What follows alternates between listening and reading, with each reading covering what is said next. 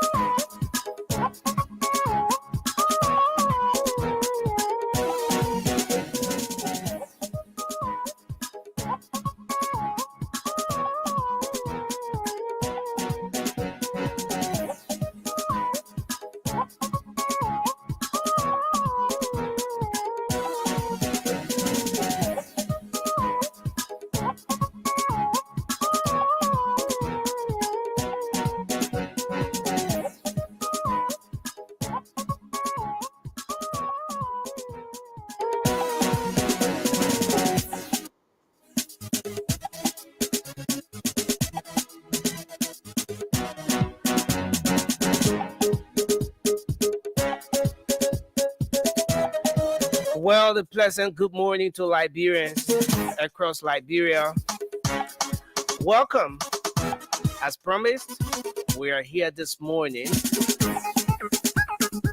on a special coverage, bringing you live happenings across the great county of Nimba. And as you saw, the inscription on the flyers and all of our creatives out there, the race to replace, who replaces Senator Prince Johnson? Nimba goes to the polls today. And here at the Spoon Network, we're deployed across the county adequately to bring you all of the happenings, to make sure that you're informed every step of the way. And so we're here this morning, live across the Spoon Network, Spoon FM 107.5. We're live on Fabric Radio 101.1 and several other frequencies across the country. Thanks to all of our partner radio stations relaying this program across the 15 counties of Liberia. We're live online as well on our different social media handles. We're live on Spoon TV on Facebook, Fabric TV on Facebook, and Super TV on Facebook. For those of you on YouTube, you can find us on our YouTube handle, Spoon Talk Live, as we bring you this very important coverage. We are here this morning. My name is Nelson Colette. James Goode Flomo has joined us. Chokon Flaman is here in studio, and we're going to be crisscrossing across Nimba County, bring you our correspondent, Diamond, heading the team there. We're going to bring you all of the happenings here this morning. So welcome. Thanks for joining us. Kindly share the program as you come on this morning.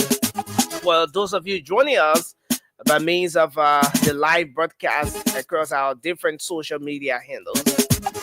Let's have a great show here this morning. This is the coverage around Nimba County this morning. I see James is already here. Chokon Flama is in shortly. But yeah, James, welcome. It's good to have you on this morning. Let me see if I can.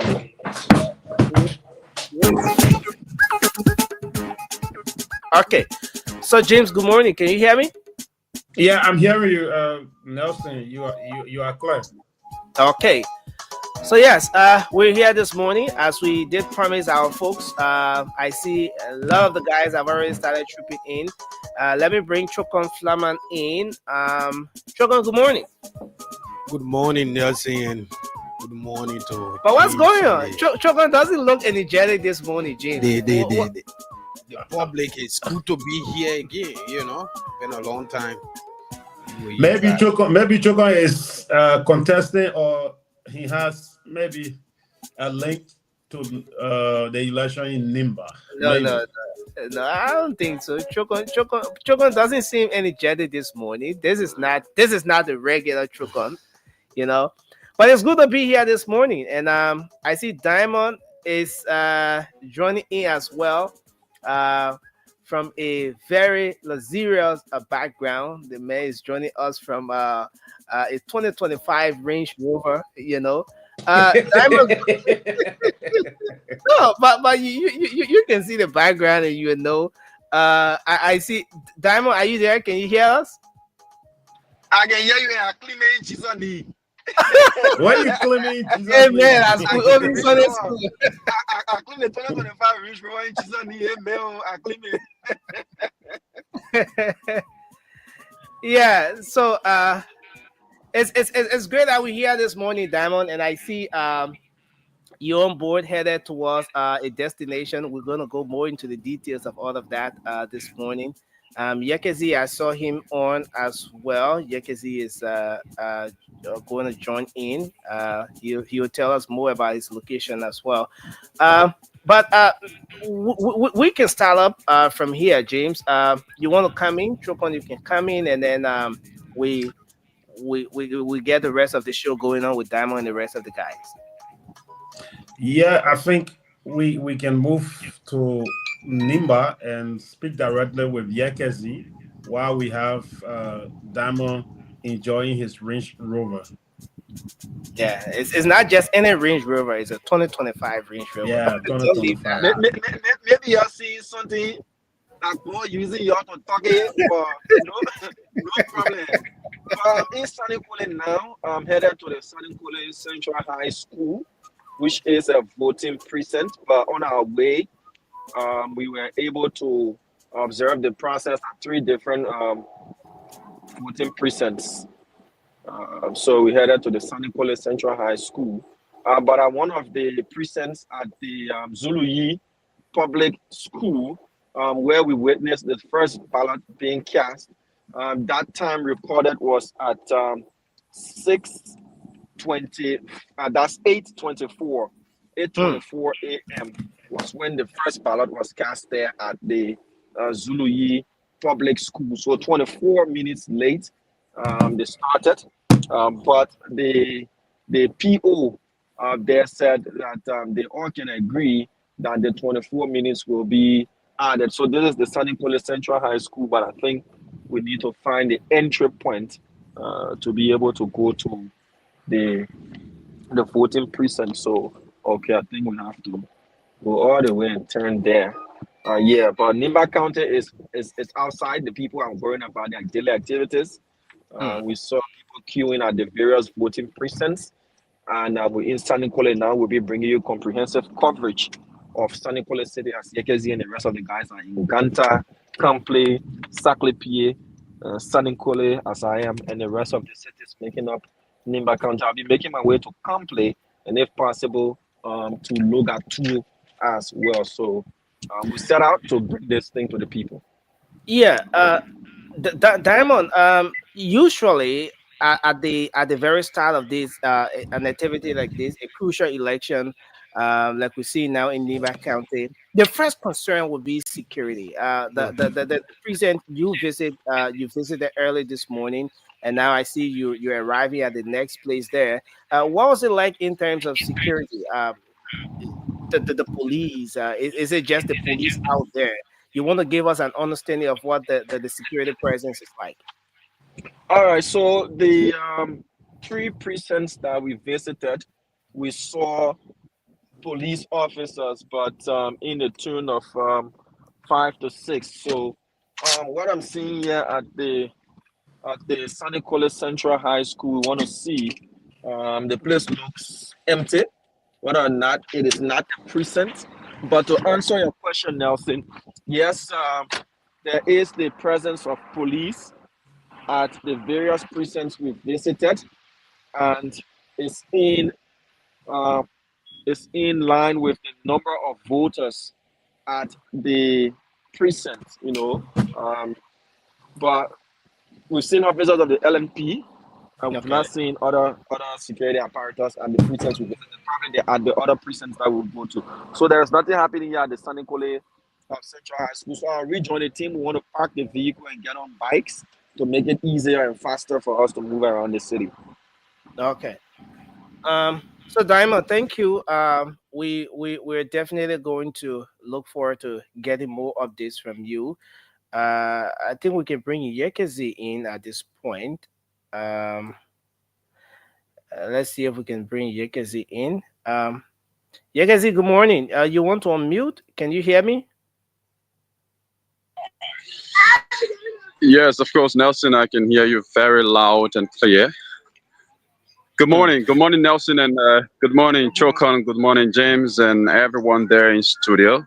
It's a pleasure to be, I would say, back home. I'm in Gompa City, Nimba County.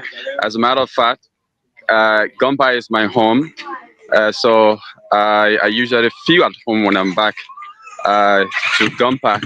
And Nelson, when I came last night, one thing that I observed is that, I mean, there were all of the hotels Hmm.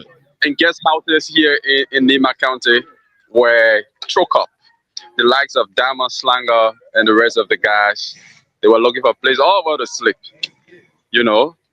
But, you know, I didn't look for a place to sleep. I have my home here. Yes, it's not I me. wanted to accommodate. Mameda Ogumba. I wanted to accommodate Diamond, Slanger, and the other guys, but they were on a different OPS. Okay, so that's another discussion off camera. And I know you had GB for breakfast this morning. But where exactly are you right now? Okay, so I'm at the YMCA precinct. The YMCA precinct is where the vice president of the Republic of Liberia casts his ballot. Uh, he will be expected here today. I'm not yet acquainted with the exact time. He will be here to cast his ballot, but we will ensure that we are here when he gets here to cast his ballot.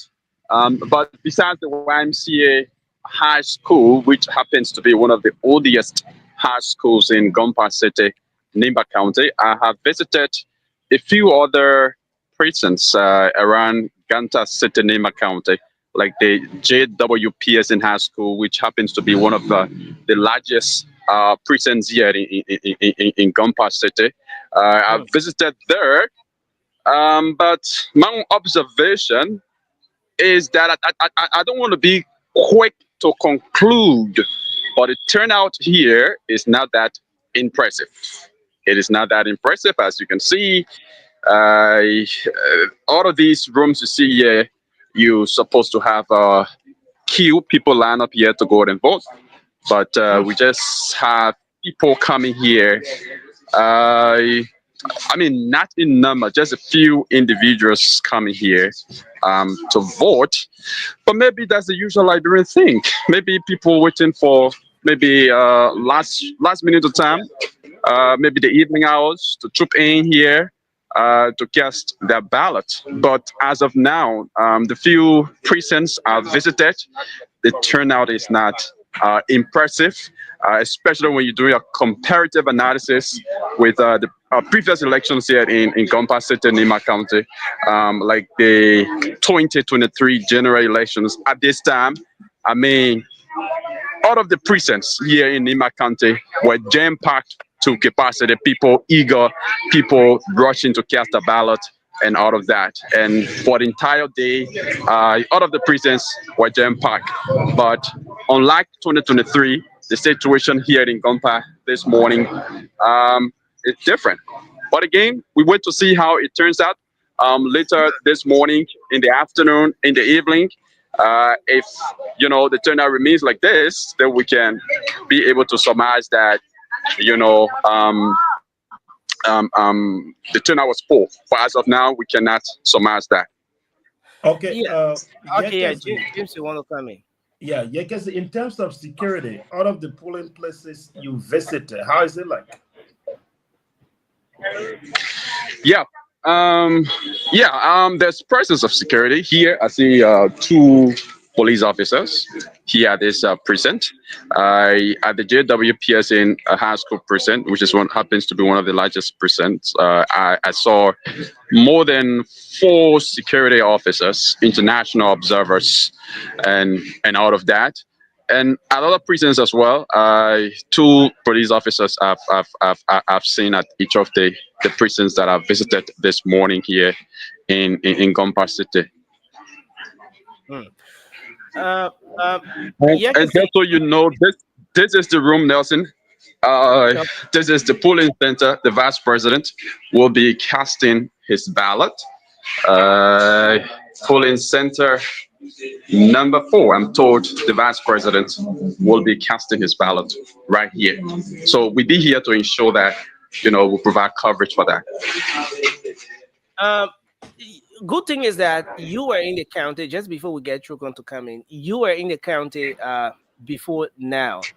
Means that you may have interacted with a few of the citizens and all of that. What did you get? What did you observe prior to today as far as voters' interest in the electoral process is concerned? Did you get from many of the citizens that they really had interest in turning up to vote today? Oh yes. From the talks around town, I have not really been able to engage several Nimbines or residents of Ganta one on one, to figure out their interest in the election. But the momentum of the election here has been building sense. I mean, you can tell from the campaign, the turnout that various candidates kind of put out here in Nimba. It tells you that a lot of people are interested um, in this process. And also yesterday, while heading to from Monrovia, I saw. I mean, the highway. I mean, was unusual. That is to say, I mean, there were a lot of cars coming to Nimba County. You have buses, you have people on trucks, people on pickups heading here to Nimba County just to cast the ballot. Some of them in a celebratory mood, jubilating on those cars and, chanting slogan, chanting the names of the candidates and showing their fingers up, especially for the 2 most formidable candidates in the race, Samuel Kora and Edith Gongro. No disrespect to the other candidates, but those are candidates that I already saw people cheering for number 5 and number three on the ballot paper, telling people, encouraging others to go to come here today to vote for. So yes, I saw the euphoria while entering Nimba, but it surprises me that this morning that euphoria is not being exemplified here at the YMCA precinct and other precincts across Nimba County. Take having GB for breakfast sometimes is time consuming. Gradually the crowds will come in. But Trogo, you want to come in? You have a question No, for just Yekezi? just to wait in on some of the questions. Yeah, you are there. You arrived there maybe last night. What are some of the prominent persons from Nima County that you are observed in the county? And due to the question, yesterday the Liberian National Police issued a statement warning those troublemakers in the county about their response that they are ready to respond to any act of violence across Nima County. How citizens are welcoming this police? Yeah. So Choco, like you said, arrived here last night. The most prominent presence here in Ganta is the vice president and his entourage.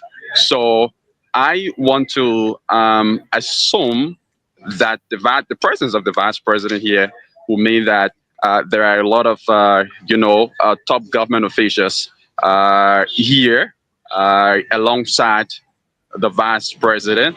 I want to believe there are directors, there are deputy directors, there are deputy ministers, there are assistant ministers all here from Nimba County to cast the ballot. Just that I've not been able to get their names, or I've not been able to see some of them. But for the fact that the vice president is here, it means that there are prominent individuals here in Gompa City, Nimba County, and Gompa happens to be the commercial hub. So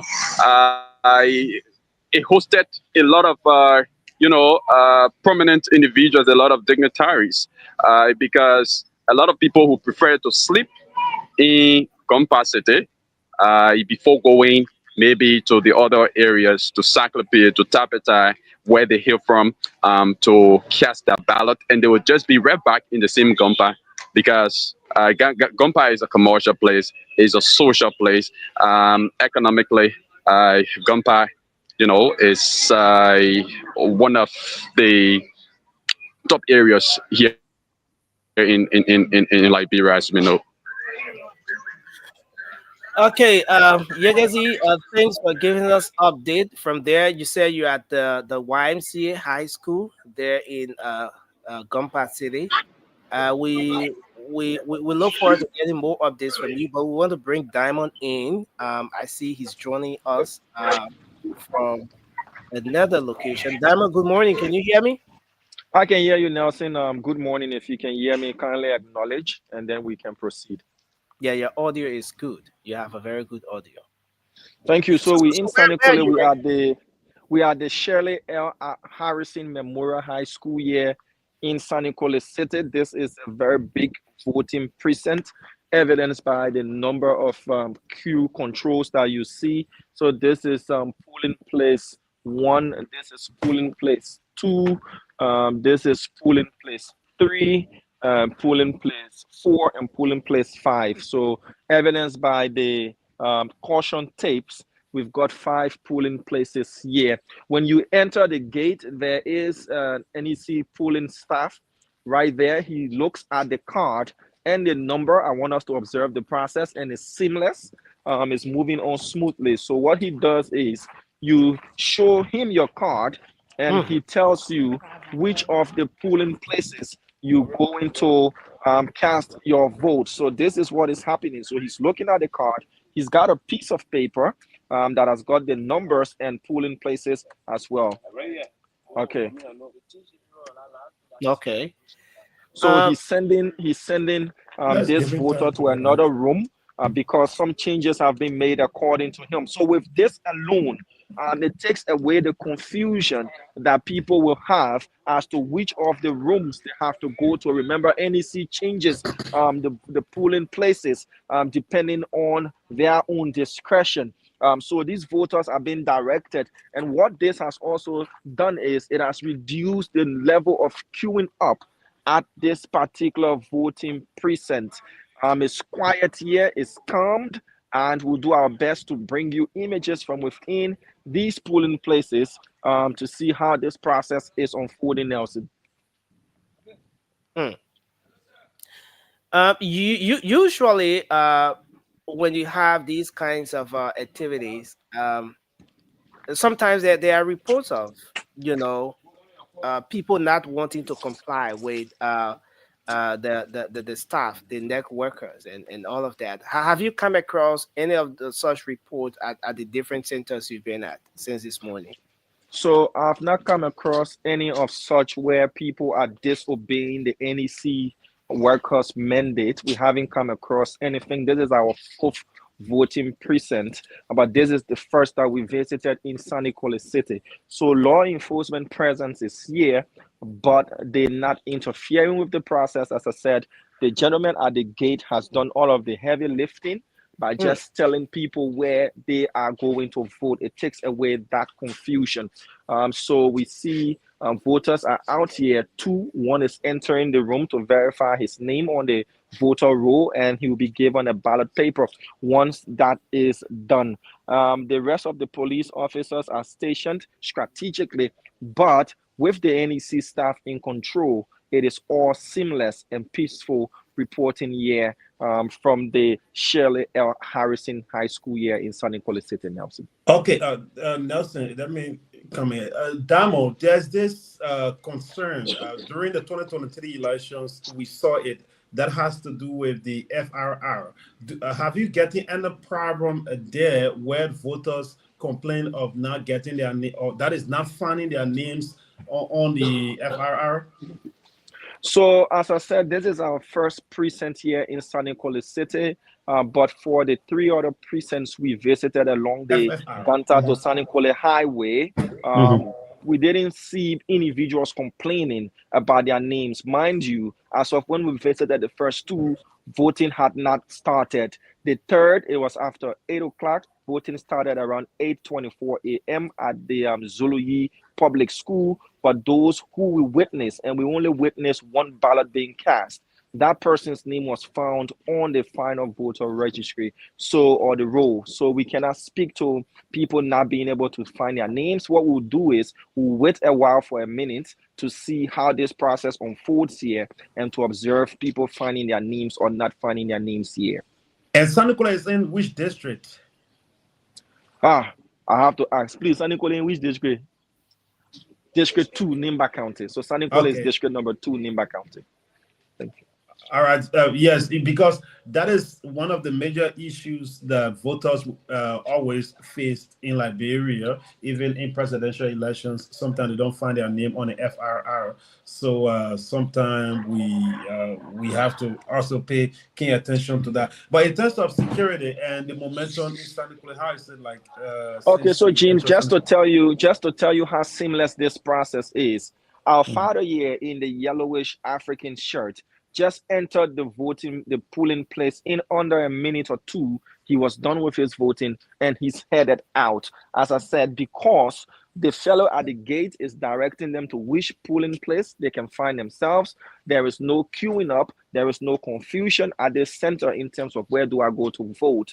Now, you talked about the security presence. On our way from Ganta to San Nicolas, we did see the vehicle of 104, 102, and 105 of the Liberian National Police. Those are top brows of the police. They're in Ganta, they're in Nimba, they're in San Nicolas. They've deployed. You listen to the IG when he said there will be no room for miscreants and any sort of violence or electoral disturbance. So there is the presence of state security, but not in an intimidating format where you see them patrolling up and down the streets with automatic rifles and you have their cruisers all around and stationed like this is some kind of intimidating thing. No, Nimbayans are going about their daily activities. Those who are coming to the polls are headed to the polls. Those who are going to their stores or their places of business and will go to the polls later during the afternoon are choosing to do so. So there is nothing like an intimidating presence of LMP officers or joint security officers, but they deployed, and they deployed strategically at the voting precincts and other places that might be conflict prone here in Nimba. Chocolate, you want to come in? I think we're okay right now, except maybe. So this lady has just also finished casting her vote and she's going as well. So the process here, this place has got 5 polling places to the team in Monrovia, and that should mean an influx of people. But you don't see the queues and all of those things because once you know which room you go into, you just go there and you look, you find your name on the FRR, you are given a ballot paper, and you go to vote. So we want to move from polling place 5 and move to polling place 1, 2, and 3, just for you to observe this lady who's now is searching for her name on the FRR. So we just want to get a bit closer to show you the process. Damo, are you there? Yes, I can hear you, Chokon. He's smoking. Okay, a lot of media outlets reporting uh, about low turnout to some of the polling precincts across Nimba County. And as you said earlier on, that at this center you are right now, there's a guy who is directing, voters where to go, and we are not seeing people in a queue, like maybe long queue, long line. They are standing like in the 2023 election. We saw group of people in line. Is that the case with your own center, all of the centers you visited, in terms of low turnout? Well, one common mistake we make is we turn to see people queuing up as an indication of a high turnout, but that is also an indicator of a system that is not working as well. You can come to a voting precinct like this one and see 1, 2, 3 persons at a polling place and take that to be a low turnout. That might be wrong because it simply means that those who are coming to vote are having a very easy process. And once you vote, you leave. It shouldn't be a thing that should keep you queued up for at least an hour or two.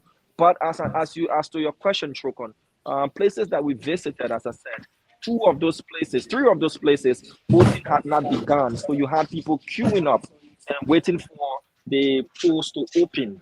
So people who came in early to vote had to queue to get their chance to vote. But now that voting has begun, it's been 1 hour 13 minutes since the polls opened here in Nimba. Though some places open late, like the Zuluyi Public School that opened 24 minutes late. But with such a system where you have 1 person, 2 person, 3 persons now, as Jurassic is going to show to you, and their names are found. Like that lady is still searching for her name in the FRR. If it's done quickly and it's done in a very professional format, you wouldn't have people queuing up, but you have the turnout being high. So I cannot say because we're not seeing queues, it represents a low turnout. We have to observe the process and see how seamless it is, and that tells you whether or not the turnout is going to be low or high, Choko. Okay. Okay. So, Diamond, I know you're still at this precinct. Uh, Hereafter, where next? Well, we are still in Sunny Colin Nelson. We'll be moving from one voting precinct to the next. We dish the car for the bike so that we can move faster and be able to maneuver quicker.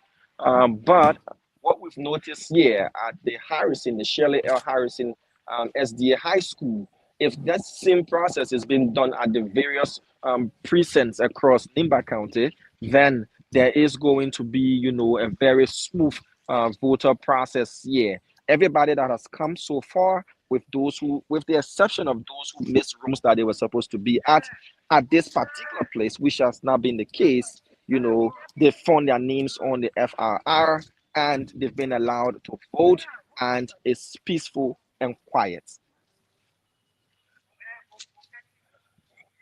Well, we're gradually losing you, Diamond.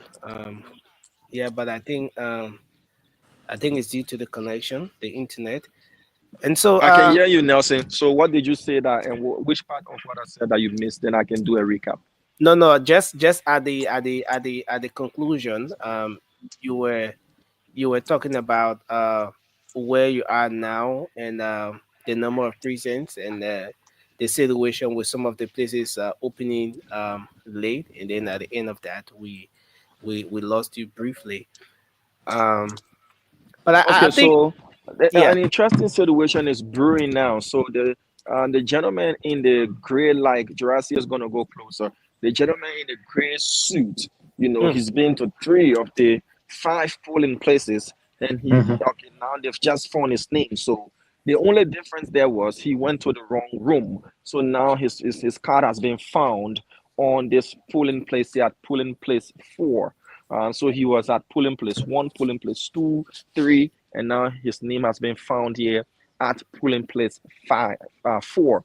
That was what was happening. We're trying to observe because James asked the question as to whether or not those who might not find their names on the FRR. So the lady in the white, as we were standing there, she was able to find her name. She has voted in under a minute. You see, she's happy, she's waving, and she's leaving. That's how smooth the process is here. The gentleman here in the gray suit, his card has been found. He's been found in the FRR. Jurassic is going to go a bit closer. He has been given his card, and he's going to receive his ballot paper. I want to peep in a bit to see the presence of observers, party observers, just to see if party observers are present. Excuse me for a minute.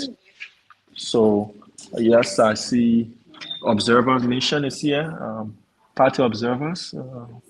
Okay. So observers are here, and it is what it is. mm. I just took notice of a a notice put up on the wall Mm, the no prohibiting the photography, yeah, no yeah, recording device is allowed in the voting stuff booth. like that. So it means that have you observed that that voters going at that particular precinct or the various polling places there, phones being you know taken from them.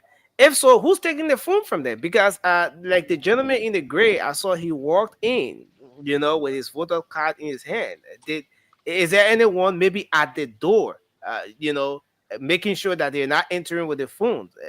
Are they being charged to ensure that that particular aspect of no photograph is adhered to? So you asked what have I observed. So I'm only Mm, going to speak to what I have seen and not what I've been told. So okay. what is written boldly on the wall says no recording device is allowed in the voting booth. Yeah. Interestingly, this morning we had a little row with one of the POs there at Zulu who misunderstood what that meant in terms of the media coverage. But as to phones being confiscated, I haven't seen anybody's phone taken from them. I haven't seen a voter trying to go into the voting booth with his or her phone to snap. So I cannot speak to who's taking phones from who. But if these things are not happening, then it means the people are adhering to the mandate, as to no phones allowed in the voting booth. And it's no recording device, not just phones, Mhm. cameras. I'm seeing a video camera, I'm seeing a still photographic camera and a phone. So they made sure to make sure that people understand that recording devices don't only include phone, it includes video camera, still photograph camera, and the phones as well. But the police is present, and okay, I see a gentleman with his smartphone in his hand. He's let's see whether or not what is going to happen. Um, let's see which of the polling places he's going to cast his vote at, and whether or not he will be allowed with his phone. But I see him with his smartphone in his hand, and we want to observe which of the rooms, and others have got phones in their hands as well, Nelson. So we want Leaving to Damo, observe those with phones. What leaving is going to happen? yeah, with the phones in their hands. Yeah, James, just before you come in, with the phones in their hands, leaving the polling place, right? Is that the case now? Because No, from I'm talking about those who are going to vote. You Mhm. talk about phones, right? So we want to observe what the NEC staff is going to do, especially with those who are physically displaying their phones. We want to see if it's going to be allowed in the voting room. So let's just observe this particular process. So the lady there, you can see she's got her smartphone in her hand, and let's just see what the staff is going to do with her taking the phone to the voting booth. Yeah. Hope they're not hearing you as well. So we be sure that actions are not taken because of the cameras on or because there's a Okay, so the police officer is telling him to put the phone in his pocket. Oh, Instead of okay. displaying the phone, he's been asked to put the phone in his pocket. So the phone is not taken away, but he's been asked to tuck the phone in his pocket, and so that it doesn't physically display the camera or any means of capturing a video or a picture. Okay, Dama, we have the candidates who are expected to vote, except one of the candidates who might not vote for himself. Do we have any of them voting in Saniquale? Well, James, we just arrived in Sanikole. Again, we will be liaising with our local correspondent here to know which of the candidates have registered in Sanikole and where they will be voting. But what we've been informed of is the others will be voting in Ganta. Another might be voting in Kample. And as to where the rest will vote, whether any of them will vote in Sanikole, we are going to find out and be on top of that as well. So um, And so so before they, you they go, asked him for his phone. So the gentleman was just asked about his phone, and he said he left it behind. So they're making sure that the restriction about phones is being implemented here. So earlier we didn't take notice of that, but that is what is being done. So when you come, you ask for your phone. If you have it with you, you are told to put it in your pocket. If not, you are told to leave it with somebody you trust. So the police is not taking phone from people, no, but ensuring that the phones are not being allowed in the voting booth from James and Nelson. okay, Dama, we have the superintendent in Saniquale. Saniquale is the It is. capital, right? So, Yeah. have you been able to capture her at any of the precinct? So we tried to make contact with the superintendent when we arrived in Sanikole, but she sent a message that I'll call you later. So probably she's engaged in some meeting or something of a busy schedule. But we wanted to inquire from her as to where is she going to cast a vote, and if so, if she's voting here in Sanikole City, this is the capital of Nimba. But there is no law that says if you're a superintendent, you're forced to vote in Sanikole. Probably she might have registered in Ganta, Kample, or any city here within, or any town or any village here within Nimba County. But we try to make contact with her to see where she. So you see this gentleman in the white, he was just asked about his phone and he said he left his phone, right? It didn't take him a minute. He has cast his vote and he's going. That is how fast the process is here at the Harrison School, SDA School here in San Nicolas City. So we want to leave from this place if there's no further questions and move to another precinct to observe what's unfolding here. Yeah, we will keep traveling with you as you continue with the coverage. Okay, James. Okay, to the team next to you. Yeah. Thank you, Diamond. And yeah. So we are going to keep giving bringing our guys on. Having on. Okay, yeah, go ahead. Yeah, we're going to keep having our guys on to get more of the updates. But everything seemed to be calm at the moment. From the different precincts we've heard our guys reporting from so far, and the issue of low turnout, especially from during the morning hours, is something that's normal, especially when when the polling when those precincts open earlier, and then you get a few people going there, obviously not be that kind of queue, and stuff like that, because it's like you walk in, you go in, and then you come out, like we saw with few of the guys doing. But again, here in Liberia, there is this kind of Liberian time thing, so a lot of people wait for the 11th hour, at which time then they will try to, and that's where it gets a bit difficult, because almost everybody will wait for that 11th hour if the polling places are supposed to close by maybe 5 p.m. A lot of people wait for let me go there 4 p.m. or let me go there 3:45 or so. But then you get there and there's a queue, and then it becomes a whole difficult thing. But the sooner the better, and I just hope that a lot of the guys will troop in and get to vote. And again, I heard was it Yekezi who spoke of a good number of people trooping into the counties in buses, on trucks, or whatever, and they were going in to vote. But the situation with trucking, especially during the voters registration, becomes a major issue because there are some people who live in Nimba County who unfortunately will not be voting in Nimba County. And there are some people who live in Monrovia that will have to go to Nimba County to vote. In some cases, if the people who took them to Nimba County to register at the time during the registration are unable to take them back for a by-election like what we have now, then it becomes a problem. It affects voters' turnout and all of those different issues. So we look forward to seeing how it goes, but it's still too early. And good thing is that we have our guys across the county that keep giving us update every single step of the way. Yeah, James. and again, one thing you should know: this is a by-election. It is a by-election, meaning I think Damo has some update. He's trying to come on. So Damo, if you have, you can unmute and just tip in.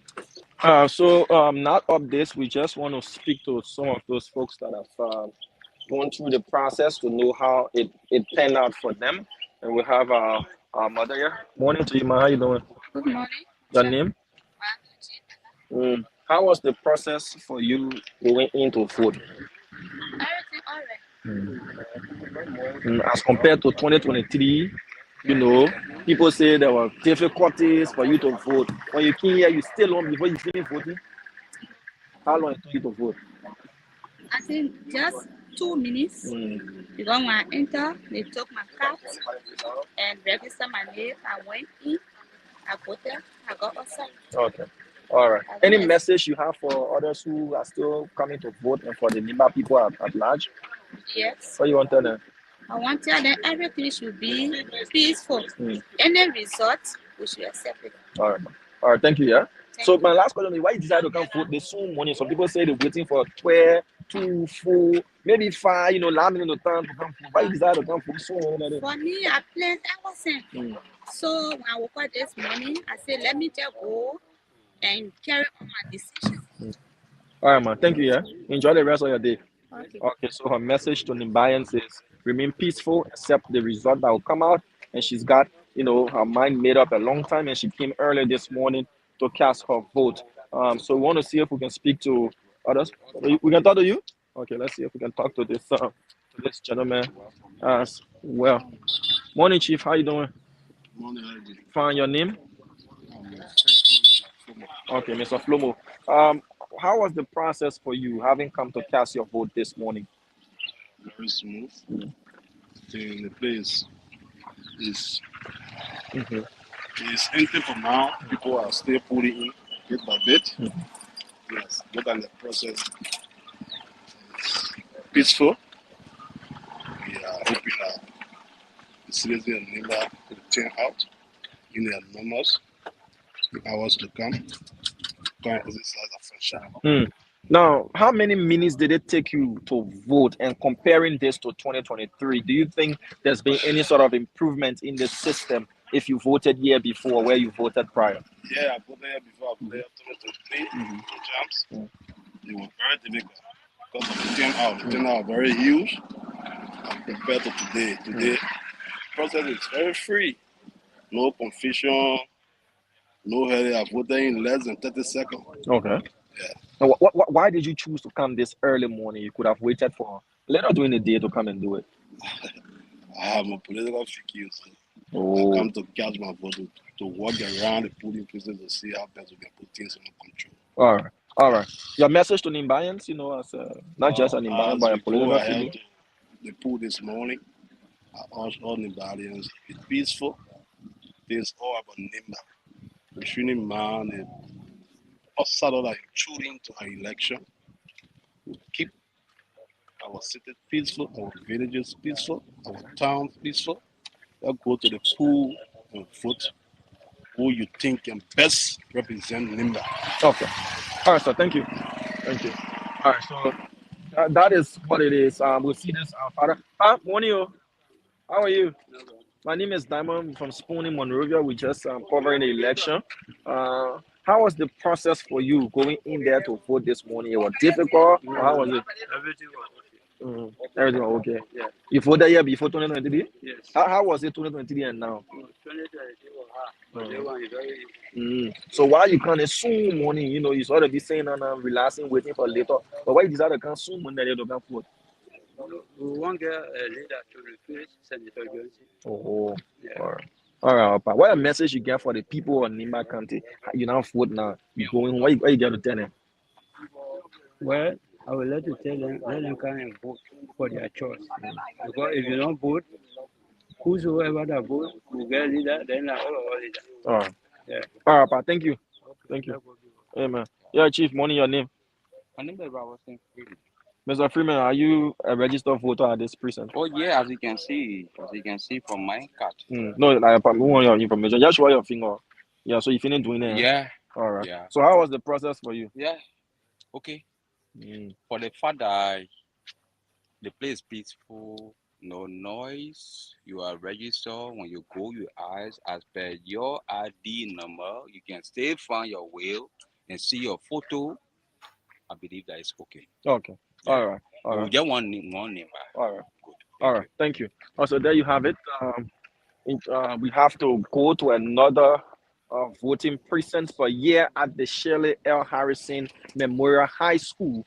It's been calm, it's been peaceful, it's been seamless, and so far we didn't witness any sort of difficulties to voters either finding their names, finding their polling places, voting, and coming out. On estimate, it takes at least from entering this gate to finding your name and voting between under 3 minutes. Wow. All right, Diamond. Thanks a lot.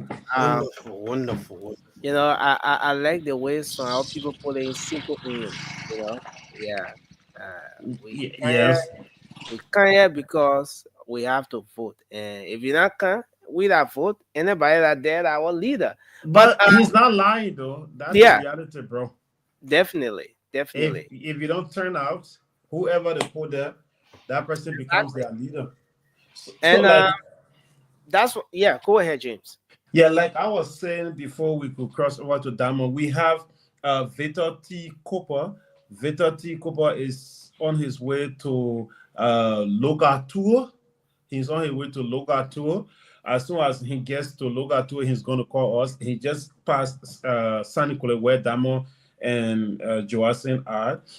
He's on his way currently to Logatua. As soon as he gets there, he's going to be giving us a live update. I spoke to him not a few minutes ago, and he said all the places he passed, yes, the turnout is a bit low, but he also predicted that maybe during the afternoon hours people will come out. And like I was saying before, Damo, by-elections are now like general elections. We have about 307,000 plus voters in Nimba County, and previous by-elections, we saw what happened. We did not have more than 80% of the voters turning out, right? So we also expecting the same thing to happen in this by-election. For me, I'm predicting that maybe 150 or maybe 200,000 my likely turnout or below my likely turnout for this election,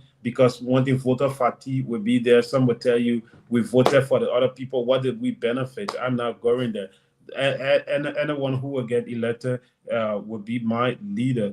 So many people might not turn out, but for me, I would encourage those in Nimba to turn out and vote. Because if you don't turn out, if they vote James Goode Flamo, I become your senator, you can't change it for the next couple of times we have. So yes, and it's going to be a little bit discouraging because we will not get more people turning out to vote. Yeah, and interestingly, the presidential election, the general presidential election will always be a bit different from the by election. because it's a bigger election, and there are different reasons why people will go to the polls to vote. Some people will go there primarily because of the presidential candidates that are in the race, and once they get there, the ballot is before them. Then they take the opportunity to vote for all of the different candidates, senatorial, representative, and the presidential. And there are others during the general election who will go to vote because of the senatorial candidate or because of the representative in their respective districts. But in this case, it's just one. It's not marking. You're not marking three ballots. For in a single election, you're marking just one. That is for that senatorial candidate of their choice. So that is where the fatigue now will come in, because yes, some people, why it's true that voting and all of that is something that should be done patriotically. It should be based on the fact that you want a better country, you want a better county, you want better leadership and all of that. But people vote on interest as well. And once there's not a candidate in the race that is of an interest to them, sometimes then they get to stay away. But the best thing to do is to cast a vote. So it's a smaller election at this time. James, you want to mute? Yeah, it's a smaller election at this time, but the people of Nimba County have it before them. They can decide as to whether they want, as to what kind of leadership they want at this particular point, and that's why it's important for the folks to vote. But there will always be the fatigue. Chukun, you want to come in? Yes, of course, Nelson and James. Damon struck good point when he said that because of the way, the form and manner in which the process is going on very smooth, and there's no, you know, glitches along the way. People are not queuing up. The difficulties of finding your polling place or your name on the voter, and all of that, I think it's a great factor that is preparing this election to go the way it is going. And if you're taking it back on previous elections, some of those issues Mhm. were the issues that hindered the progress of the election, and how fast the election were conducted. I can recall during the 2023 election, and also 2020 17 election, there were huge issues about where people will find out places to go and vote, to find a name on the FRR, and even including those net temporary staffs. They used to find it very difficult to find your name, your number, Mhm. and to even validate photos. But this time, I think there's a lesson learned along the way. And you can see how the other guy said in less than 30 seconds he got through. I think it is not based on their belief that it may not be low voter turnout, but because of the system is working. For a typical example, Nelson, people first in the past, people will queue up in banking institutions to go check, just to go and check their accounts to Yeah. know how Yeah. much balance they have. They will just go to maybe do a simple transaction that they can just sit in the comfort of their home to do. Maybe Jim Flomo want to go withdraw $50 US. You have to get on vehicle to go way to town. But in this day and age, no more. You can easily Yeah. go to the bank. That's the Every advancement of technology, bro. You do it right on your phone. So similarly, there are lessons learned along the way, and the system, continues to get improved. I think, and that is good, and this is the foundation to other elections to come. And Yes, yeah, you're right on that. It is expected that things will improve every step of the way. as much as the 2023 election was a very big election, um, it wasn't free of the many challenges that a lot of these processes will have. Um, yes, like you mentioned, there were issues about some voters going to the precinct, not finding the names on the FRR, and all of those different issues. There were just different challenges, and the fact that that election presented those challenges, it is expected that the National Elections Commission would improve. They will do their own analysis. They will make their own analysis following a process like the 2023 election, and then be able to work on those challenges. All One right. thing that was very visible, just before you come in, James, one thing Mhm. that was very visible was the issue of how do you call it, the the the number of the people going to vote wrongly marking the ballot. How do you call it? Is escaping me. Uh, So uh, invalid. invalid votes. Yeah, Invalid that vote. there was a good number of invalid votes. That became a concern throughout the process. Mhm. It's expected that, and one of the ways we'll know that the And next you were has one of those who did invalid vote. come on, man. I can't do Damo, we're invalid. gonna be joining you soon. Yeah, because I can I can I let can the have invalid invalid voter votes. Come complete. on, but so that was a major concern, and I remember that we engaged in next chairperson at the time. Why is it that there's too many invalid votes? How was the education like? What was the publicity around the entire process and all of those things? So it's expected that invalid votes will reduce. If it doesn't, then it means that we didn't make progress from that end. But I see Diamond is posted now. It's like the sun is shining so high on the guy's face. So, Diamond, welcome. Where are you joining us from this time around? You are muted. Damo, you are muted. Producer on mute. Okay, yeah, you need to unmute. So when I have my 2025 Range Rover, as you guys Ah, prophesied, I wouldn't be under the sun like this. But we are the new Sanikole High School. The new Sanikole High School is where we at. This is also a big voting precinct, and we are observing the entry of people, not just the voting process, but how seamless it is. And when we just arrived, we did see an international observer mission also coming to observe. As I said to the Spoon Talk panelists last night, this is a local election, but it has got serious national um, um, um, ripple effects. You have international observers, yeah, local observers as well, party observers, and NEC staff also present, monitoring and observing this particular process. So when you come, unlike what we saw at the Shirley Harrison SDA High School, yeah, Hmm. when you come, you will see the row is pasted on the wall. So this guy has just found his name, and he's going to cast his ballot here at polling place 4.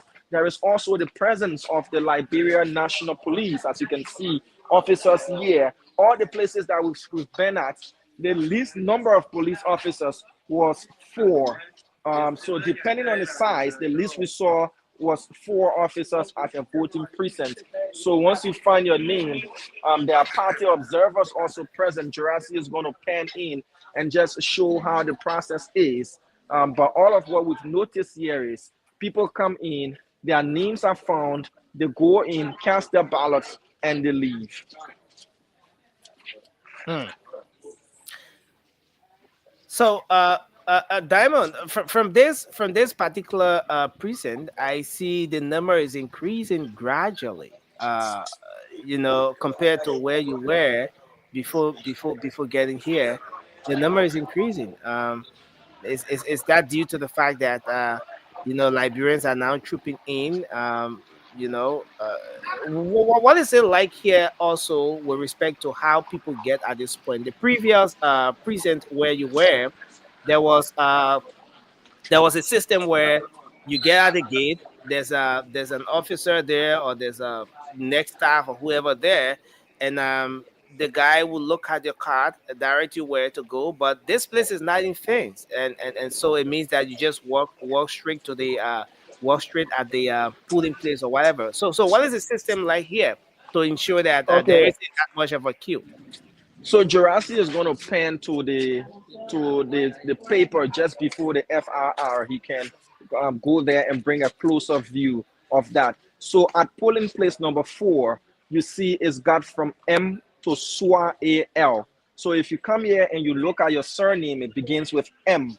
So that is from M to S, Okay. and the S is SWA AL. So if you know your name falls within that particular region, you come to polling place 4. Like this fellow here, he's looking, and the NEC staff has said, "Give me your card and let me help you out. Let me look for your picture and your name on the FRR that has been posted on the wall." So unlike the place we were at the SDA school, where the fellow had a piece of paper and was directing people, yeah, this NEC staff is the one directing people where to go. So this gentleman, his name has been found, and he's been told where to go and cast his vote, and he's right in line here at polling place 4. So the systems might differ from voting precinct to voting precinct, but the idea is making sure that voters do not go through all of the stress when NEC staff can come up with engineering ways of helping them. Like, yeah, again, Jurassic is going to pen again, and he will show you this NEC staff helping out this voter. I want to speak to this fellow who seemed to have, even if casting your vote. Okay, so he come to this side so we can talk to you for a minute, please. Yeah. So how you doing, boss man? All right. How? Let's go. How was your name? First, my name is Sabato Dingawea from Danaba Community, Santa Cruz here. Okay. All right. So, how was the process for you? Yeah, first, this area is New Santa Cruz High School, and I came the process here. To me, is very nice. The way the people conducted the process for me, I really want to appreciate people who put this issue together. No. How long did it take you, like when you arrived, to find your name to there vote? is no delay, to be frank. So it took you like a minute, it took you 2 minutes, 3 minutes. By the time the queue controller locate where I'm supposed to vote, when I entered the VP, I just took my article, just show me where to go, and was just 1 or 2 minute process, not too that long. So you carry your phone, sir? No. What What are the issue? When I came, the first question I asked was, can I give my cell phone to you people after voting so I receive it? But they said yes. Okay. And which I politely give it to them after the process. They sincerely give my phone and started coming out. So I want to appreciate the people so much. All right. The So process is very my last question to you is, you can't soon the morning to vote. Other people waiting for different things. Why you can't soon the morning now? Yeah, for me, our people, they believe in presidential election and whatever. But for me, per my right I have, the vote is my voice. So I just thought it was to come and do this so that we all can get it right in our setting. All right, thank you. Thank you so again. much. All right, so he said it was seamless for him. As I said, the presence of not just local observers, but international observatory missions are also present. As you can see, he's a foreign observer, international observer. There's another international observer. So this process is not just being observed by the local media and local civil society agencies or organizations, but you have diplomatic missions and other international observatory missions observing what is going on here in Nimba County. They've spread out, as we the media have spread ourselves out, to make sure that they give comprehensive report on how the process has been unfolding, and after the process has completed, what it was like from their own observations and their reports, guys. Yeah, Chukun, you have any question for Diamond? No, I think we okay. We'll just be waiting to see, what next. From where Diamond are currently covering what next. The process is good. Like I said earlier on, like you said before, I came in that some of the lessons learned along the way, I think they help a lot to improve the system, that people will just cast their vote maybe in 2 3 minutes, in 1 minute. I think it's a good thing for the electoral process. All right, so we want to leave this place now and move to another location. But here again, before we go, you can see the NEC staff, they're helping out the voters to find their names. So this is polling place number 3, and it starts from J to Mesa AA. So if your name falls within this range and this region, this is where you come to vote at polling place number 3. So the NEC staff are helping the voters out. Once your name is found, you come and get your ballot paper, you go in and vote. If you do have your smartphone is not allowed in the voting booth. You go in, cast your ballot under a minute or two, and you get outside. There are party observers as well. All of the places we've gone to, like this room, you see 1, 2, 3, 4, 5 party observers as well are seated in polling place number 3. So everybody's watching the process as it unfolds, and the ballot boxes are all sealed, guys.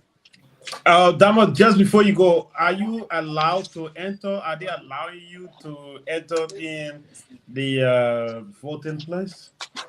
We are allowed the in the voting room. polling room. We are allowed in the polling room, but with the discretion of not showing sensitive information of people like their ID numbers and the rest. We don't do that. So what we do is we're allowed in the room. We stand at a reasonable distance and observe the process and show the process. There was only one incident, and he was little educated by his supervisors as to what to do and what not to do. But we've not been stopped. We're not going in the voting booth or behind the voting booth. Remember, phones are not allowed in the voting booth. For those who are voters, you leave your phone with whoever you trust. But for we, the media, and speaking from our experience, we've not been hindered, from showing what is happening or unfolding in these various polling places. It's all part of the transparency. But to take a phone and go in the voting booth where you go and stand and cast your vote, where people usually were in the habit of snapping whom they voted for, has been, put on a stop by the NEC. Okay. All right. Thank you. Okay, so much. just to show you an example, Chirasi is just going to show you where we can stop and what we can show. Yeah, but we are allowed to show what's unfolding in the rooms, but not to show sensitive information of people like their voter registration ID number and the rest of those things. We're not allowed to do that. Okay, thank you. So let's cross over to Yekezi, who is currently in Ganta. Yekezi, welcome.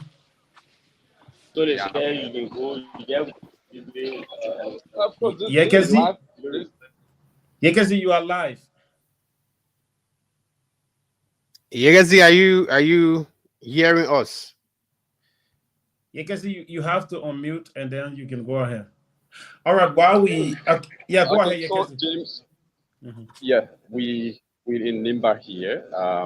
So currently I'm at precinct here for the Jolinda public school.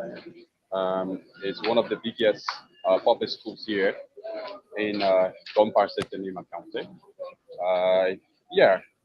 The turnout is the same here at the Jolinda public school, where folks are coming in one by one, casting their ballots and everything.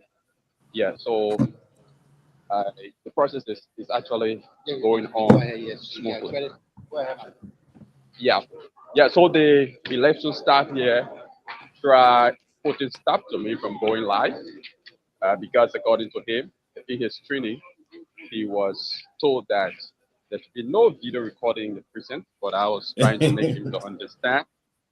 Yes, that is not the case. He went in contact with the police officer, and of course, the police officer made him to understand that we can do our job unhindered. So it's all happening here in Gunpei. But James, Nelson, and the rest of the guys, this is a by-election. So one thing that I observed is comparing it to the previous election, apparently the long queues during the general election, is kind of due to, the several processes one may have to go through. But for this one, you're only going strictly to vote for a single candidate. So the process seems to be much easier and smoother compared to the general election. So predicated upon that, you only see a long queue here compared to previous election. But even at that, I still do think that the coming in of people is very very slow here from Gompa City, uh, Lima County, all of the precincts. I I mean this area during the previous election was choked packed, very very jam packed. It was choked up. There was even no space to stand. At about this time, you have queues all over here. In fact, the noise that was here at the time couldn't even permit you to do a live because you wouldn't get on any understanding. The reporter wouldn't be heard because of the noise. But unlike previous elections, you can see how empty the various polling centers here are. People just walking in one by one, casting their ballots.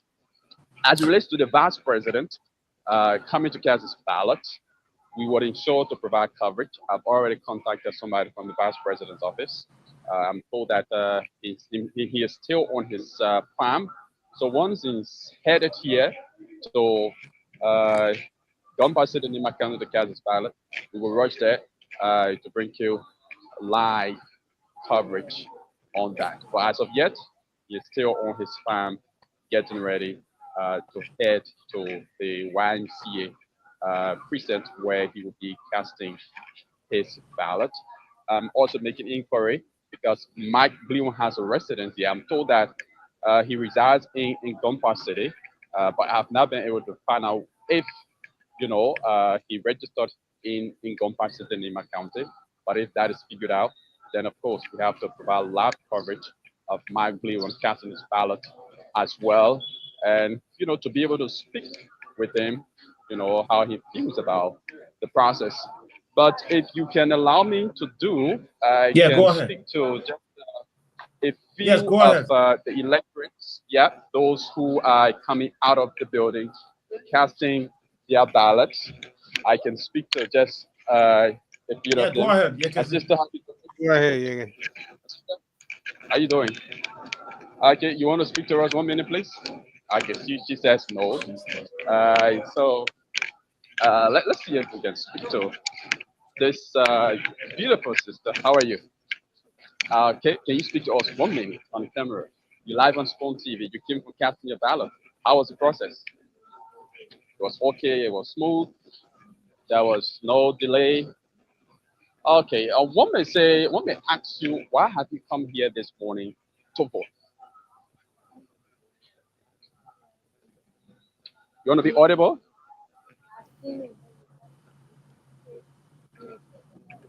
We You don't hear want no things problem. written in the government. Okay, thank you very much. Yeah, so she You was have very to, low, but she said yeah, you have to relate. she came to vote because yeah, she came to vote because she wants things to be straight in the government. So she's trusting that who for candidate if a candidate wins, that candidate is going to make things straight in the government. That's a belief of a lot of Liberians. That is why they go to the ballot to vote. But on the opposite, when those they vote for get elected, they do otherwise. Yeah. So uh, let's see. Let's walk to this very short queue. Let's talk to this brother. My brother, how are you? Okay, your name? Victor. You just want to be a little bit audible. Victor here. Oh, Victor's here. Okay, Victor's here. Victor, welcome. You live on Spoon TV. Have you cast your ballot? Yes. Okay. How was the process? Very cool. When you say cool, why are you made? It was good. Was there any problem that you faced? They allow you to carry your phone inside? Oh, you don't have Android phone. Okay, but you have bonding phone. But you carry your bonding phone. But it says some bonding phone and get camera off. But how do you look at the idea of the next stopping people this time from carrying phone in the polling center? Uh, okay. Okay. How was your relationship with you and the polling staff? Were they delaying? How did they receive you? Okay. Oh, say your name again. Victor Say. Thank you very much. Victor, you're my namesake. The guys in the studio don't know that I'm called Say. But yes, I know I'm you are Say. say, Yekezi. I know you are say. Yeah, the bro. first the first born child the first born child for a family in Nimba is called Say, and the first girl child for a family in Nimba is called Ko. So there are other names of second, third, fourth, fifth. It's just like that. Yeah, but we have another person here. Hello, I'm okay, sir. Your name? Am I Gidigon? Okay, what Gidigon means? Man stick, right? Man stick. Okay, I know. The strongest Gidigon, yeah. Yeah, so tell us, how's the process? You just keep on casting your ballot. Yeah, well, I have some problem. That is, it's quality information wherever you can support, wherever you go, especially the center. Okay. Hello, Legacy, are you hearing us? Wait. Yeah, I'm coming. I'm hearing you, James. Are you getting Mr. Uligo? No, he's very low. James, are you there? Yes, I'm here. He's very low. Okay, so Mr. Uligo, you just have to be a little bit loud. And I observed that there was a change. There was Where a my change. name were placed, Mm. it was different from where I put the last time. So Okay. they have to tell me to move to the next area. Okay. But the same area. But at So least the police center. they could have announced it that Uh, the place you will be, sometime your name will be taken maybe in the place this. okay. So in the previous election, what police center you voted in? Well, I went to the five, not to join Police center 5. Yeah. And now, But now where did you vote?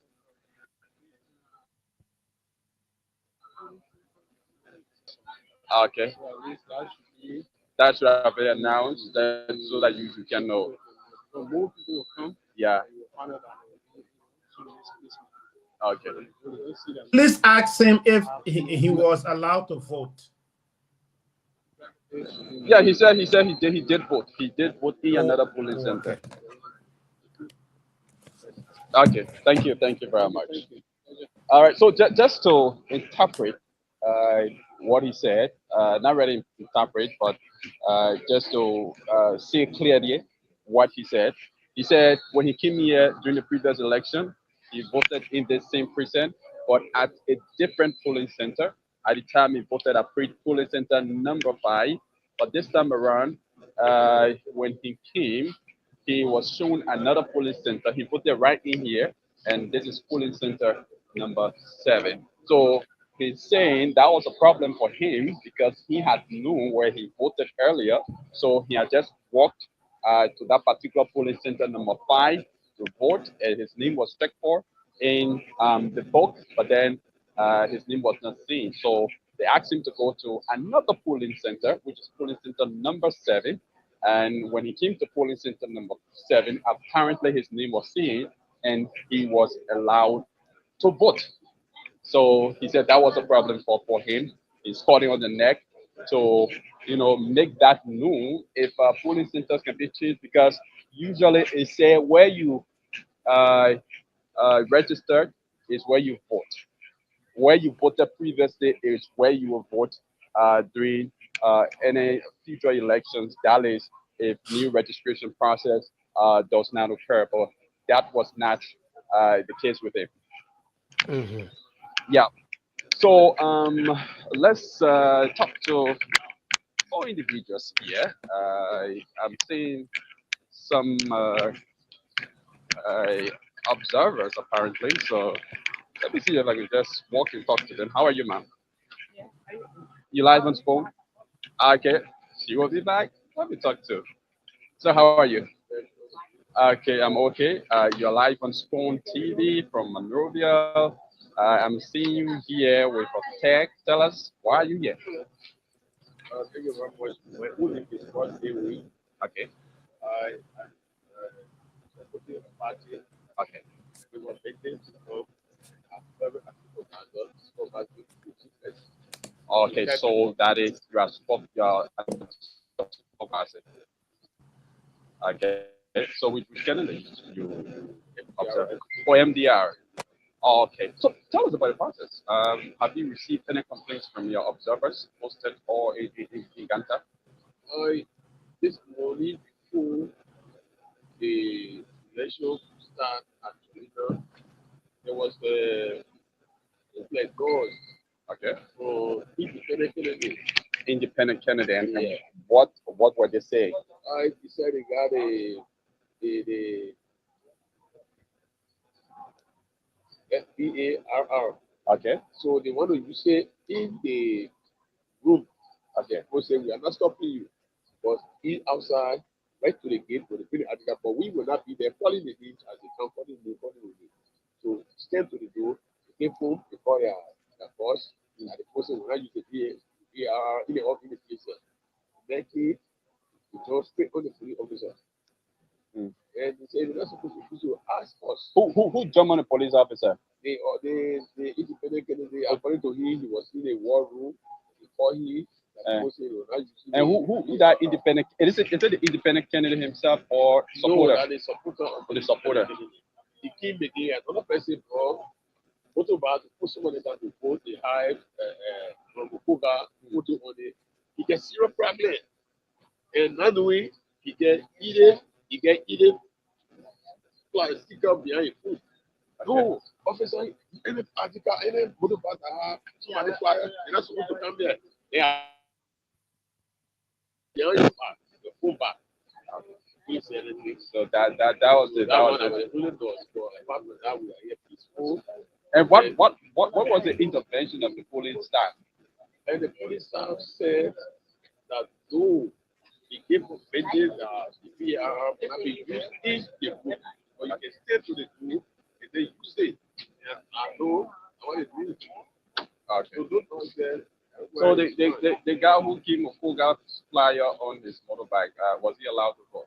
He never been to vote, he brought somebody to vote. Or he brought someone to So vote? putting the person down, raise up potential.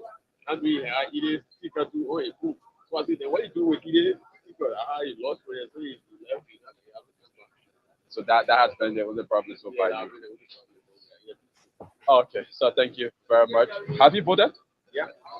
Okay. Which are the polling center? I give you six. Oh, you room sit Yeah, at this precinct. this is Jolita, yeah. Yeah. Okay. All right. All right. Thank you. Thank you very much for speaking with us. Okay. So James, that's it. Folks coming in one by one, casting their ballots here in Gompa City, Lima County. I I don't want to say, yeah, Gompa is the biggest city so far, not in terms of land, but in terms of population, the biggest.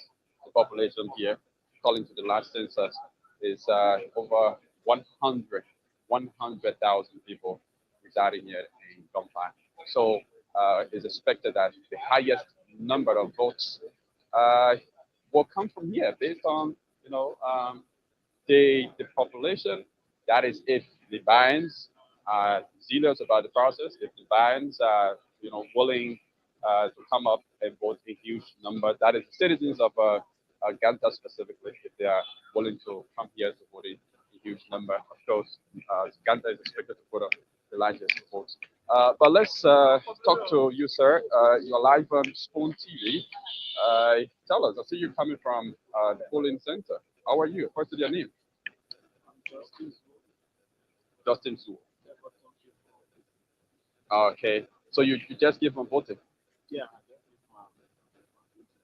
Okay. How was the process? Yes, the process is peaceful. Okay. No lingering. Okay. So far, I was the only person. I enter and just come no loud. Okay. So you are the only person entering at the polling center. You voted, and the process was just smooth. There was no hindrance. But I see you with the phone. You keep on using that with your phone. Yes, when you enter there, they have food. Oh, okay. Okay. So that one will be. All right. And what do you make of that? Because during the previous elections, people were allowed to enter with their phones and all of that. And I think one of the reasons why the NEC put stop to that was that people will go to vote and then they will snap a picture of their vote, who they voted for, and then they post it in camera or maybe send it to their candidates and all of that. Probably that was the reason the next, post up to voters carrying phone into the polling center. What do you make of that? You think that was a good decision by the next? Yeah, I think those people are actually in place. They're trying to protect our votes. Okay. Because the general schools, when you did, you alone and the ballot back. Okay. So whoever did it before and may have come to make sure that that's the protest. I think that is a proper procedure for you. So the general school, what you did, you can do. And I think next time they can pure pass and let people do that. We come to the police station, it will be your problem. Okay. Because you can't really come to the police station. He's very low, Yekesi. Very low. Process. Okay. Yes. All right. Thank you very much. That's welcome. Okay. All right. James, you He were saying was low, Yekesi. what you say? He was low. Okay. Yeah. Yeah. So basically, he was saying the process was smooth. There was no hindrance. He entered the center. The polling center he voted in, he was the only voter entering. So he never had to stand in queue or wait for anybody before voting. He just went, voted. And I asked him about, because I saw him with his phone in his hand. I asked him if he entered with his phone, and he said, nope, he did not enter. There's a table right at the polling center where you have to place your phone to go and cast a ballot. When you come back, then you can take the phone and then just exit uh, the precinct. So that's basically what he said. But yeah, Nimba County, we are here and we hope to visit more other precincts across Nimba. There are other nearby precincts in Gaza County around those areas too. So most kind of turnout is like there because if the turnout can be here in Nima like this, probably again it's going to be worse in the nearby towns and villages. Yeah. So James, basically that's all from my end for now. Visit other precincts and other precincts when I get there. I'll place a call to you guys. Thank Yekesi, you. thank Thank you. you, Yegezi. So, Chokon, I have a reporter who is currently in Nimba County to give us an update. He works with uh, Radio Saclapia and Nimba TV. He's Matthew Kona. So let's talk to journalist Matthew Kona, who is based in Nimba County, to give us update as it relates to what's happening today in the county as per his observations. So, Mr. Kona, hello. Yeah, James. Good morning. Yeah, good morning. You are live. Chokon, are you getting him? Yeah, you are live. Go ahead, bro. Okay. Yeah. All right. Thank you so much for putting me live this morning. I'm joining you from Nimba County to be Pacific District number 7, where Honorable Musa Hassan is a representative. And this morning the project has started. I visited most of the towns in Venetian District 7. I visited 2 cities, both Sakete and Ban. Those places that are part this morning, the thing out there is very poor. They say they are coming in very slow and so on. So if you go, I think I said this on the photos. If you go to some places, the entire place is empty. In the after 10, almost 11, and we will not say they say they're waiting for maybe in the evening or something. Today, later the elections for the morning straight to the evening, since we started putting in and so on. So the town in this part of the country is very, very cool. And since they are not putting in, and it's very disappointing to see shots to go where it will campaign. If a politician going to some place, you stay in time to be full with more videos, but the election time since they are not putting in.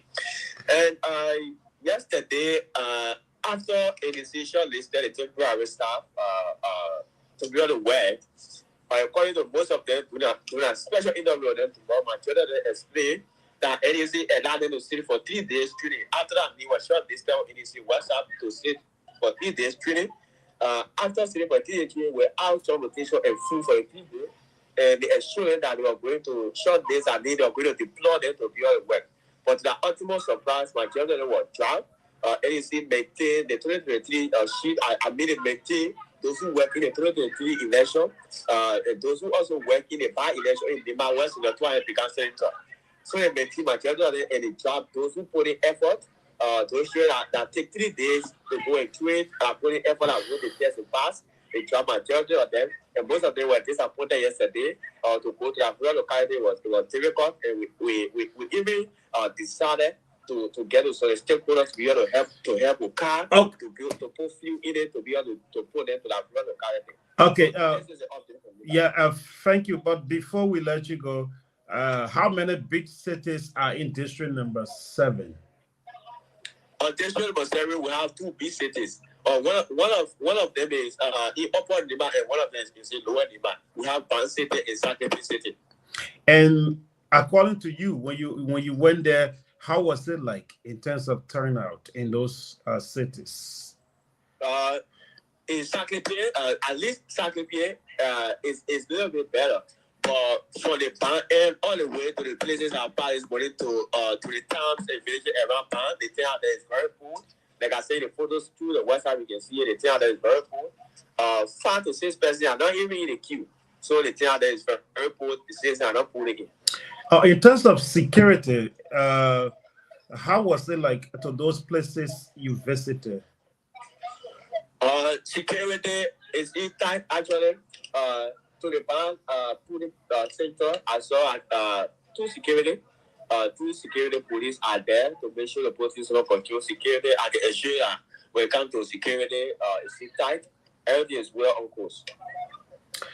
In terms of violence, did you observe people complaining that their names were not on the FRR and it became a commotion between elections workers and them? No, the only thing I saw this morning was some of the pool watchers, the observers from the CMCK Magno. I thought they were complaining that since they started the process, that political leaders have not called them to at least make them happy, to at least do some other stuff for them to be happy at the center. Hey, so wait. Did I get you or I did not get you? Observers. Yeah, please repeat that. Please repeat. I did not really understand. The observer of the CNC in Uganda City. You mean Musa representative Musa Bedete's party? Yes. Okay. The CNC observer in Uganda City at the Messiah of Christian Academy School. They are ready to boycott the activities in most of them are saying, but the observer they are saying that political leaders have not called them, yes, to even find something for them or to even be there. When you say find something for them, what are you talking about? We're talking about election. You're talking about find something. What are you talking about, bro? Yeah, at least to energize them, at least to encourage them to go to the center. Yes, you know when election is coming, when you have a political leader need to call you for meeting and say to here do some other stuff. According to them, they are not happy. So they are blaming representability of not meeting with them. Yes. Most of them are saying, they are saying representability did not meet with them, and they are not happy about it. They are leaving the place and so on to go to that different stuff.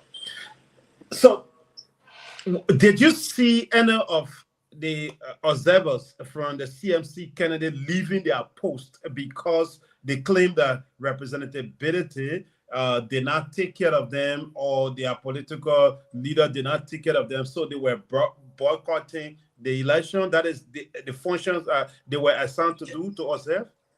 Yeah, that's what happened in Ghana City at the Messiah Christian Academy. At the Messiah Christian Academy, they left their post. Yes. So are you saying? Yeah. So are you saying as of now we don't have any CMC observer at the Messiah Christian Academy in Ghana because they believe that is they allege that representability did not provide anything for them? Yes, seriously. Okay, Chokon, do you have question for uh, Mr. Kona? No, I think you exhausted all of the questions. Yeah. So, This job, yeah, surely go ahead. I will get Uganda. I'll get Uganda to be able to check the place again to know whether they have come back and so on. But this morning, they were saying they were leaving the place because they were not happy about the process. I mean, they were not happy with the political leader about how they treat them and so on. So I'll try to get to Uganda to see whether they have thought when they have come back, or I'll try to call uh, uh, some of the CMC officials to be able to let us know whether they have gone back, whether they have settled that difference and so on. Okay, so we will get back to you. It's possible after they left, they were talked to and they returned. So we will get back to you, or if you get any update regarding their return and other activities in Nimba, just get back to me, please. Thank you so much. Thank you so much, yes. Thank you. Okay, so that was the voice of journalist Matthew Kona. He works for Nimba TV and Radio Saclipie. They're giving us update, and the same update is repeating. Low turnout. I think it's after 10. It should be 10:21 now in Liberia. And journalists are still reporting low turnout. And I think the lead here, or the headline here, would be CMC work observers Trocon. According to him, they left their post in Ganta to a specific school with due to what they describe as, lack of care From the political leader. from the political leader. So what is, and anyways, I don't know their negotiation. I don't know the negotiations they went through. But they are claiming that, But yeah, again, go ahead. James, the CMC is not most abilities, how you call it, maybe business entity or institution that is a political institution. And in terms of election like this, the institution will hire people to go and serve. That To is what they say, said the political to leader say did that they ask are them not to. being able to see Musa Berete, that's the reason they are disembarking from whatever job they have to do. I No, I don't think think I it's think appropriate. you did not get the update. It is not because they did not see Musa Berete. They said because their political leader did not take care of them. They did not give them something. That is why they left, according to the They did not report. pay them or did No, not give. not pay them to take care of them. I don't know. That can be pay them or whatever, but it was not defined as pay them, but they did not take care of them. But we hope we talk to Kona very soon as he gets there. I hope they'll be able to settle that problem because, mind you, if your observer is not present at at a specific police station, at the end of the day, when you complain, elections commission will ask you where were your observers, or where was your observer. So Hmm. all political parties or independent candidates at times they resolve to get observers almost to all of the places. Sometimes all of them will not be able because it's money. Yeah, go ahead. No, that's the same thing, But again, James, the election, I think the election is a Chico, start. are you feeling bad about the election? You're talking like, I don't know, you don't want to talk or whatever. Are you really angry because the election is going on I today? just feel comfortable talking at this, my man. No, You not don't need feeling to be. comfortable, bro. Yeah. So again, James, I think the election is a good start. It's a litmus test for the 2023 election, the 2029 election expected, and other by elections to come, or meeting election to come. Since this administration, this is the major election aside from other by election conducted. We have by-election for the vice president Yeah, but this in is Nimba. this is this is the time the Unity Party has been tested by them. And they were just in the formation stage and all of that, but they have been tested for more than a year now. Liberian people know whether the government is doing good or whether the government is not. So this is it, especially with the energy from the vice president, into the election, moving from village to village, from town to town, district to district, city to city in Nimba County, rigorously campaigning for the MDR Kennedy slash Unity Party Kennedy, Samuel Koga. This is a great test for the ruling party. And I think it's a start. They got to keep your eye on this one. If they drop the ball on this election, it means that it's a threat to the Unity Party. You know, James. Yeah, I'm You, listening to you. yeah, you getting me? Yeah, definitely. So people will be looking up to the Unity Party whether they're going to win this election overwhelmingly a certain percentage, the way the late Senator Prince Johnson used to win the election. Normally, he will win the election uncontested by other people. Okay. Yep. We hope to talk to Damo. We hope to talk to Damo and Yekezi. We also have Cooper and others who are currently on their way to local tour. Yes, to local tour. As soon as they get there, we will also talk to them.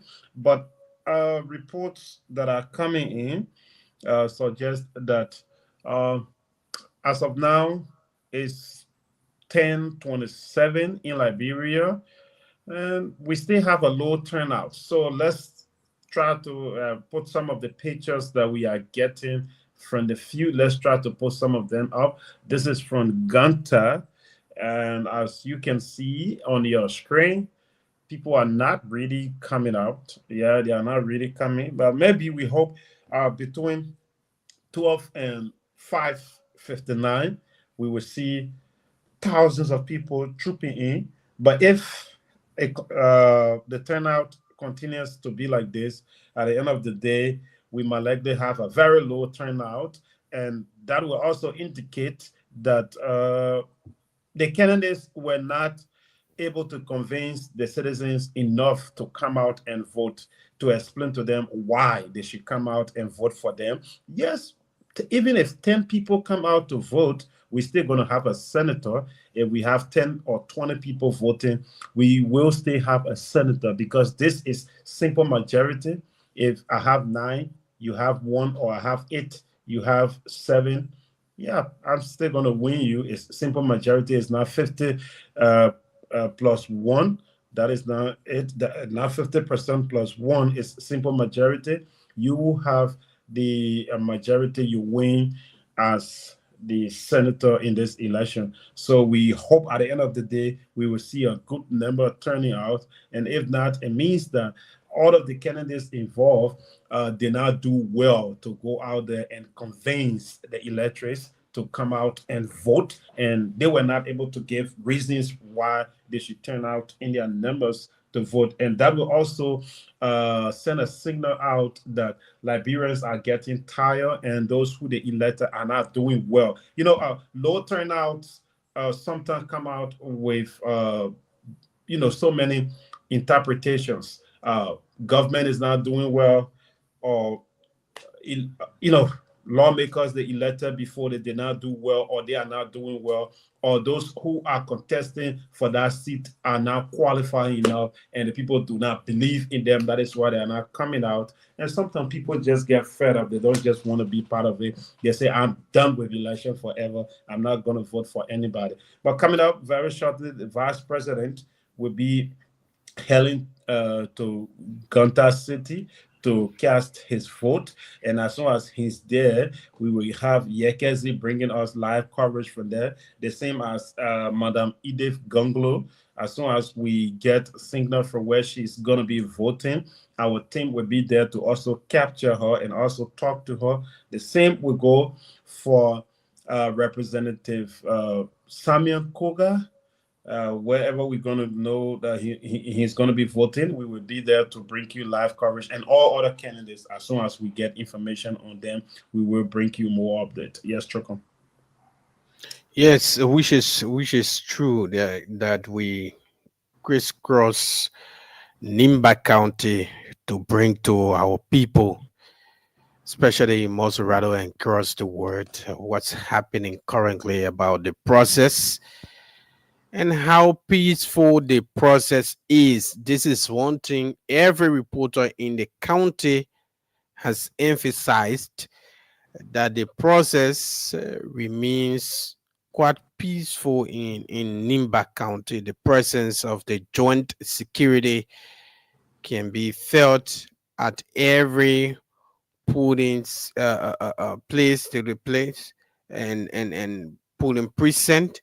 I think it's a good thing for the county with the number of people moving to Nima County, going back home to vote. I think the presence of the police is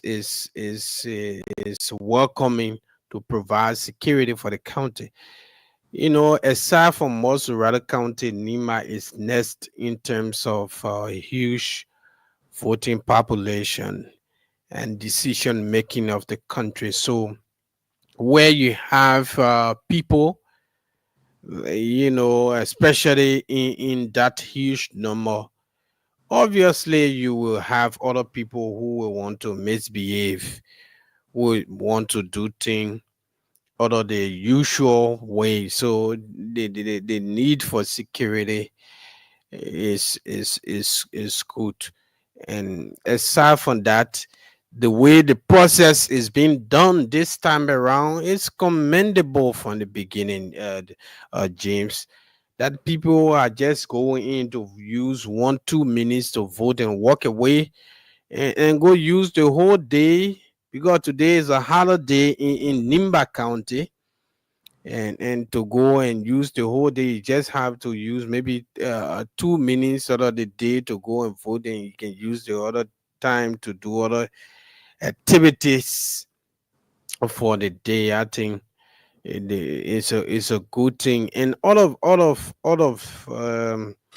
the reports we are getting from parts of Nima County suggest that the process at the election, uh, workers or those who are conducting the process, they extremely well in sorting out some of the difficulties that hindered the 2023 elections, and moving forward they will use those lessons learned to be able to conduct future election. And I think if you can conduct Nima County election in that form and manner, beginning like this, being peaceful, being very steamless, I think it is good. It is a good thing for us all, and we can use that case study for the entire country as a whole. Yes, that's true. And Shuase, extended politicians wanted to cause chaos in Nimba County, and I love how you're going to ask you if you are hungry, and I love and I love how uh, the electors in Nimba County did not fall for the trap. Uh, politicians from both sides, they were ready for serious tension in Nimba In County. Though, trouble, yeah, politics, and no, all I'm of not talking that, about. I'm sessional not. politics, and then we saw religion, you know, politics, and when elections are coming, James, some of these things happen. You can take that from people, especially people who want to win. They will use all social means to ensure that they get the people on the side. They will link how you call it, a tribal issue, relation issue, and all of that. So and the electorates, I think they did extremely well to not use those speeches from politicians to destabilize their own county or their own process. But we look up to the good conduct of the election to end the way it is proceeding now, very peacefully. We hope that it continues in a very peaceful manner to end, that whoever wins the election, that the people will just go ahead and continue to do their normal businesses. Election comes and election goes, the people remain, and that is it. And I think that should be the bottom line. All right. Thank you. And as soon as we get our correspondents who are in the field, we will be bringing them live to tell us exactly what's going on across the county.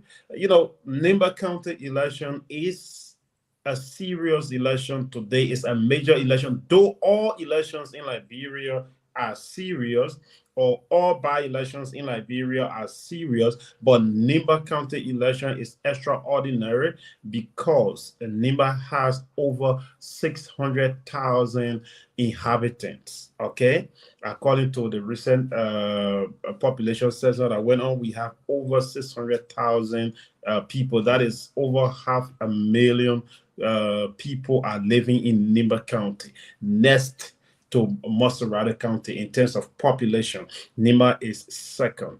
And the election in Nimba today will send a clear message to politicians in Liberia ahead of the presidential election that is pending for 2029. Though we are still far away, about 4 years away from 2029. But again, it's politics. You have to start getting prepared even before the time. So this election today will send a clear message that you don't have to play with my pepper butch, or I have taken over your pepper butch. That is what will happen today. One person either becomes the victim, or one person continues to be the king and continues to send a message that this is my pepper butch. You cannot enter here. So Nimba election in Liberia is a very serious election, and this election is no other but another serious one. And again, like I was saying, politicians from other parts of Liberia, specifically from the capital, that is the capital city, Monrovia, they trooped into Nimba County recently. They trooped there with, political jargons, propaganda, and so forth. They were there, and you know, let's wait until after this election. Let's wait until when the results are announced, where we're going to see whether the guys will now fall for the trick from politicians who went there, both from the ruling party and the opposition, who went there.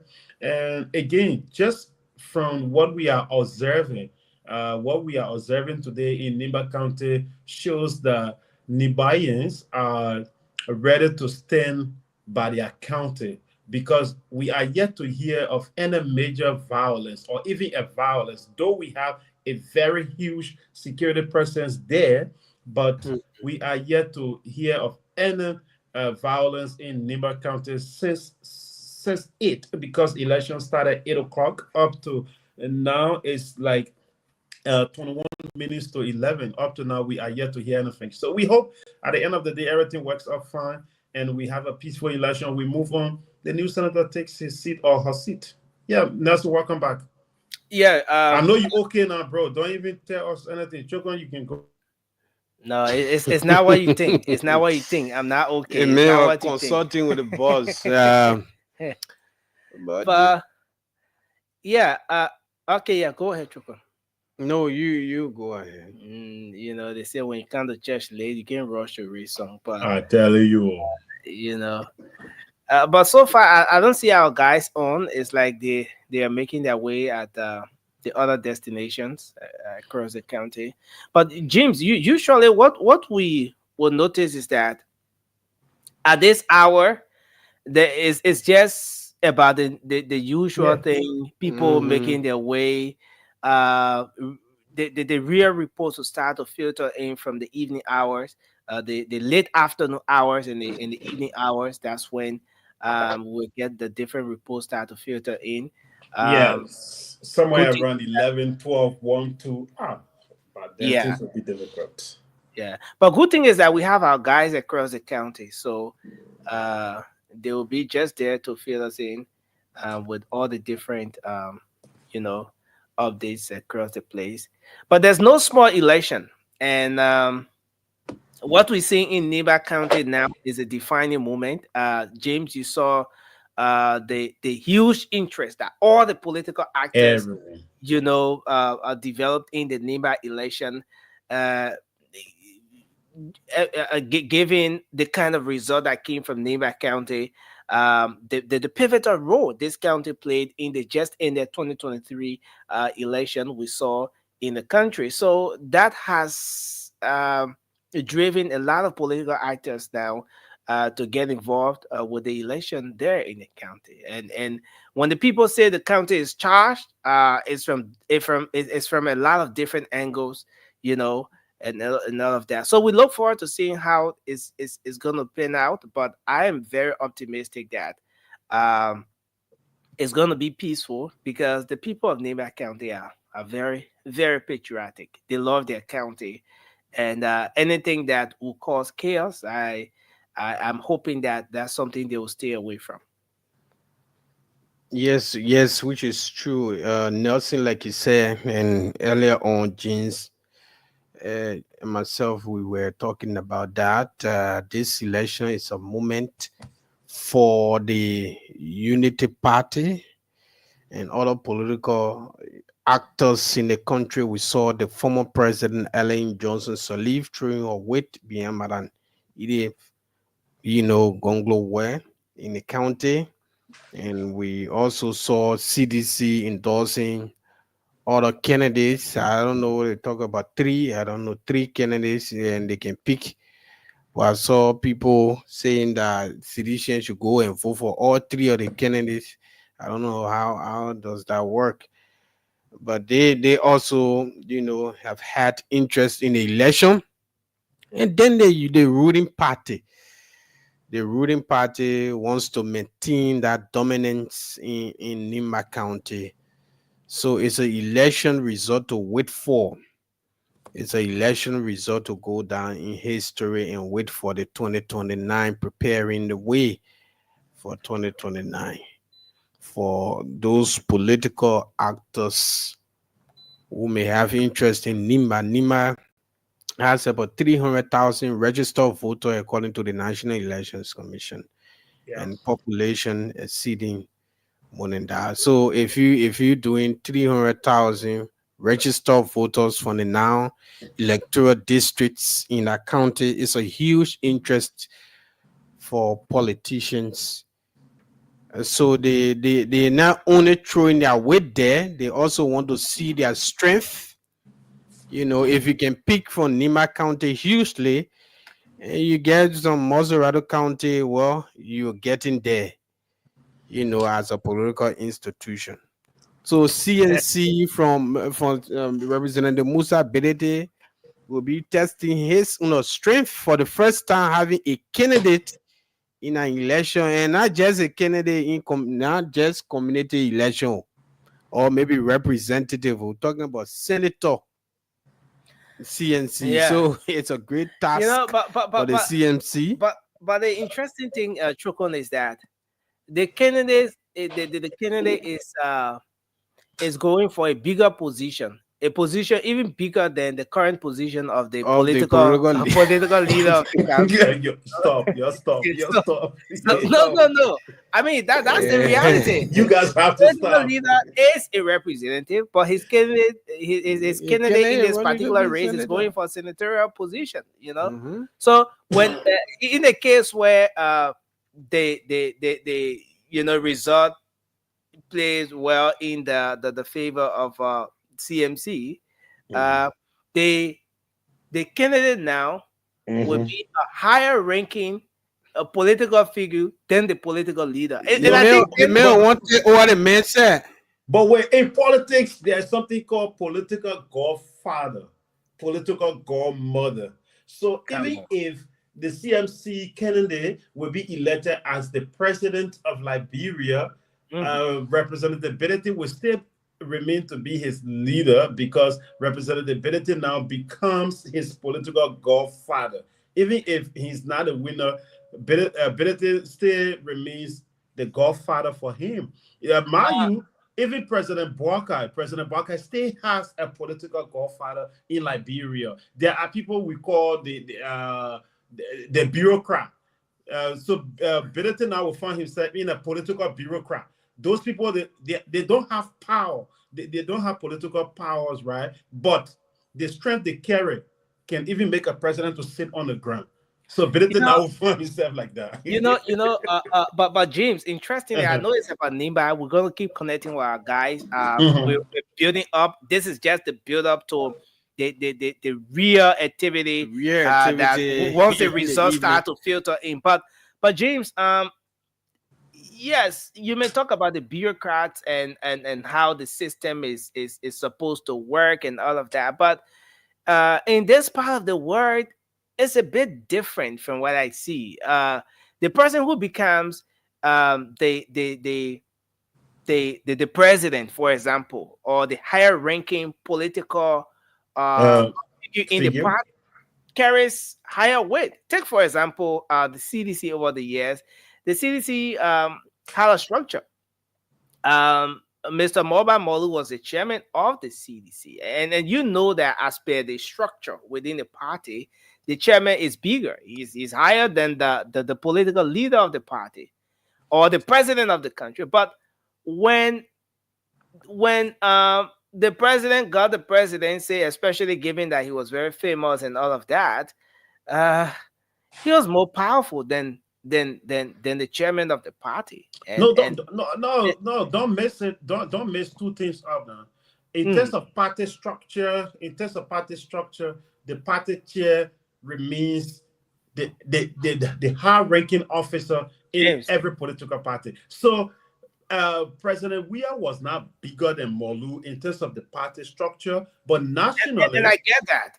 Yeah, nationally, hey bro, he was not a party chairman for Liberia. So President Weah was president for the Republic. Yeah. And this is where it becomes interesting. So you would tell me your party structure versus who controls the national cake or the coffers, who will have the final say. So that's the thing. Is like I'm older than you versus I have the influence or I have the pockets. We have that money in the back. We decide the age or the pocket, which one will control what happens. But yeah, Diamond is trying to come in. Let's hope we can get Diamond to log on. Diamond, are you here? Can you hear me? Yeah, I can hear you, Nelson. But Jurassic is getting us set up before we can begin where we are currently. But if we do, you can just signal me. I must admit that your audio today is very good. Bro, you did not see the vehicle that people saw riding. You're talking about I want to know the gadget you're using so that I can try to get one for the kind of very good audio you're using. I think that's a state of the art. Let me use the famous state of the art. Where we've been having in the country for some time now. Almost everything is a state of the art. That's a state of the art. Gadgets right there. But Diamond, you care to tell us where you are right now? Yeah, thank you, Nelson. It's good that you guys put in some of this little bit of relief because we out here it's not easy between distances. I should tell you for sure. So when we do get these kind of moments where we can laugh, they're good for us out here on the field. So currently we are at the Nimba University. This is where we are. This is another voting precinct. But what I can tell you, what we usually hear during the holiday season in Liberia, where people usually say the sellers are more than the buyers. From what we've noticed, the sellers, seem to be more than those that are trickling into votes. So Jurassic is going to pen just behind. You can see where the sellers are. So you have so many people selling here as compared to the number of current voters we see. But one would say it's a good thing that you're not seeing queues. It's either if you're not seeing queues, it can be attributed to people not coming in large numbers, or they're coming in, but the process is so smooth that you don't have to be confused and stand for a long period of time before you cast your vote. So here at the Nimba University, since we've been here at least for 3 to 5 minutes now, we've seen the process is going on, and we're waiting to see a voter who will come in to cast his or her vote. But this line is polling place 1. This is polling place 3. As you can see, this is polling place 3 and this is polling place 2. So these are the voters' information pasted here on the wall. So all those with the names from A to Batu, they go to polling place 1. From G to Lucky MA, they go to polling place 2. And then the list for polling place 3 is from L to Suma OT. So you see she's, okay, now we have a voter. Her card is being, inspected, and she's being told to come to polling place 2 instead of polling place 3. So as to how the phone situation will be handled, remember the NEC have said voters cannot take their phones into the voting booth. We're seeing how the police and the NEC staff are regulating that they do not take phones in. So we want to follow her through the voting process. We will stay afar, not to show sensitive information, but Jurassic is going to follow. We want to see how many minutes it has taken her to get her ballot paper after being verified to go into vote. So that is what we're observing, and observers from various political parties and independent organizations are also present. It's quiet in here, apart from the commentary that I'm making. So she's going to get her ballot paper. Her name is going to be verified, as you can see, and we see observers from the various parties and international and local observers also present here. So she's going to have her name verified, give on the ballot paper, and then she goes to vote. So for those here, this is polling place 1. That's polling place 1 there. You see 1, 2, 3, 4 observers we see, and this is polling place 2. This is 2 or 3. All right, so she's going to 2. She's going to 3. So this is 2. This is polling place 2, and that is polling place number 3. So for polling place number 3, we see 1, 2, 3 observers, and I think that is polling place 4. That is polling place 4. So this place has got 4 polling places. Nelson and the rest of the guys. So we're observing her process as to when she is going to be issued her ballot paper, having verified her name. So her name is being verified, is being checked, and we're observing the process. Her card has been handed over to her, and she's going to get her ballot paper. Wow. So, Diamond, given all of what you showed us, I didn't get to see or notice the presence of the security there. Is this your first stop at the Nimba University? Yeah, this is our first stop, but there are security officers outside. In fact, when we Yeah, came, I saw a the police procedure officer. is, so there are about 5 police officers here. When you come, you identify yourself, you show your NEC accreditation card, and you also show your station ID card. So then that just not going by the accreditation card, they're making sure that the name on your accreditation card matches your institution's ID card. So if there is any difference, then you wouldn't be allowed entry. That is how rigorous this is all across the various voting precincts that we visited. But yes, there is the presence of state security. All right, so an elderly woman has just gotten through with a voting process at polling place number 4, and she's exiting this hall. So the lady who entered along with us, she just got through voting, and if you do the calculation, that is under 2 minutes. Mm. Um, it's moving very close to 11 a.m. now. We have let's make it 5 minutes to 11 a.m. A couple of hours now since the precincts or those polling centers were opened. Uh, what is it like? All of the places you visited so far, is the number increasing? Are people trooping in gradually, or is it just the same? Or should we still go by maybe this whole 11th hour kind of thing? Is the number increasing now? Are people gradually trooping in, or is it just the same at those different centers? Okay, so what we see here is people coming in twos and ones and threes, in a very kind of, I don't want to say lazy like, but relaxed like manner. That is how people are coming in. Again, as I said, there are a lot of things to be done. If people go back home and tell their friends and their relatives that, look, the process is smooth, it's seamless, it's not chaotic, it encourages others to come. There are those who will say, look, let me go in front and cast my vote first. There will be those who will say, at the beginning, it's always kind of chaotic. So we want to wait for the 11th or 12th hour. But as these people are coming in and they are allowed to vote, and it's so fast, it's so smooth, they go back and tell others that, look, the place is not crowded, people are not fighting. Why don't you go there and also cast your vote? So to speak to the issue, usually you have queues when either the system is not working, it's slow, it's kind of confusing, or you can also have queues when people come in a eager manner to cast their votes and want to go and do other things. Like the other fellow there on the motorbike that is coming, he's coming to vote. A lady right here is coming with a voter card being displayed in her hand. She's coming to vote. So people are coming in ones and twos, and once people come in, either 1, 2, 3, 4, 5, and they go in and they vote, you don't have queues, because meaning they voted and they don't need to stick around. And another thing that we noticed at the New Jerusalem High School, officers are there ensuring that if you're done with your voting, you don't have to hang around. What are you hanging around to do? Is it that you're hanging around to influence the decision of others? Is it that you're hanging around, to create chaos? Is it that if you are not an observer who is accredited, why are you hanging around? So they're making sure that people are not hanging around once they're done with their voting, Nelson and James. Wow. Wow. Um, yeah, so it's a great one. James, you want to come in? Basically, I don't have a question. I'm just looking at Diamond, and yes, I know. Yeah. Okay.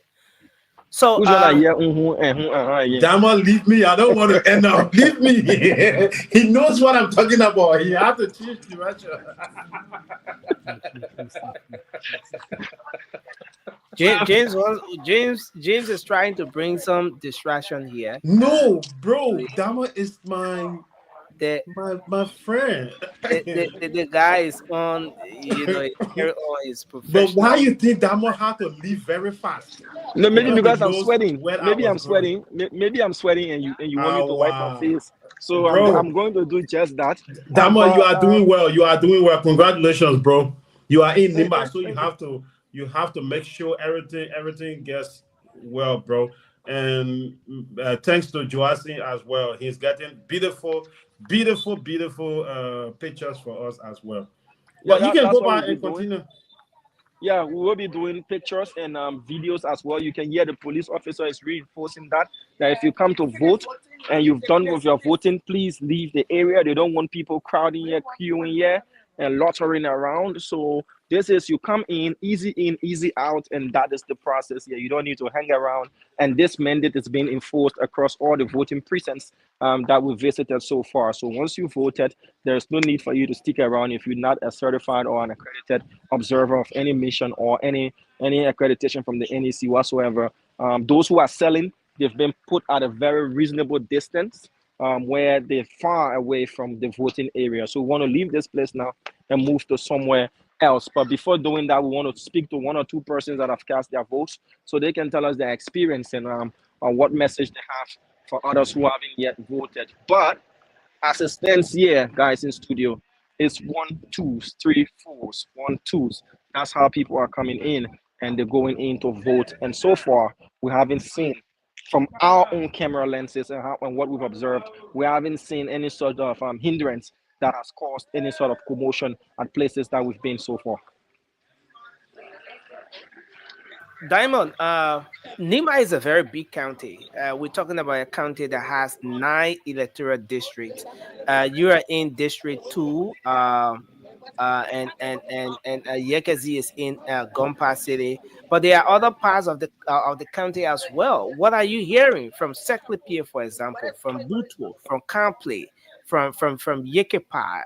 I mean, what are you hearing so far? Since we are yet to connect with some of the guys from those different parts of the county. Nelson, we're still trying to get with our correspondents at the other parts of Nimba County. For example, Christopher Fun is to report from us for us from Saclipie City. We yet to connect with him. I spoke with him on the phone. He gave updates and said that at where he is, the process is moving on as well. But any irregularity or any sort of disturbances or any commotion, we have the chat room where those things will be reported either with pictures and videos or with written commentary as well. But so far, we haven't gotten anything of such from those situation rooms, and we're doing our best to connect. Ma, hello, how you doing?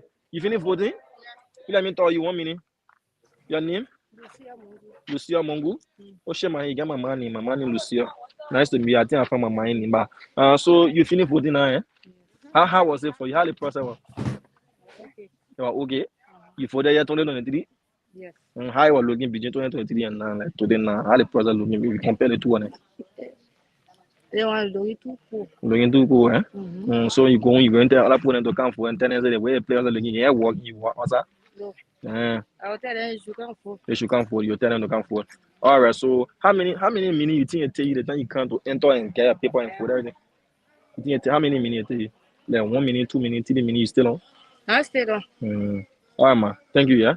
All right. So there she is, a namesake of my mother's, and she's done her voting, and said she's going to encourage others to come here and cast their ballots as well. Wow. So what we're getting, Diamond, is that almost everyone is mentioning the issue of poll turnout so far.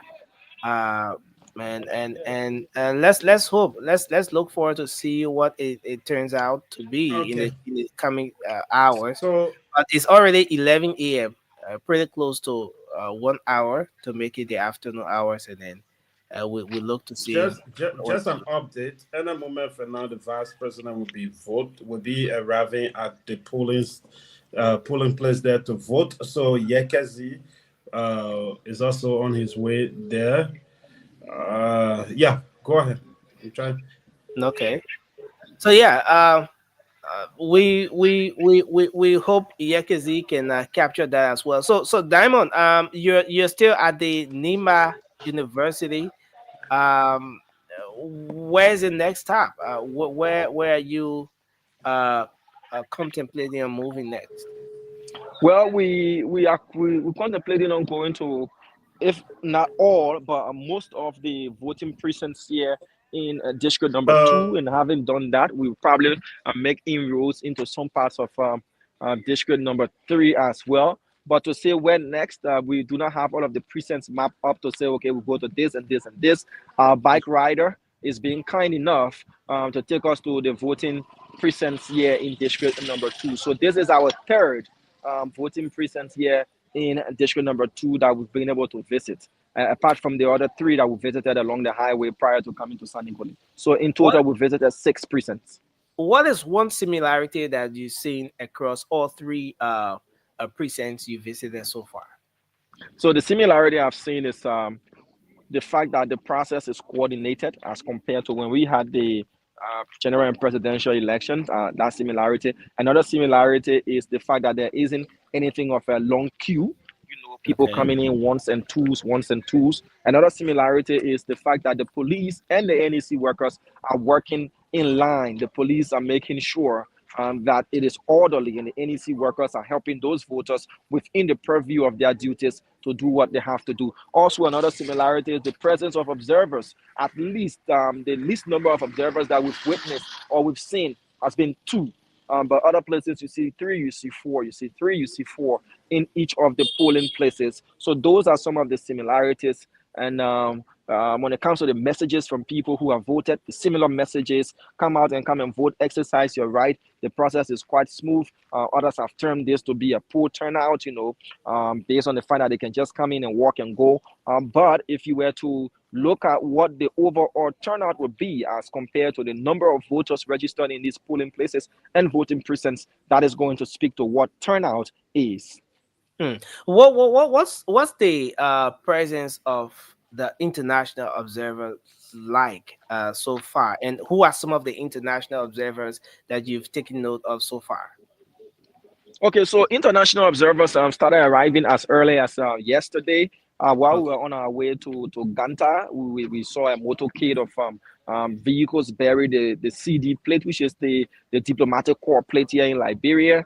Different missions are here. But what's happening is many of those that we've seen, they're not wearing, jackets representing their institutions. They're wearing their normal clothes, and they've got their accreditation tags on their necks. But if we do see some of them who were wearing, those jackets and everything, because asking them, yes, I intended on asking 1 or 2 of them which missions they represented. But at that time, they were in the middle of their jobs. What they were doing was they were looking at the ID cards and the tags of NEC workers, to make sure that if you are a queue controller, you're doing queue controlling. If you're the one who's checking the voter roll to give, to check the voter card of a voter and then send them to the person who's issuing the ballot paper, you are the one doing that. That people are doing the jobs that are prescribed of them and not doing other people's work. So those were what they were doing. But what we can tell you is we did see some flags, vehicles carrying flags of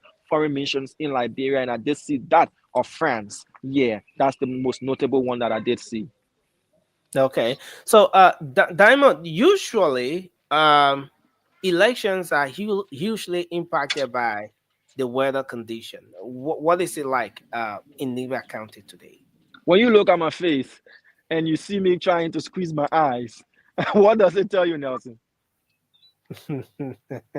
It's hot and sunny and humid here in Nimba as we speak. It's a beautiful weather though.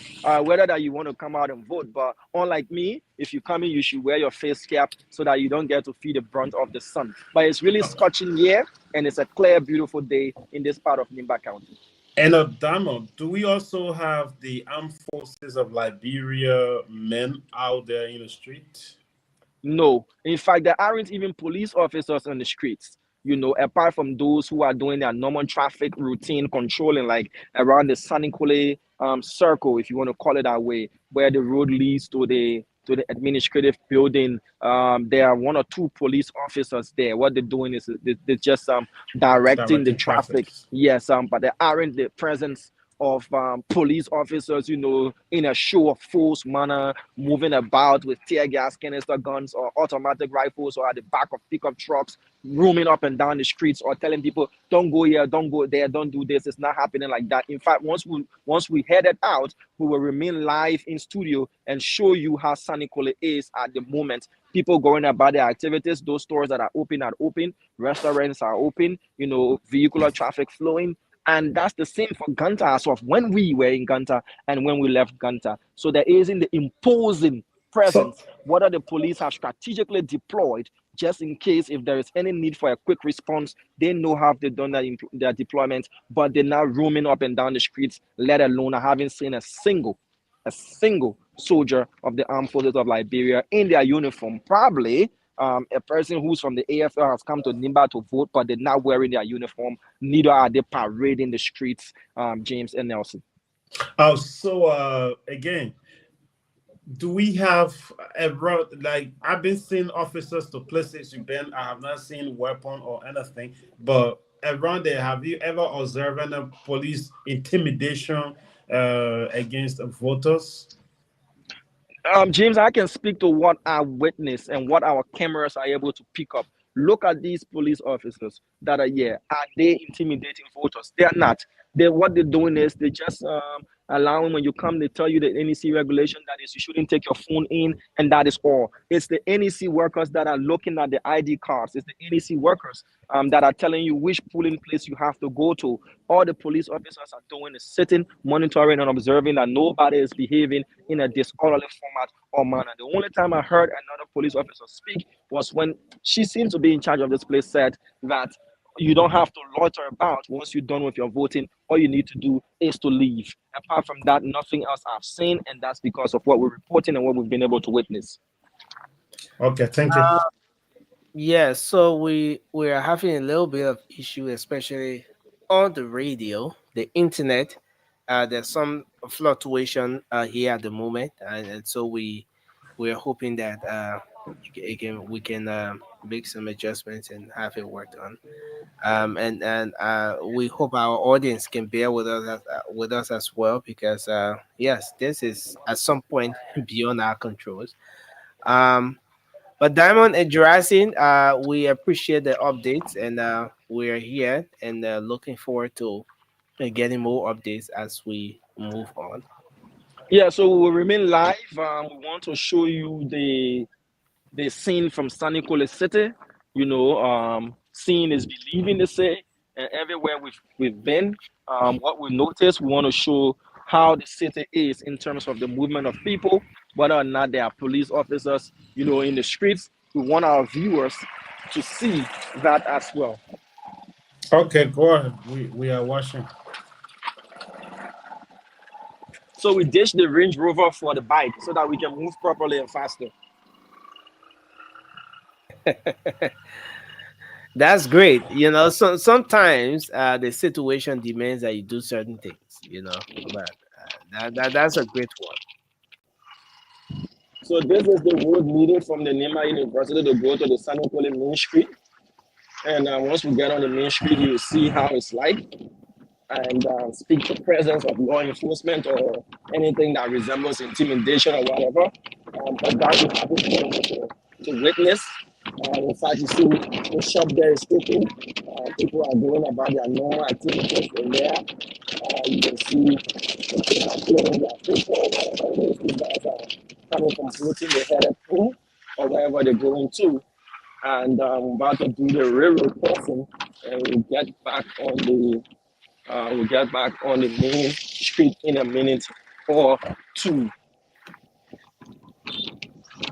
But then you Wow. see some folks sitting about. It's just quiet For here. some reason, the audio is very terrible on the radio. It's really terrible. James, can you hear me?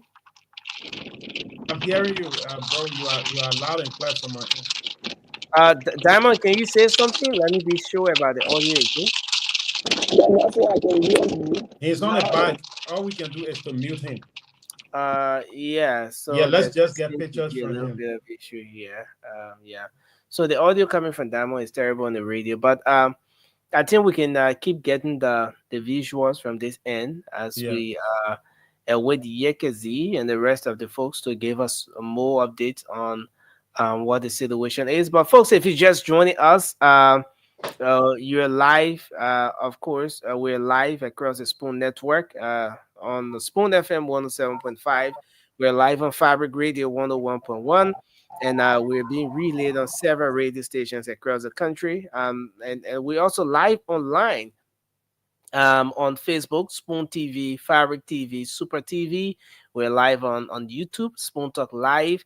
And I want to thank all of you for joining us this morning. We're bringing you coverage of the Nimba County Senatorial by election, an election that's going to determine who replaces Senator Prince Yelugbe Johnson.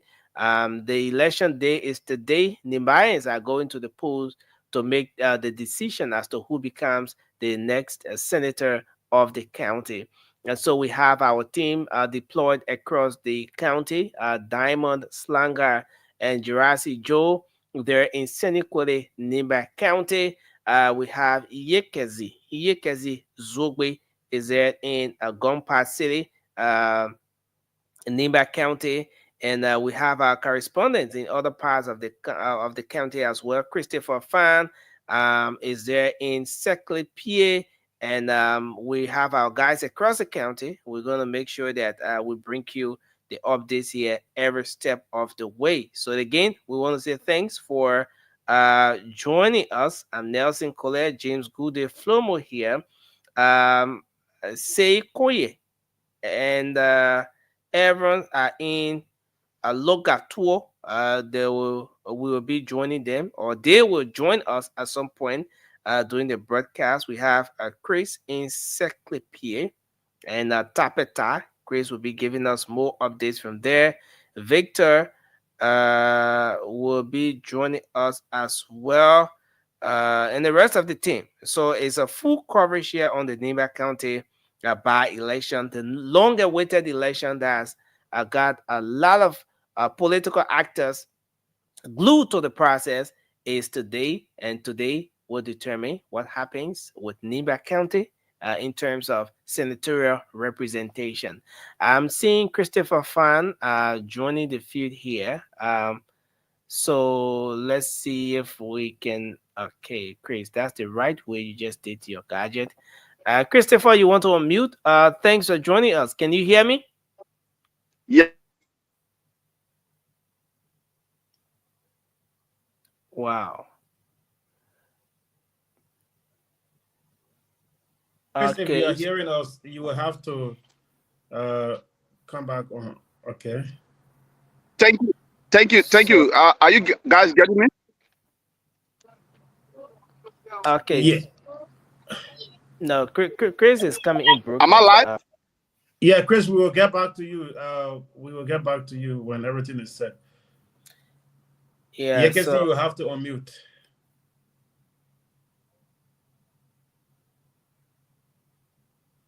can we? You can see if you're there. Can you unmute? Are you are you guys getting me? Yes, Okay, sir. Chris, we are managing to hear you now. It's just that you're not coming in too clear. I Yes. think it's So the internet connection. am I okay now? Yes, go ahead. Just tell us where you are. So currently I'm at a Tapeta civil compound in district number 6, Nimba County. And the turnout here is very much pulled. As you can see at the background, there have been no since this morning. I've been here and watching the process. We have the Liberian National Police present here guiding the process. But we have at this polling precinct, we have 6 polling places. So the 6 polling places all are just polled, and no one is in queue. This is one of the polling places, and you see at the backyard there at the Tapeta Civil Compound, you see in this background, you see another polling place where you see the red line. These are all polling places, but no one is in the queue as it stands, and so the place is the turnouts in Lower Nimba is very much full. What about security? In terms of security, how is it like? Do we have a police presence there? Yes, so in terms of security presence are intact, and the presence of the Liberian National Police, both PSU and that of the patrol section are also intact. The places that have been passing this morning. Okay, we will get back to you. Let's cross over to Ganta and talk to Yekezi. Yekezi, how are you? Well, I'm good, James. I'm doing very well, and here still in Gompa City, Nimba County, Ganta as it is popularly called originally, and the legitimate name is Gompa. If you come here and you sit before the mayor of this city and you say Ganta, he will not talk to me, huh? So I think he has internet problem. Yeah, we're hoping we can get him back. Yeah, the message when you get to Ganta, you sit before the mayor. You cannot say Ganta, you have to say Gompa. Wow. Oh yeah. Oh yeah. I never knew that. I used to hear people saying Gunpa, Ganta, Gunpa, Ganta. I just thought they were just meant to be like that. The day I get Exactly. there, the day I get there, I will not say Ganta, I will say Gunpa. Yeah. Um. So I see Diamond is in. We're yet to Yeah, get that update was on. specifically in because we heard other people or we saw other people commenting that you have the members of the armed forces of Liberia in the streets of Nimba. Everywhere in Nimba they are in the streets and police presence everywhere. So that is why Damos said he's going to continue to be live like this for the audience to see for themselves until he reach to where he's going. And since he been on, we did not see even a police pickup or a police officer in the street with weapon. Yeah, but again, sometimes it's not really bad to have the police out there, the police presence with the vehicles and all of that. No, it Um, was like they said they were intimidating.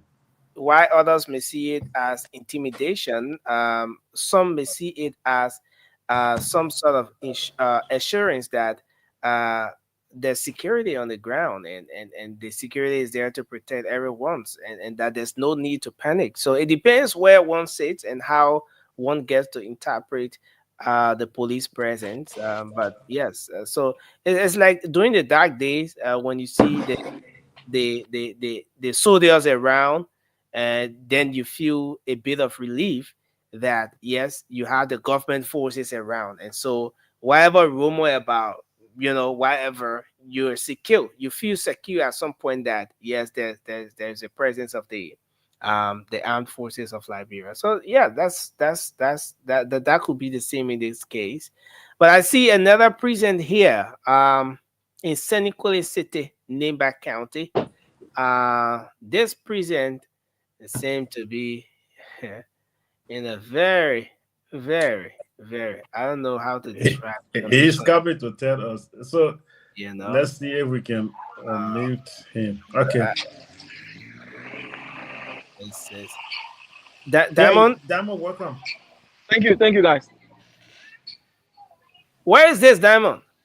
So we're currently at the Danlopa Public School in the Danlopa community here in San Wait, Nicolas wait, wait, City. wait, Diamond. You mean this particular place is a public school? Yes, yes. This is the Danlopa Public Wow. School in Danlopa community here in San Nicolas City. And this place has got one polling place, two polling place, and three. So it's got three polling places here. And there's the presence of the Liberia National Police officers as well. We'll just bring you to show you one of the polling places, as you can see. Hmm. So these are party observers. Gerasi will just spend a bit. So these are party observers here. NEC staff, and that's their PO. So where you see the bluish like curtain is the voting booth where you go to cast your ballot. So what we are showing you is from inside the Danlapa voting precinct here. Our mother has just completed voting. As you can see, she's laughing. And looking at the voter roll as well, Wow. though it has fallen off the wall, but I'm sure they will paste it back in a minute or two. But it has got three polling places here at the Danlopa Public School. This public school. Which district is this public school in Diamond? We are still in district number 2. This is still in San Nicolas City, the capital. Now, I'm observing here again that there is not that uh kind of a long queue. Before all of that, Nelson, let me speak to our mom quickly before she leaves. Mom, hello, how you doing? Your name? Marco. Marco? Yeah. You finished voting? Yeah. You still want to do it? Yeah, but I'm not Mm. No, man, since you get understand that when you touch it now. Yeah. You move the camera from your face and you move it from there. So, so I think we need a translator. The woman says she's going home. She's going back to her house. So, are you going back home? So you're not still on, right? Oh, Oh, okay, she said she's hungry, so she going home. All right, I want to understand it. she, The woman said she's uh, hungry. She's going yeah. home to cook. All right, so she apparently doesn't want to speak. You know how people in our traditional people get level. they, they Bro, get level. So if you she know, doesn't if want you to. did not Yeah, get she does. the point from the Oma, just forget Yeah, it. I just got the point. She doesn't want to Mhm, speak. You know, mhm. she's afraid of speaking. Yeah, she doesn't want to speak. That's what. But she has been engaged in a long conversation with the bike rider. But when it came to talking to us, she just put on that posture and she has left, and we respect that as well. But yeah, at the Download Public School, Nelson and James, what you notice is the same. You ask for similarities. So there isn't the very large number or queuing of people coming in. These are three lines leading to three polling places. Polling place 3, polling place 2, and polling place 1. But as you can see, it's empty and people just laxed and relaxing. Wow. So, Diamond, across all of the precincts you've been this morning, one thing that remains constant is the low voter turnout. And yes, this could be attributed to a whole lot, but the Nimbayans that are in Monrovia, if you register in Nimba County, you can drive or you can get on a commercial car from here, and in 3 hours maximum, you will be in Nimba County. You could go and cast your votes, But what the numbers are showing doesn't seem to be encouraging so far. Diamond, yeah, go ahead. Yeah, Nelson, and that is the report. When I even listened to you and Christopher Pham briefly when he was reporting there from Tapeta, that is the same story all about. This morning, where we did notice queues, it was on the highway between Ganta to Sanikole, three voting precincts we visited. That was before the opening of polls, and people were waiting for the polls to open. But now that polls have opened, it's 11:26. 8, 9, 10, 11. So it's been 4 hours since polls opened here in Nimba County. So those who queued up earlier, they've all gone through their process. If you look at the estimated time to come and vote, complete the entire process, let's give or take at least 2 minutes. And if you have 4 hours and 2 minutes per voter, well, you can do your maths as well. But what we're noticing here is it's calm, it's quiet, and voters are coming in ones, twos, and maybe threes. Wow. Wow. Diamond, one thing that really got my attention at this center is the public school itself, the condition of the public school. It appears more like an unfinished building, you know. Uh, and this is what it is. But any other update you want to provide us, Diamond, just before maybe we can have you to to transition to another location. So we're going further inside of Sanikule, and eventually we'll make our way to some parts of district number 3 and see if we can reach to Kample as well. But the further we go, the more you will see structures such as these and even more dilapidated than what you see. Um, Sadly, these are structures. We came for election matter, but we cannot take away from other things that we'll see along the way while we do this coverage.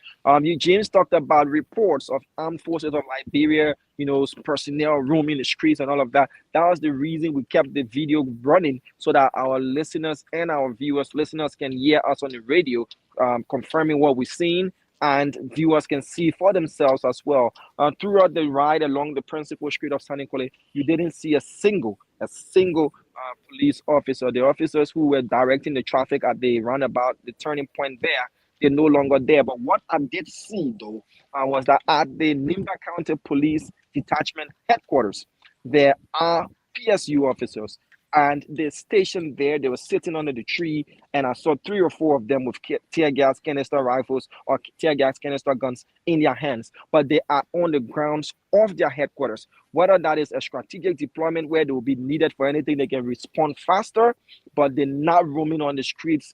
But I saw them under a tree, If we're using that same direction, we'll see if we can show you that. But they're sitting within the confines of their headquarters. And what are they doing? Just chit-chatting as they have these other officers deployed here, making sure that nothing of the contrary happens as people are casting their ballots. Well, thanks a lot, Diamond. We appreciate you for the update. Thanks a whole lot. Okay, so we leave from Donlapa and we'll be to the next location. Once we get around the Nimba Police headquarters, we'll show you what we talked about. But we're going off the feed for now.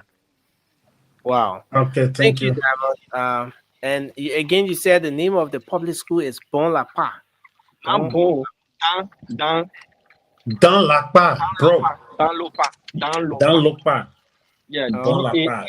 You from Bon County? You better go Bon in your county and look for your Bon la You part. know, and thanks a whole. DAHNLORPA. Yeah, dans la part. Wow. Wow. So as we are saying, you see this lady on the bike is coming to vote. So they're coming in 1122, 1122, and because you don't have to go through a long queue, so once you come, you cast your vote and you leave. The mandate is after voting, do not stay around. Leave the place if you're not ought to be here, if you're not accredited to be here. So this is just a view of the Danlopa community that houses the Danlopa public school. Wow. Wow. Wow. This is but yeah, this is where we are. And folks, thanks for joining us. In case you just did, we'll keep bringing you the updates every step of the way, here on the Nimba County Senatorial by election. We will connect with Christopher Fine at some point. Yekezi Zogbe will be joining us shortly as well. um, Diamond and Jurassic are doing a very great job. They keep giving us update from the different precincts across the uh, the district two, district number two, Nimba County. We're hoping that the rest of the other guys will join us. About what we've gathered so far, as per the different reports coming in from the precincts that we've had our guys visit, the voters turnout is very low. We're getting this from almost all of the places, but again, a lot of people will attribute this to the 11th hour approach that most voters will take during elections in our country. um some people will look at it from an angle where the people will have to go and hustle on their or go to the farms in the course of the day, and then in the evening hours they come back. But if you look at the places where our guys are reporting from so far, where we've been getting these different reports from, they're not the regular rural communities there in Nimba County. Gompa City or Ganta City, for example, is a major commercial area in the country, in the county. You have a bulk of the commercial activities happening there. There's not much in terms of farming that's going on there in Gompa City. Now, even going to Senequale, that happens to be the political capital of the county, there's not much of farming activity that goes on there in Senequale. There are lots of other activities. While we can root out the possibility of people getting involved with farming, but it's not the primary activity or source of income for the people there. So then the big question remains: what's responsible for the low turnout at the different precincts across the county, especially from the quote unquote urban settlement in the county? That remains a major concern at the moment. We're looking forward to seeing how it's going to be once we start to get reports from the other parts of the county, talking about Seclepie, Logatuo. We're looking forward to getting reports from Jikepa in Nema County there, and getting reports from other places in the county to know how the process is like. But what remains constant throughout this process is the fact that there is security presence at all of the prisons across the different places where our reporters have visited so far. The security, the Liberian National Police is doing a great job.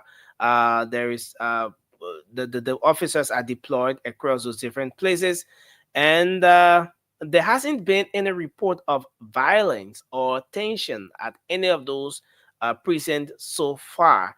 So going back a little, it's been a little over 3 hours, pretty close to 4 hours since the precincts or the polling places were opened this morning. We're moving very close to 4 hours now, but even with that, we've not come across or that there hasn't been any major report or any report of some sort of tension or chaos at any of the centers across the different places, which is a very good news so far. And once this is maintained, that will send a very good message with respect to the conduct of the people there in Nima County, as everyone is looking eagerly to see how this entire process is going to pan out. We remain posted. We understood at some point, James, that the vice president of the Republic of Liberia was in the process of going to Yes. cast his Uh, ballot. We're hoping that Yekezi will give us updates. so He I will have bring an update on speed on that. that. I have Okay. an update on that. The vice president has casted his vote. He has voted. Yekezi has some technical problems. In the next couple of minutes, we're going to have videos coming from Yekezi, which we will play. He's conducting an interview with the vice president regarding his interaction and how he viewed the entire process. At the time we had Yekezi, it was due to some technical problems that we were not able to capture the vice president live, but he already has the videos. As soon as he send them, we will play them for the Liberian people to see their vice president voting and to also listen to him, what he has to say. And we also have videos coming in from Lugatua. Logato. Videos are coming in from Logato. As soon as we get them ready, we will also play them for Liberians to know what's happening in other parts of Nimba County. Yeah, very important. We look forward to that video as well. And yes, and it's very important. And the reason why there will be a lot of emphasis on um uh, the vice president going to vote, for example, is because it sends a message that uh, the fact that the vice president can take up his time to be there as early as the time he did, then it means that all other people, all other citizens should take this election seriously. And James, a lot of people are more concerned about the campaign period. People will troop in um, when a particular political party or a candidate has a rally or launch of campaign activities. You see people gathered as early as 7, 8 a.m., 9 a.m., 10 a.m. The places will be crowded. The streets will be very crowded. Uh, you know, that is just the festivity associated with the electoral process. This is the D day. This is the actual time when you get to show your support for that candidate you love, or for the political party you love, or for the country or the county. In this case, now Nimba County, which you saw the other love, and you want to see a better representation, senatorial representation for. So it's important, and all we can say here at this point is that there's a need for the people of Nimba County to turn up to vote, to make sure that they crowd those different precincts, and make a decision, be part of the decision making process. One of the elderly men who spoke with Diamond earlier said, if you don't vote, we are kind of vote. We made a decision for you, and whoever we elect become our senator. Senator Prince Yami Johnson was a very influential figure there in Nimba County. Given what we saw there, the euphoria, the turn up, and every step of the way, with respect to the different activities surrounding his burial, his funeral, and all of those things. That could just, the people of the county could just repeat that, in demonstration of how much they cherish the legacy of the fallen senator. You could just turn up and form part of the process so as to show to the senator that you want his legacy to continue on, and you're going to be part of the decision making process. But in any electoral process, it's very important for the people themselves to vote, and that's why it's very important at this point for the Nimbayans to turn up to vote. So the vice president has done that.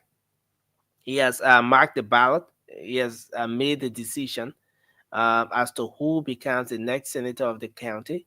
So you can do same, turn up, vote, and all of that. But James, one thing that will always happen, especially during this kind of period, is that parts of the county that you have not seen for a long time, you get to see those parts of the county, especially with the cameras all around the places now. Um, you know, we have our guys; they're showing us the different places, and I was just blown away by that school. And somebody saying, "Oh, you acting like you've been out of the country," but no, it's not about being out of the country, but just the condition of the school. Just looking at that particular place where Diamond reported from not too long in District 2, Nimba County, the Bon Lapar school is just so terrible.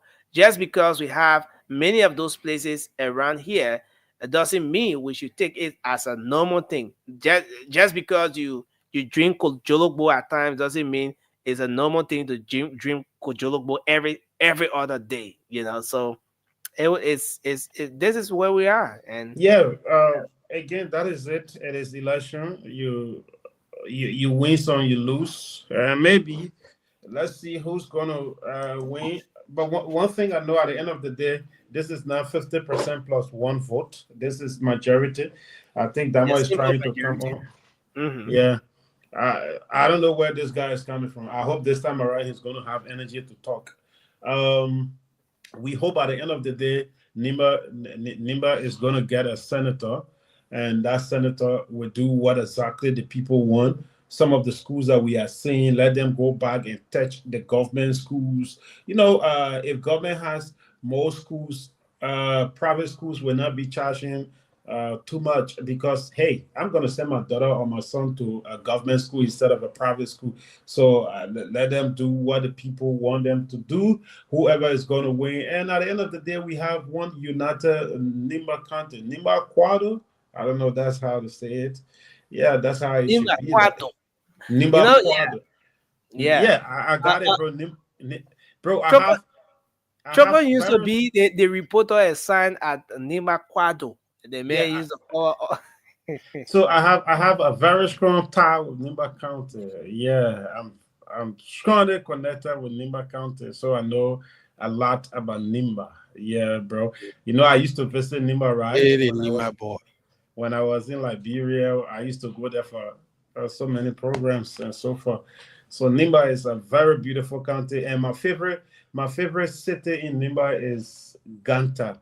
Ganta is my favorite city. But hey, bro, that is it again. Let's wait and see what's going to come out of Ganta and other parts of Nimba County today. But I'm very sure before this hour tomorrow, there will be projection. And that projection will be pointing at a specific candidate as a possible winner. Yeah, we're going to see projection tomorrow. By this time, we will have projection coming out. James, what we're seeing now, if this continues, this is how you get unexpected results in elections. I'm telling you. Now, forget about the crowd you see during the campaign period. Forget about how many thousand people a particular candidates were able to pull out. But what determines the win is the number of people who turn up to vote. So candidate SYZ may have been the least candidate during the campaign period. He may have pulled up just a few hundreds of people, but if those people are committed, and if those people constitute the majority of the low turnout we see now, you never know. You never know. And that's why I think even the political actors now, those 7 candidates, or let's make it 6 candidates in the race, should at this point be taking on to the media, be engaging their people and encouraging them to vote, to turn up, to form part of the process. Because forget about all the festivity that just went on. If the people cannot turn up to vote, is of no use. It's a waste of time, waste of resources, waste of everything. A display of patriotism, a lack of law for county. Though a lot of people may have their own reasons why they may not want to turn out to vote and all of those things. When was the last time you went from county to vote? You give a chance. No. Listen. Don't bring triviality in this thing. Damo, welcome. Yeah, they got in Monrovia. Damo, welcome. I'm not Thank going you. to go Thank you. Thank you, bro. James. I get you. And you defending yourself. Go ahead, Damo. Yeah, so we here in the Vempa community in Sanikole City, still in district number 3, and this is the Vempa Public School. It has got 4 polling places, and there is the presence of police officers as well. We spoke with the PO earlier.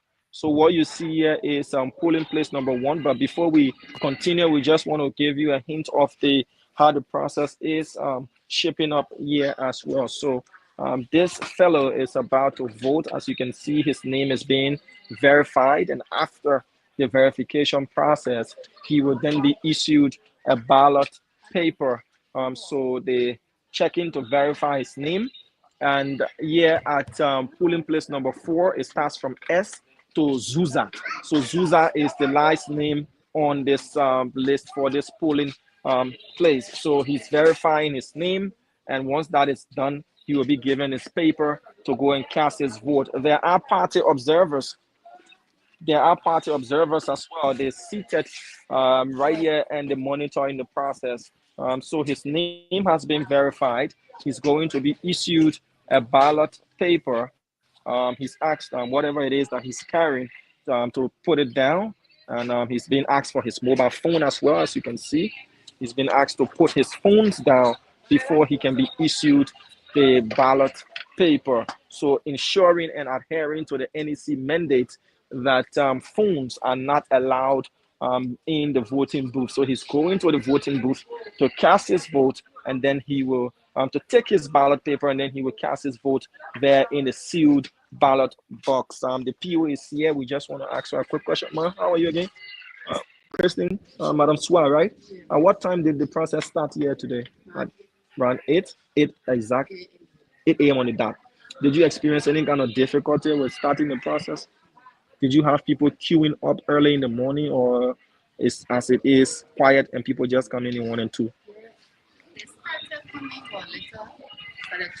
Okay, all right, man. Thank you. So there you have it. She said they started 8 a.m. and people were queuing up here, but after the process started, now the number has declined. So people coming in 1s and in 2s, and they come in to cast their votes as well. So this place has got 4 polling places, and it's still here within the city limits of Sanikole. So we will remain live, James and Nelson. We will show you the new barracks community where they're constructing the new army barracks, so that will tell you that the soldiers of the armed forces of Liberia are within the confines of their barracks as well. So we'll keep the live on as we leave from here to go. So this fellow has finished voting, and we can see if we can speak to him for a minute. Chief, hello, how are you? You mind if we just talk to you for a minute, please? A minute of your time. Thank you. Morning. Your name? Good morning. I'm sitting in. Okay. I see you just came in and you were able to cast your vote. What can you say about the process? I see the process to be very smooth and easy. For now, I can't say anything regarding conspiracy or whatever. I see it to be very easy. There's no challenge. There's no carrier. People who coming at the time to do that. Okay. What about the mandate from the NEC to now take your phone into the voting booth? Do you have any issue with that? Personally, for me, I don't have issue with that. Okay, you think it's okay? I think it's okay. All right, sir. What do you have to say to others who are saying, well, it's too early to come and vote and all of that? I know it's a personal decision, though. But any comment concerning people coming to vote, encouraging them on that? Well, I would send encouragement out to people because it is our national duty. We should not take it lightly because this is where decision is made on behalf of our country and our children and ourselves. So if you are home and saying maybe I'm not going or maybe it's too early, it will be like what you have in mind will not be realized if you do not vote. And equally so, if it comes late and you are denied because of time, you will not also realize who you have in mind. So I want to encourage people out there to come and cast their vote because it's where the decision is taken. If you cannot vote, you can make no decision. Okay, sir. Thank you. Thank you again. So there you have it. So we'll just remain here for a minute. As you can see, folks are coming in ones and twos, and they're coming to cast their vote. There isn't any queue. Like Jurassic is going to pen. There you see the lady is being assisted by the NEC worker. Come with your card, you show your card, and then you directed to where you are to go and vote. So at the end of the day, that's where you go to and you vote. You are shown to your polling place. You go there and you vote, guys. Okay, Damo, thank you. You guys are doing extremely well. And keep on. Let's continue till maybe James Goodell Flomo is elected senator tomorrow. All right, so we're leaving now. We're remain live. We'll just mute the microphone. And when we get around the barracks, we'll show you where the soldiers are here in Sanikole, and they're within the confines of their walls. So we're about to leave, and we'll pass around the barracks. So we remain live. But each of the polling rooms, let's just go to all four of these polling rooms or polling places to show you the presence of observers and how they're looking at this process as well. So police officers are all here, but it's quiet and calm.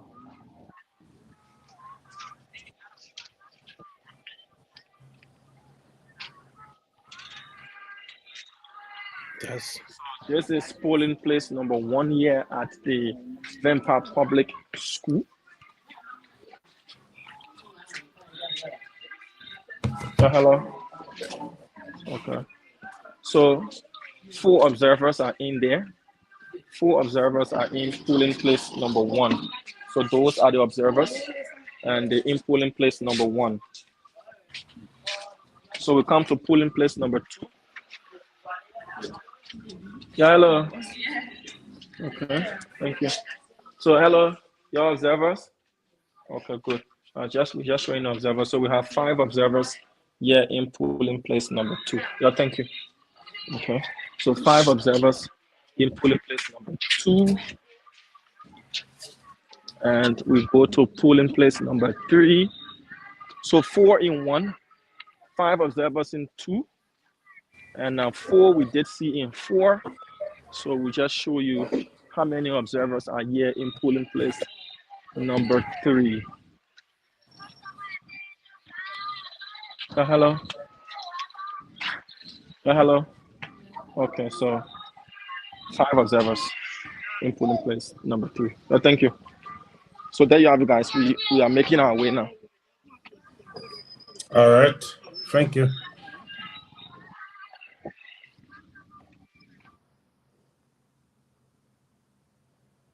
Okay.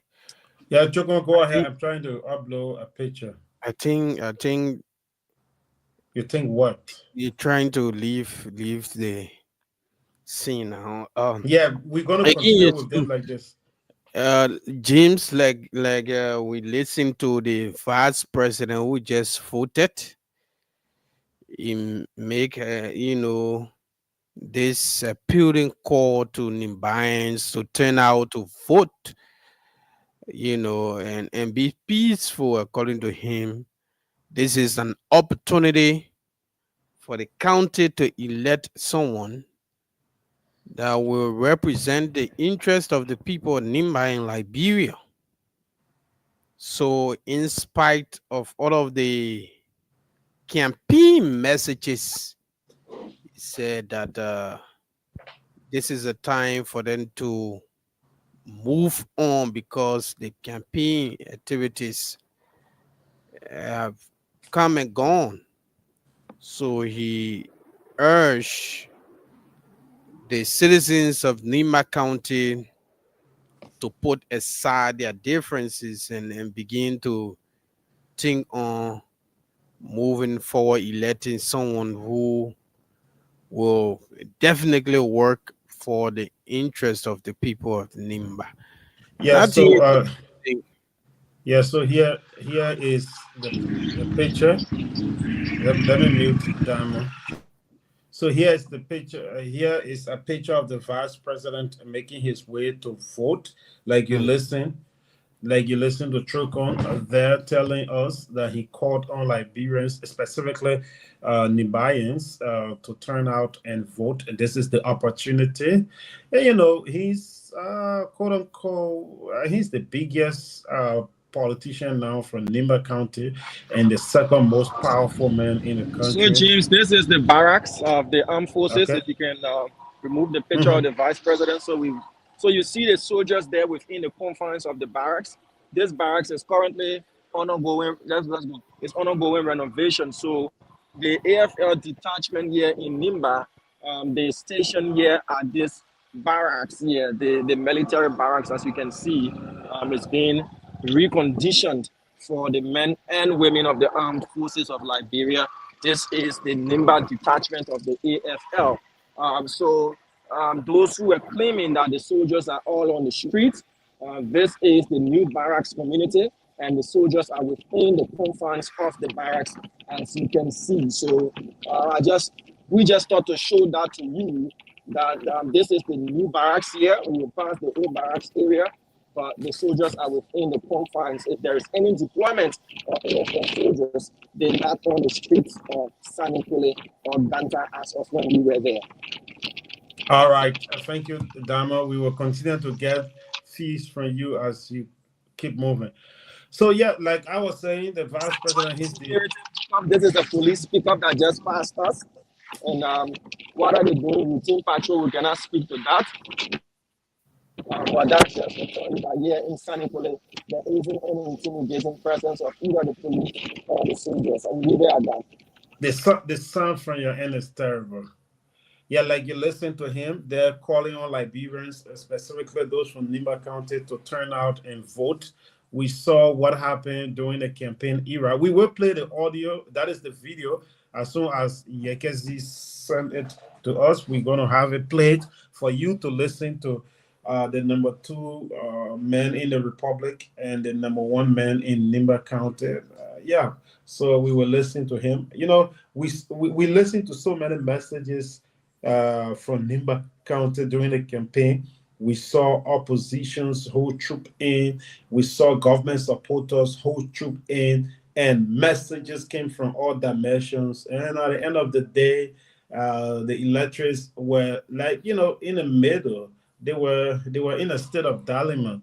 But now no opposition or government supporter will tell them, hey, give me your hand, vote for this person or vote for that person. They themselves will make a decision in a voting booth. So, yeah, we hope at the end of the day they make the best choice. Let's see if we can bring Yekezi on. Yekezi, welcome. Senator Joseph. Yeah, Dama, we will get back to you. Yekezi, welcome. Yegezi, are you there? Yekezi, are you there? I think Yekezi has problem. Yeah. We will get back to him as soon as everything is okay. Yeah, Dama, you were saying something before. Yeah, so remember we were on election coverage, but there was a serious inquest in Monserrato concerning the presence of any whereabouts of Senator Sir Joseph's Monserrato Transport Service that he brought at the time to alleviate the transportation issue caused by the NTA not being in total existence. So we've seen some of those buses are parked here in Sanikole, the ones that we've seen the out of order at the moment. But the story is those buses were brought in on a contract to the mining giant ArcelorMittal. So we just saw a few of them, and we thought to bring that up. We're moving to another. So you have located one. Not one, about 6. Oh, you located 6. Better go do your election work and be the people for 6. You pick it up. You get 5 yeah. So Troko, let's see if we can get Yekesi back. Yekesi, welcome. Yekesi, are you getting us now? Are you there?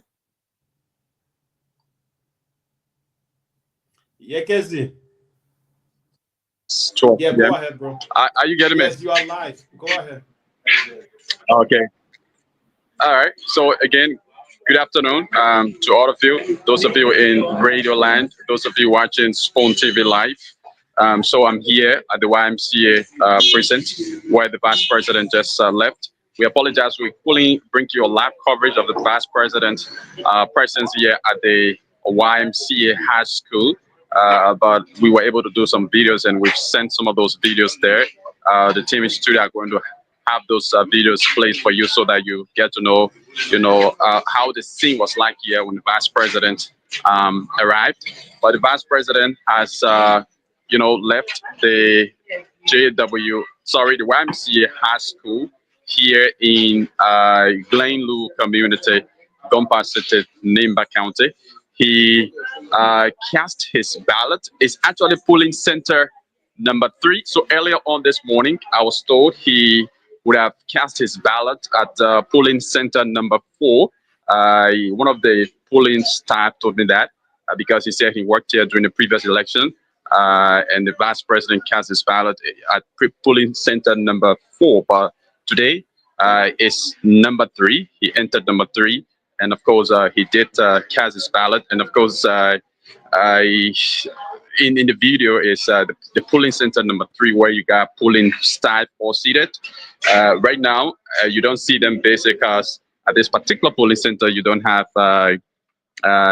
anyone. So they are basically relaxed. But the vice president left, and for a minute, I would say, in estimation, he was able to speak to the press. The tension here was very high because there were a lot of media folks here who wanted to get the scene of the vice president casting his ballot. But we spoke to him for 1 minute about the process and said the process was good, it was smooth.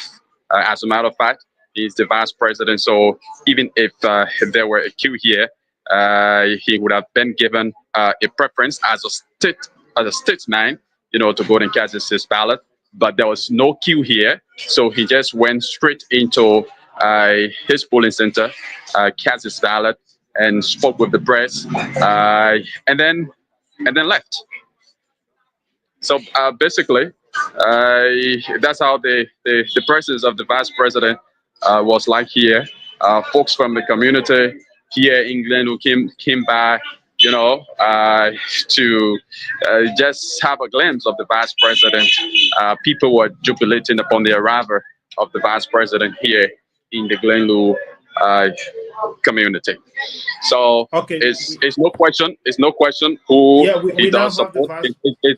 It's no question who the vice president voted for. He has said publicly that he supports the MDR candidate, Samia Koga. So obviously, apparently, the vice president did vote for Samia Koga here at the YMCA precinct. Okay, we now have the vice president's video. Let's play it for Liberians to listen to what their vice president said.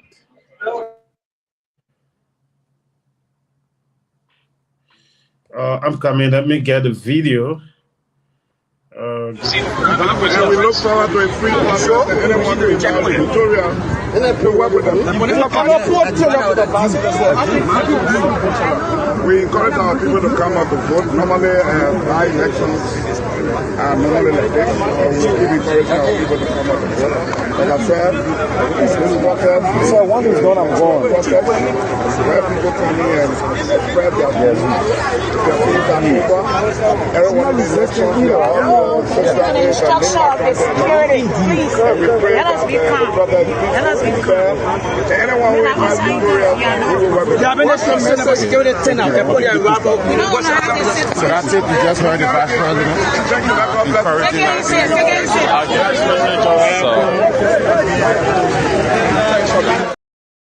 Okay, that is it. Chukon.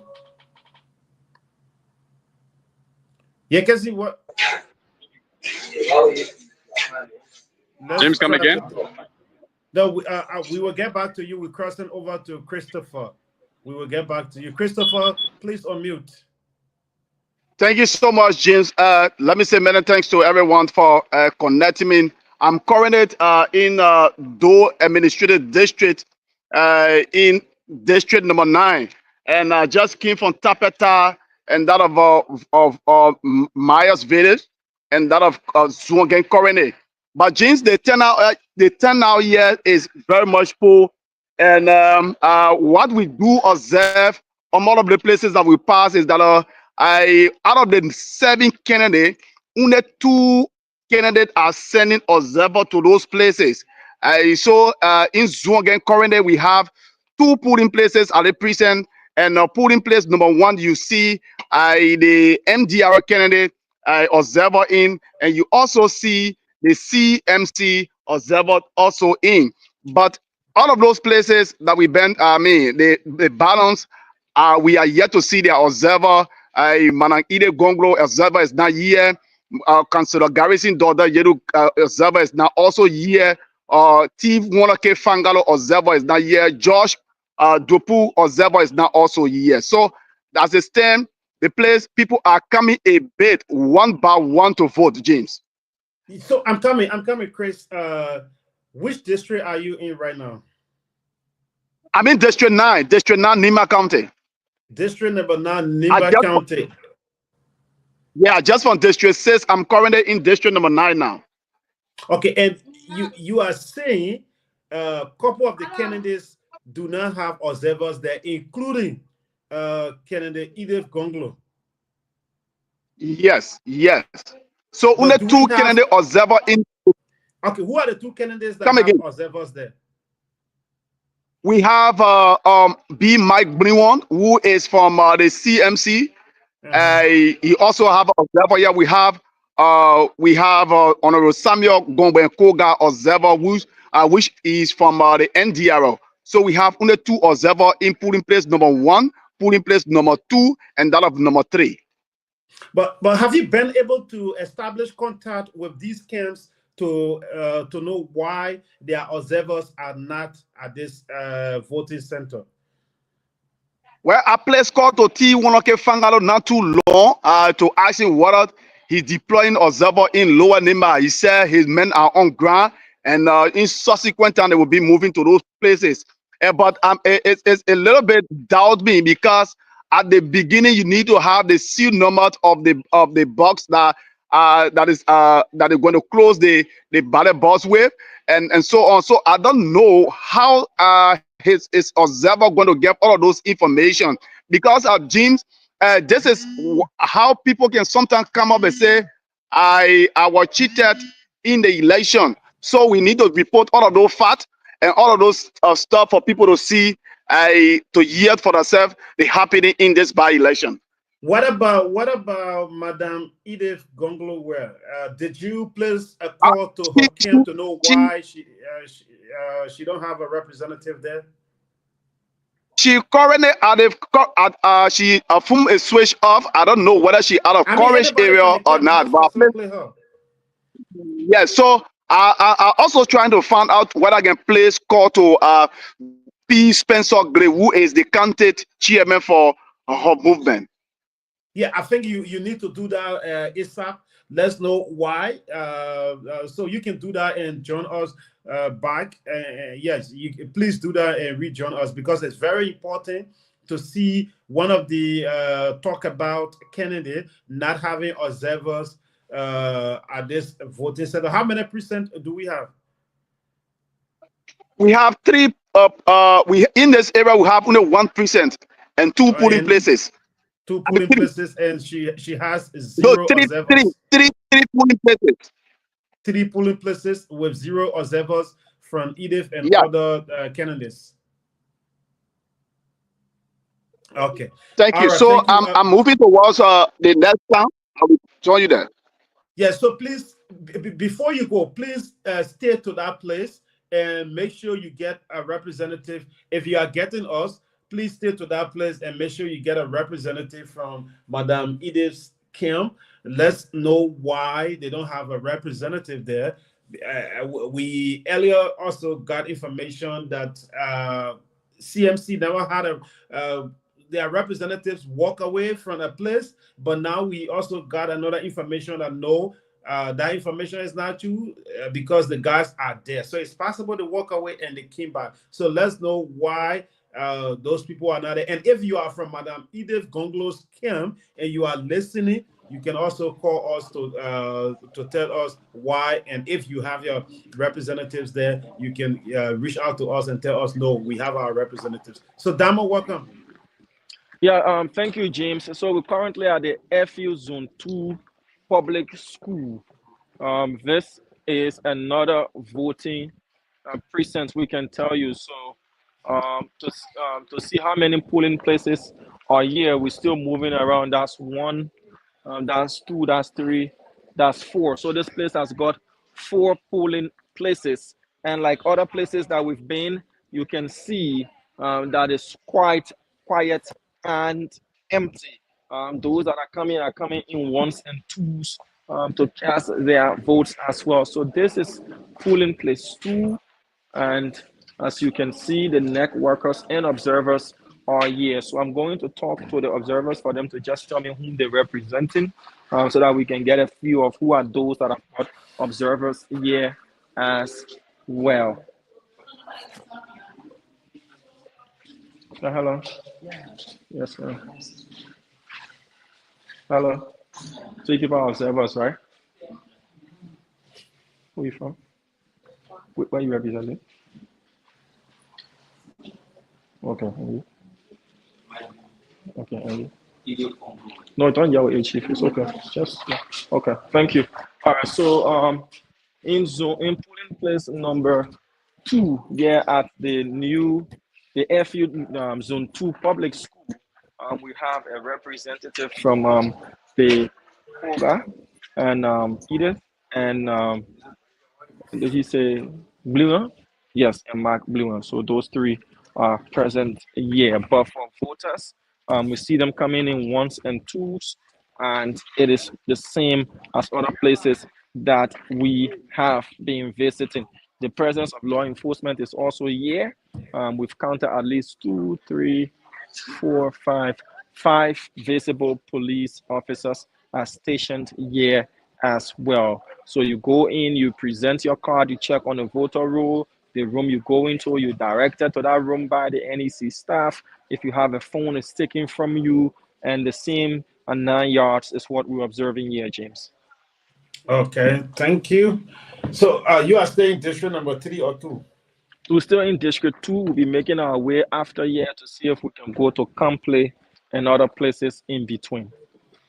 Yeah, because we just spoke with Christopher. He's currently in district number 9, and he was at a precinct with 3 polling places, and he said only 2 candidates have observers there. They are CMC and Representative Koga. The rest of the candidates, including Madame Edith Gonglo, do not have representative there. All right, so we'll also start adding that as well. So the first place we went, we saw 3 observers representing 3 of the candidates. We want to see if we can go to all of the rooms here and see whom are those they're representing. There are no voters in those places, so they can tell us who they're representing as well, for that not to sound like they mentioning the name of somebody who might be influenced by another person's vote. Okay, thank you so much. And it's very important, right? Like we said earlier, you need to have. Okay, Okay, I let's think. Hello. Yes, sir. let's So take. we observing. Who are you representing? Who are you representing? Okay. And you? And you, ma? Who? Who you representing? Okay. So you say, and you, and okay. So all right. So in this room, we have three observers. I think this is one. Are you an observer inside here? Who you here for? Okay, thank you. All right, so four observers in room 3, and they represent Edith, Fangalo, MDR, and Yelu. So those four are present in room 2. But In room.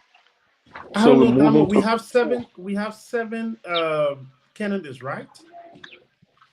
yes, we do 6 or so, but we're Yes, coming to 7. 4. 4. Hello. Hello? Hello, Chief. How you doing? Hello. Excuse me. Are you observers? Yeah. Okay. Thank you. What's up, Chief? Who you representing? India. Okay. And you? Who you representing? Hmm? Who you representing? Okay. Who you representing? Okay. Which one? Because the many. Okay. 3. Okay. Thank you, ma'am. You from Observer Group ECC, right? Thank you. And you, who you representing? Okay. Okay. Thank you. And you, Chief, who you representing? Who you representing? Are you an observer? Who you representing? Okay, thank you. All right, so 1, 2, 3, 4, 5. Thank you, ma'am. All right.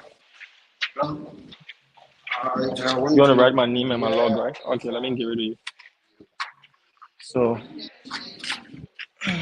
I did, I introduced myself to the ES. Okay, I can do that. So, hello, my name is Diamond Slanger. I'm from Spoon FM and TV, and we are accredited to cover the elections. That's why we are here. Okay, thank you.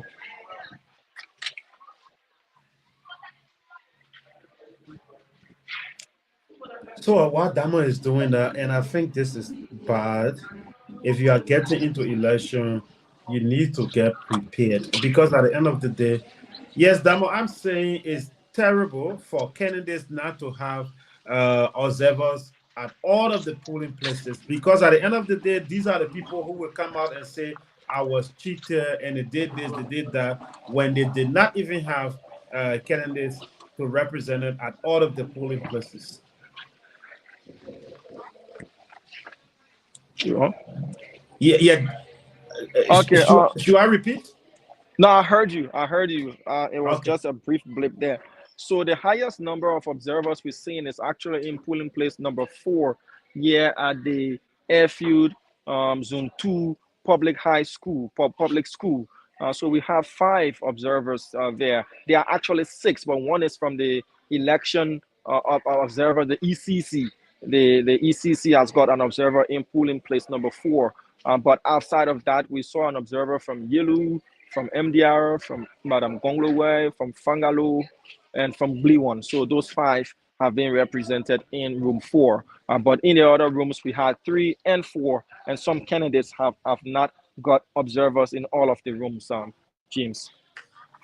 Yeah, that is what I'm saying. They should have their agents everywhere to make sure that things are observed. Because at the end of the day, these are some of the candidates who will come out and say, "I got cheated in A, B, C," and if you find out they don't have, or they never had agent or observers there. So I think politicians in Liberia need to work on that.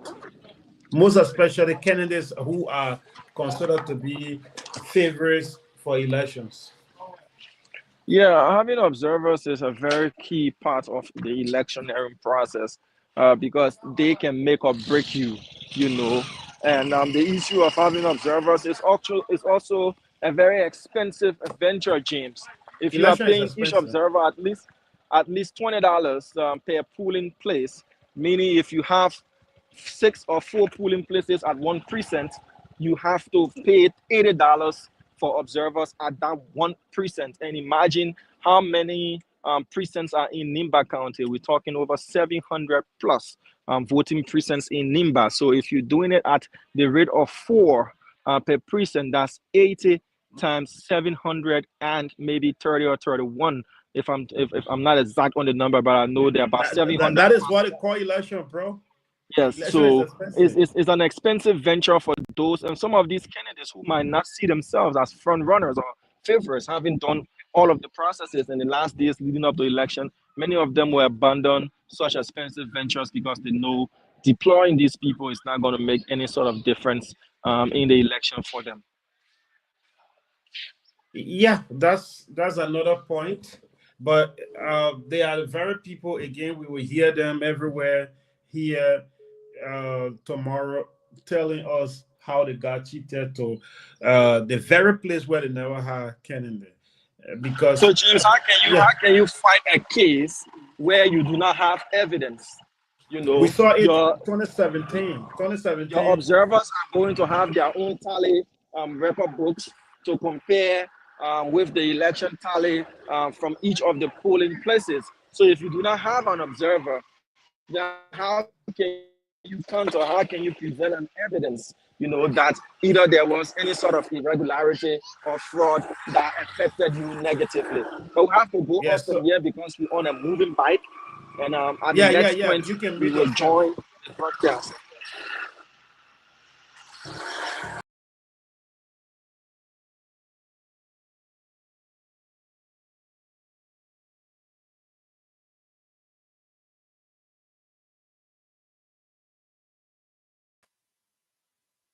James, can you hear me? I'm hearing you. Okay, but I I'm think you're hearing you. muted. Yeah, I think because I thought you guys were in missing action. No, we here. we Missing we to go where to we go we for in Nima. we're making some adjustments in the background, James. Yeah, so this is troubling for me. It's troubling because I follow elections in Liberia. The 2017 election was a landmark election, which ended. I mean, the presidential election, which ended in the Supreme Court, right? And this was one of the major issues that the Unity Party, the Liberty Party raised. This was one of the major issues that they raised. That to most of the polling places, they claim that their votes were changed and given to the CDC then. And that case lasted for several weeks in Liberia, right? We covered that election, and at the end of the day, the CDC still won the election because they could not prove, the Liberty Party and the Unity Party could not prove their case that there were manipulations where tally sheet got turned around to the CDC. And they said they have, observers to these places. And at the end of the day, it got established that they never had observers to most of these places. And when we got out of the Supreme Court, ruled against them that you cannot prove that you have observers to these places and your numbers got turned into CDC numbers. At the end of the day, CDC won the presidency. And again, learning from the 2017 elections and coming to 2023, again in 2025, we still see formidable candidates repeating these mistakes when they have fundraising around here to get money to have, observers to all of the places. I think it's troubling and it's just sick on the part of those who don't have observers to all of the places. It's sick, and I think it's intentional. You cannot get into election. You have 763 polling places. You should get prepared and get it in your mind that you need 763 or maybe 800 people because you have to get backup, right? You need to have the exact number to represent you to all of these places. You cannot get some here, get some there, and the other place be that tomorrow you jump in the street and say you got cheated to where you never hired anybody. Who are you going to crack to? Yeah, bro. Go ahead. Again, James, to just put a spin on what you said earlier on, election processes, even in our presidential elections, you found out that there are some candidates may not even get a number of votes in their various churches. They will not even get votes as compared to their own home. So many of those candidates will feel that spending money to hire observers for more than 700 polling places. It's just a waste of money. Sometimes they don't even have the money to do that.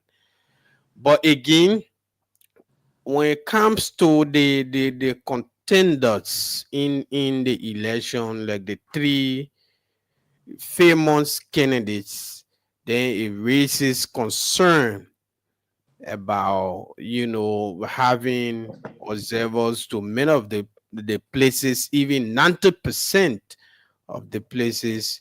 It speaks volume because, mind you, now election, the form and manner in which election results are overturned by the court or by the election hearing officers is based on certain percentage of the gravity of irregularities in the election process.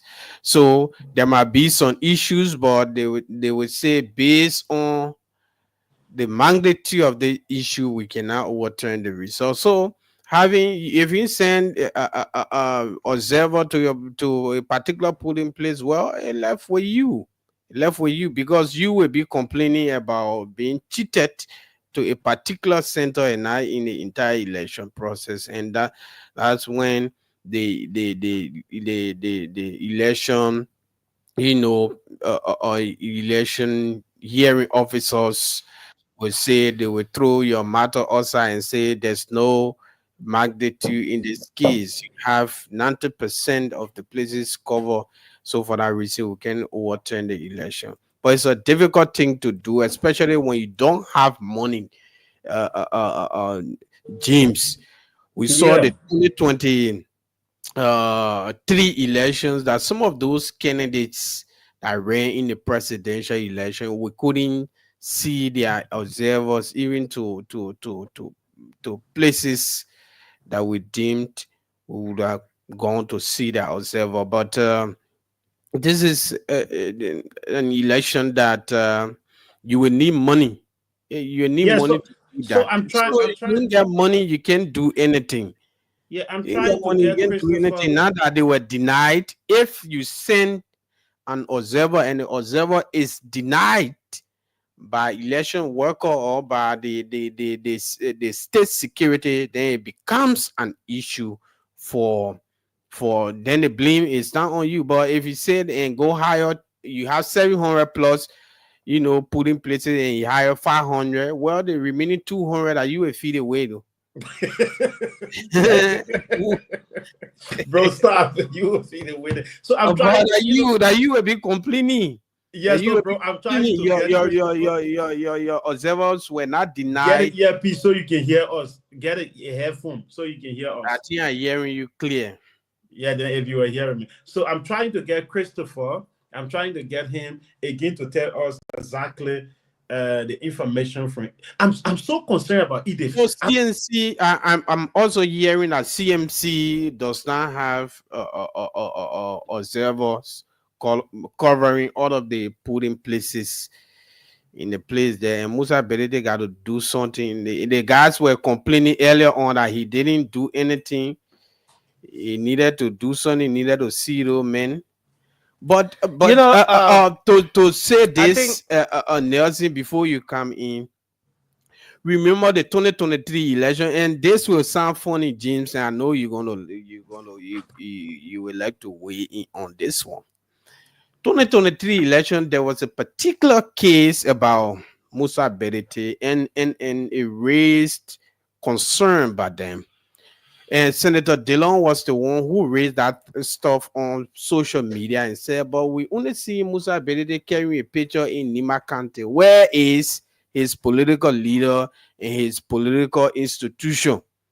Only Bedete's t-shirt was on, and the people, Bedete had t-shirts in cartoon, in trucks going, but we did not see Kumis and the other people, and the people. And when Senator Dillon raised that issue, the next day we saw people defending that, and just days to the election, we saw him carrying at least one cartoon or t-shirt sharing on for And I think Benete also has deficiency when it comes to that. Even promoting. Even this current election, we did not see him promoting his candidate. Yeah, he yeah. left Liberia, he went to the way the London. vice president is doing, or he did during the campaign. That's the point I'm trying to make here. That Benete used to maybe promoting himself, not to get somebody t-shirt on him. I did not see even blue one t-shirt on the man. I see it on the man. So Benete used to that. We saw, during the election, I didn't see the way people were wearing beret, t-shirts, and caps for their Kennedys. I didn't see Benete running with Alexander Cummings.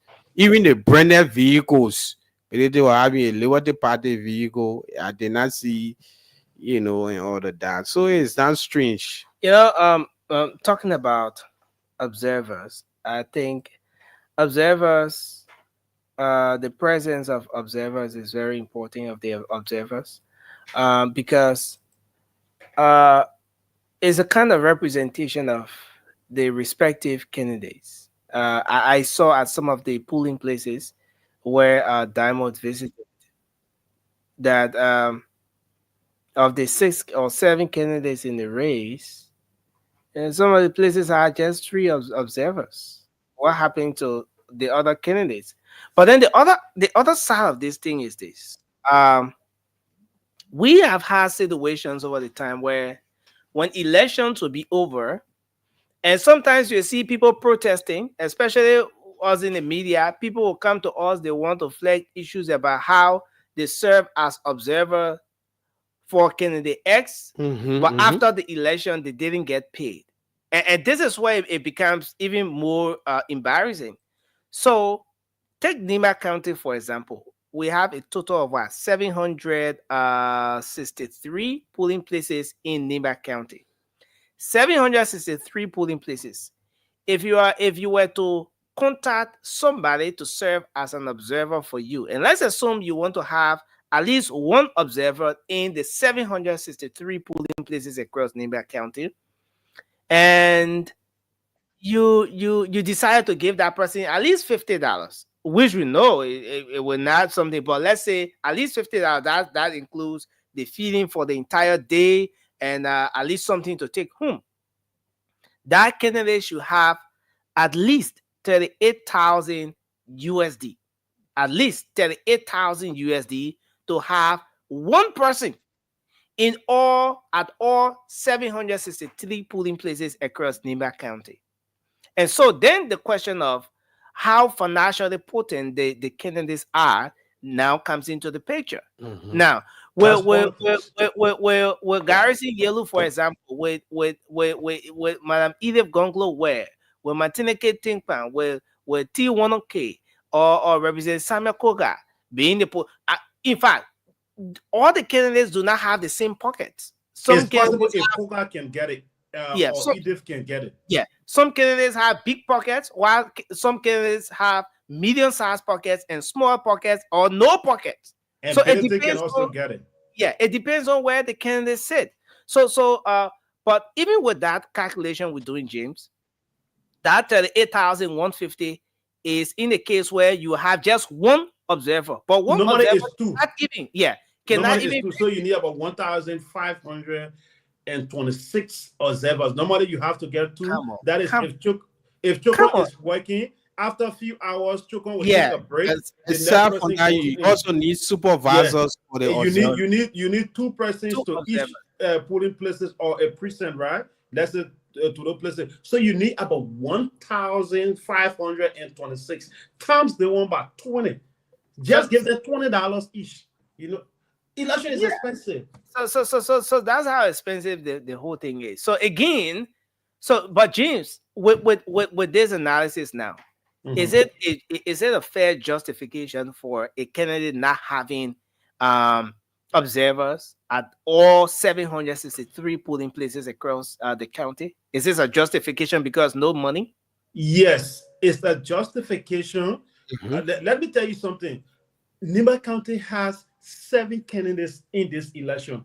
Of Mm. the 7 candidates, we know of 2 that one of them will become a senator. I don't care how the other people feel. Anything can happen. Yeah, Let's forget the bro. two things. Yeah, Anything let's can say happen. we know of 2 candidates that at least one of them, or let's say 3 candidates, at least one of them will become a senator. So of those 3, they are forced to have at least 98% of the places covered with their voters, if possible, 100% with their supporters, rather, to serve as party agents or as observers, right? We need them to have those people like Madam Edith and Representative Coker. They need to have representatives to all of the places to serve as watchdog for them. What happened if Coker has representatives to all of the places, and Madam Edith cover about 80 or 90% of the places? 10% she doesn't have a representative there, and tomorrow she begins to complain for the 10% that she never had representative, or Koga begins to complain of the 10% that he never had complained. Where is the case? Where is the case that Kuga will present to NEC that, oh yes, I have my representatives here, or I Yeah. never had representatives here, but I believe Yeah. that you cheated me there? Kuga will have no case because you had a chance. Absolutely. Yeah, you had a chance to send a representative there to serve as watchdog. Edith will not have a case because she had the time to serve, to send people to serve as watchdog. That is why Elections Commission allow you to have representative, at least 2. One will be in when that person is tired, they can change after some hours. The other person go in and the other person take a break to water break or food break or whatever. You need to have at least 2, one in, one at a time. You need to have it. And the most important part would be during the counting era. If that time comes and you don't have a representative, bro, any result that come, that berekatua, you're not So so likely so you will take it. there are so many things that are coming into play here. I see Diamond is trying to log on. Once he comes on, we're gonna get him back on. But there are too many things that are coming into play here. Yes, we can look at the financial aspect, wherein it's costly. There's so much cost attached to getting representatives or your observers out there. But your observers become your eyes. So, like you said, every polling place where there's not a single observer for a particular candidate, then it means that you don't have an eye, you don't have a representation there, because few other candidates may have their own observers there, but those observers are looking up for the interest of the people who sent them there, and not you. But again, James, given where we are at the moment, I haven't seen any significant shift in the voters turnout so far. It No. remains very low, even with about 4 or 5 hours into the voting day.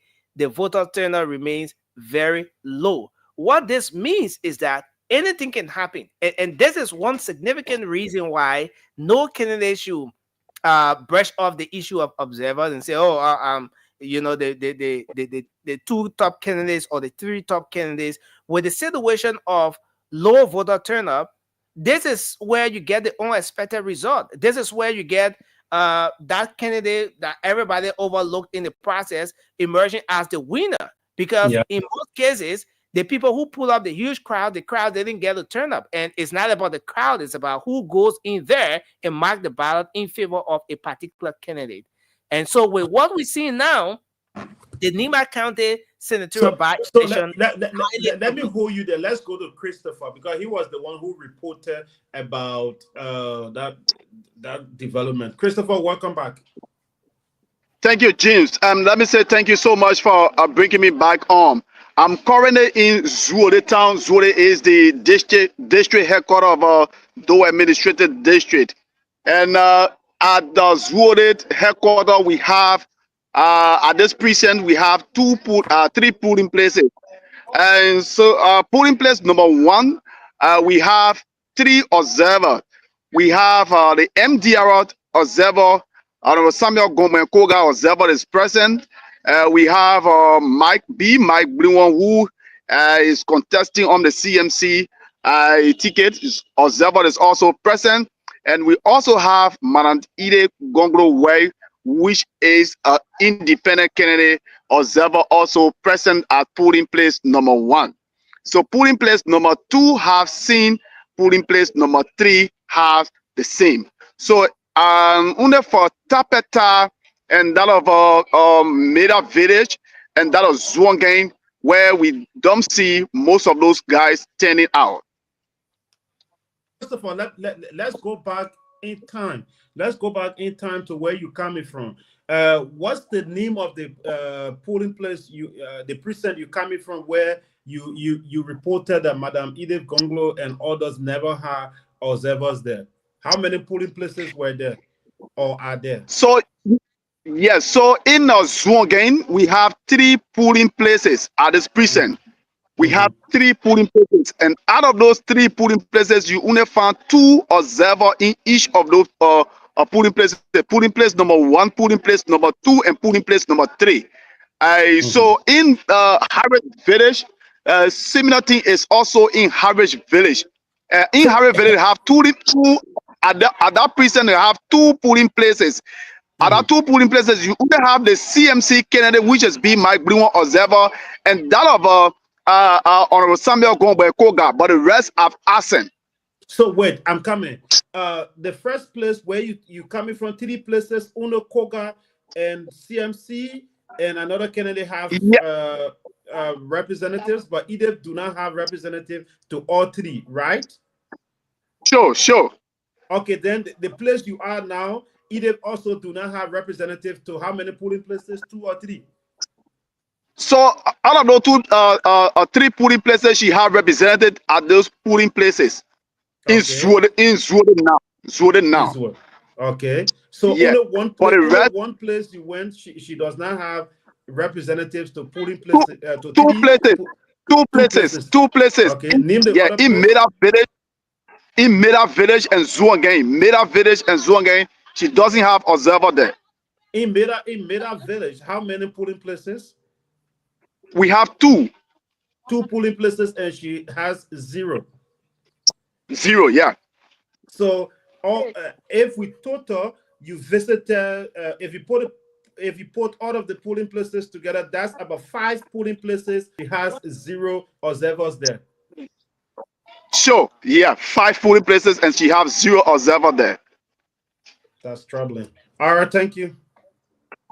So I'm moving now to Great Township, and I'll report. Yeah, go ahead. So the turnout at the Zwolle headquarters is also poor. People are not coming in to vote. They are coming one by one to vote. So as I leave for here, I'm going to Zwolle, and I'll also be leaving from Zwolle to what? I'm leaving for Great now, and I'll also be featuring from Zwolle, Dompa, and the rest of the places. So, Chris, where you are right now, is the rural part of the county. Unlike the previous places we got reports from Ganta City and Senequili, respectively. But here is the rural part of the county. What is it like? Security presence. Well, the president of the Liberian National Police is hard in Zwolle. I met the Liberian National Police presence here, and they are manning the the process. And I just passed by the two PSU pickup. They are patrolling in and out between Tapeta and that of Sacré-Pied. Okay. Okay. Um, Now you fill us in with respect to the number of observers. Madam Edith Gonglo, where at the places, some of the polling places you went, she didn't have an observer there. But what was it like in terms of the presence of observers for the other candidates? We have 7 candidates in the race. Do they all have observers there? Did you meet Not at all. no? Not at all. So When you in say not at all, Tapeta, when you say not at all, what do you mean? You care to further explain that? okay. Yes, so in Tapeta at the Silver Compound, you only have 3 candidates that's represent that sent observer there.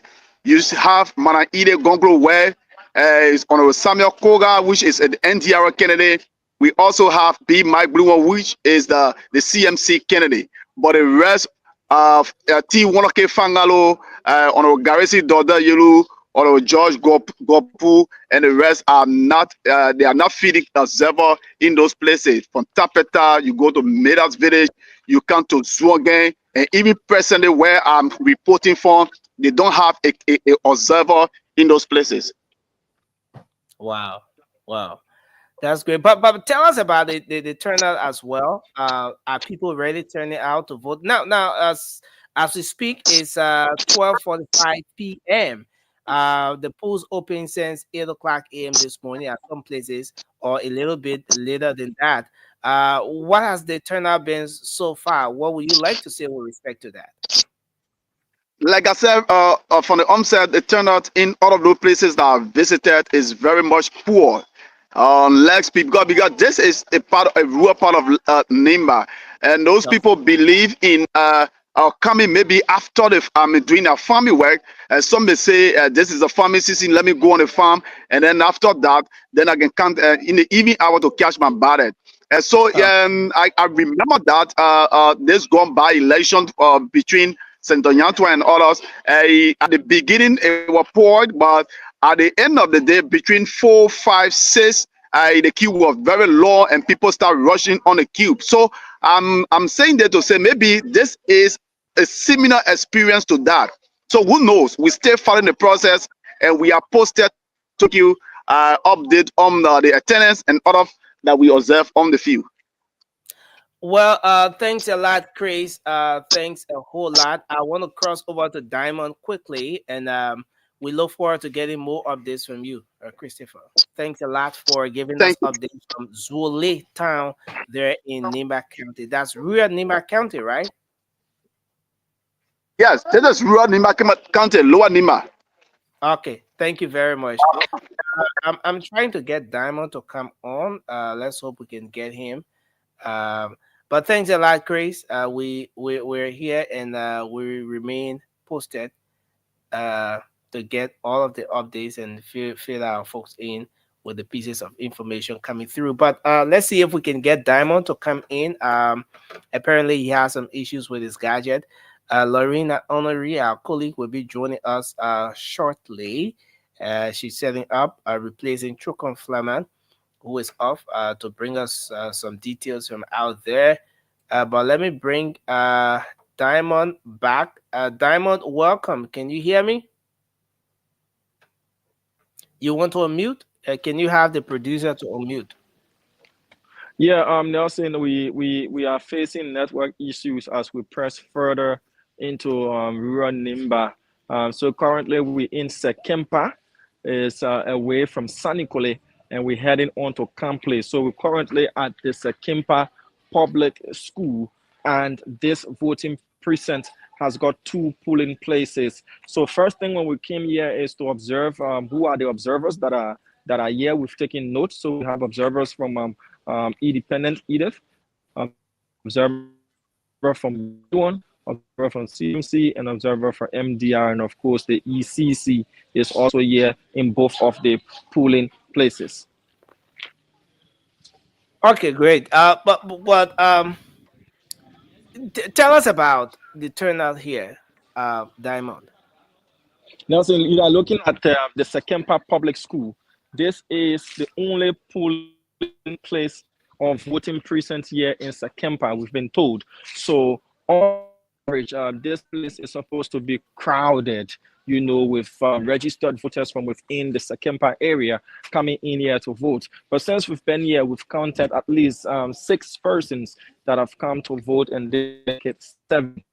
So ones and twos. But as we were arriving here at the Sekempa Public School, we did see a group of women who had come from voting, and they were walking, going about their daily activities. I listened to Christopher Fan, where he said people are going about their farming activities, and we want to come here about 4 or 5 thereabout when polls are about closing.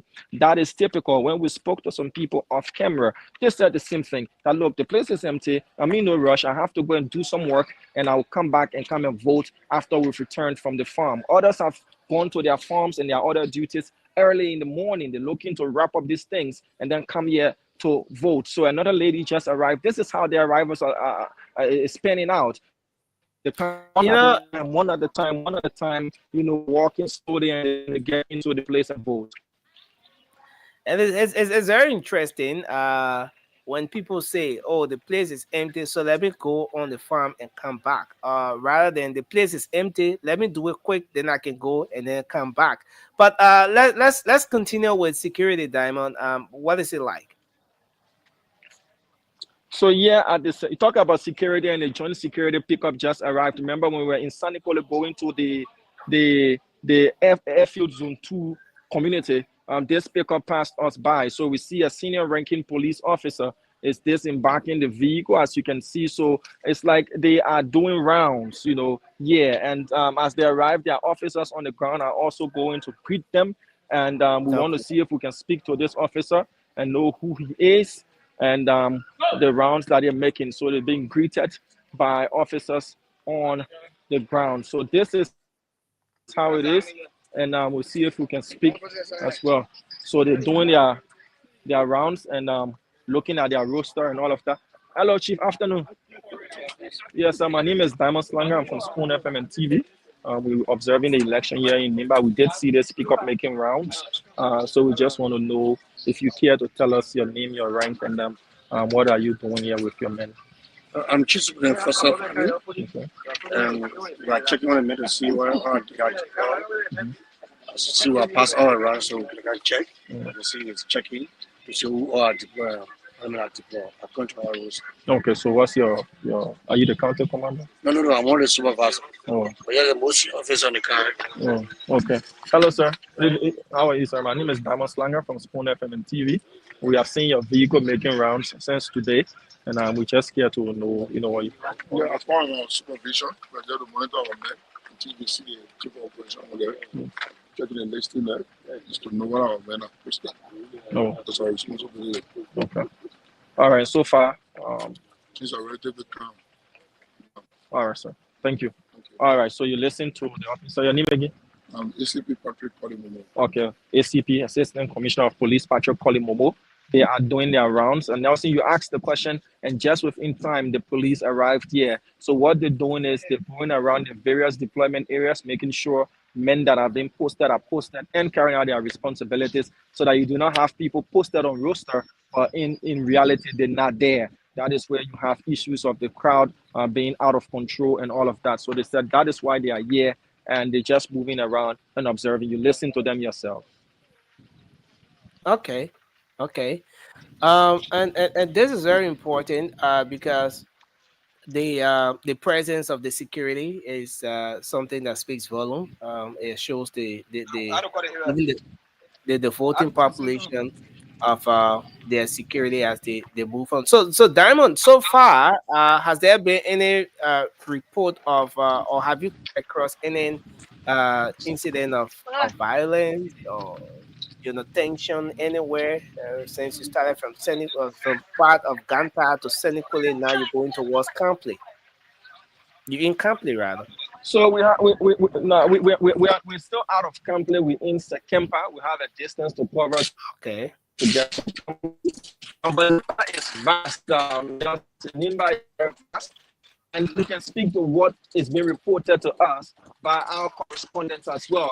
And we're also monitoring online chapters and feeds. So just in case if there is any news of any sort of disturbance or anything of that sort, then we can see how best we too can dispatch. Because in as much as we try to cover much of the county, we cannot cover every part of Nimba as we speak. We're talking about a very large county with over 700 plus voting precincts across this county as well. So far, what we've witnessed, it's been calm, it's been peaceful, it's been empty and quiet as it is here. If you do not see a banner that says a voting precinct, you will probably think it's a school holiday or it's a holiday and everybody has gone to do their own business. But when you spoke about people saying they're going to their farms to be back, you want to go to the farm early in the morning, get your job done, and not be working when the sun is scorching hot. When the sun is scorching hot, and then you can come home after you've gotten your work done, come and cast your vote. That is what most of the folks here we've spoken to have said that they opt to do.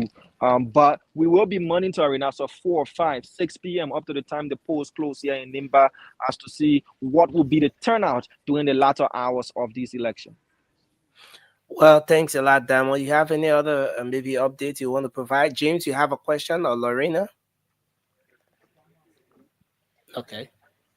All right. So, Damo, any other thing you want to fill us in with just before we Well, we're pressing on. Maybe the next time we get on the live, we might look yellowish or goldish in color because we're getting into the dust.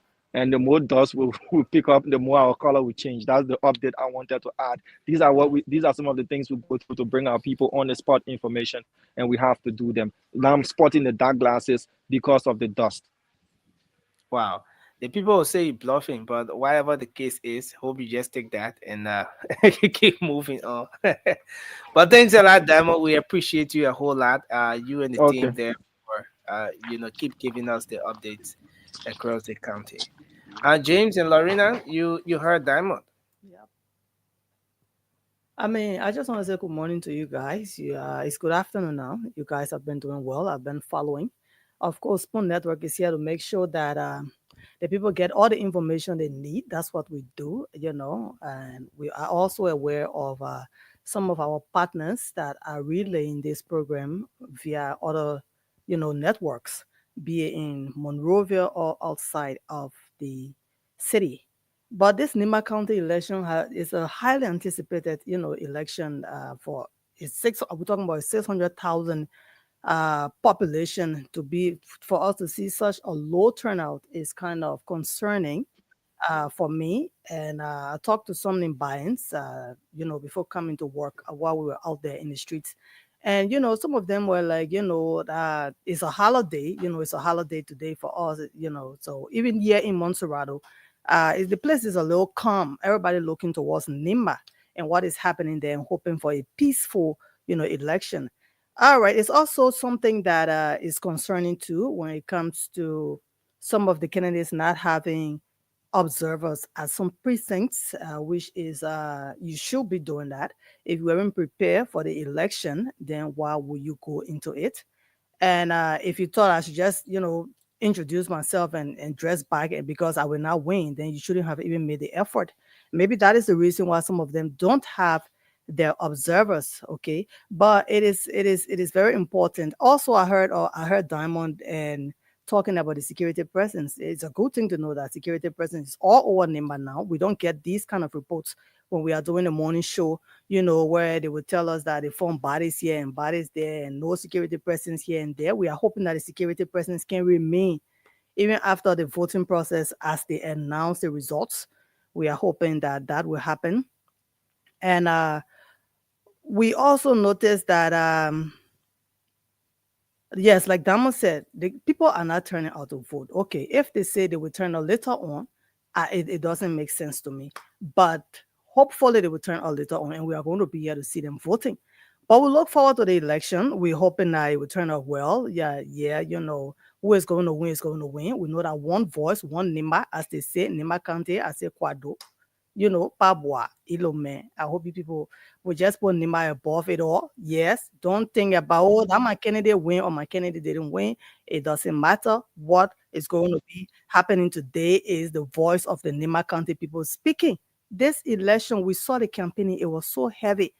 everybody campaigning, everybody wanted to win. People were coming on Spoon Talk, voicing out how what they are going to do for this, the beautiful county Nimba. So at the end of the day, if you're looking for somebody to replace Godfather Prince Yuru Johnson, the fallen senator, because that is the reason why this by-election, senatorial election is being held, then of course people should take this election seriously. I'm talking about the candidates. All right. And that is to make sure you have your observers, because we don't want at the end of the day, we have complaints, we were cheated here, or, maybe some of our tally sheets were turned over to the next candidate. So we are looking forward to, getting better results as our reporters are out there on the field. We are calling on those candidates to make sure you send out your observers so that you observe what is happening. All right. And NEC as well. And thank God for the security presence. And we are here to make sure we update you on what is happening. We'll also go to the streets, James, to hear people here in Montserrat. There are Nimbayans here. All of them didn't leave to go home to vote. And the thing is, if you didn't register in Nimba, you can go to vote in Nimba, even if you are in Nimba. And we heard of the vice president that he voted already. He called on the people to come and vote.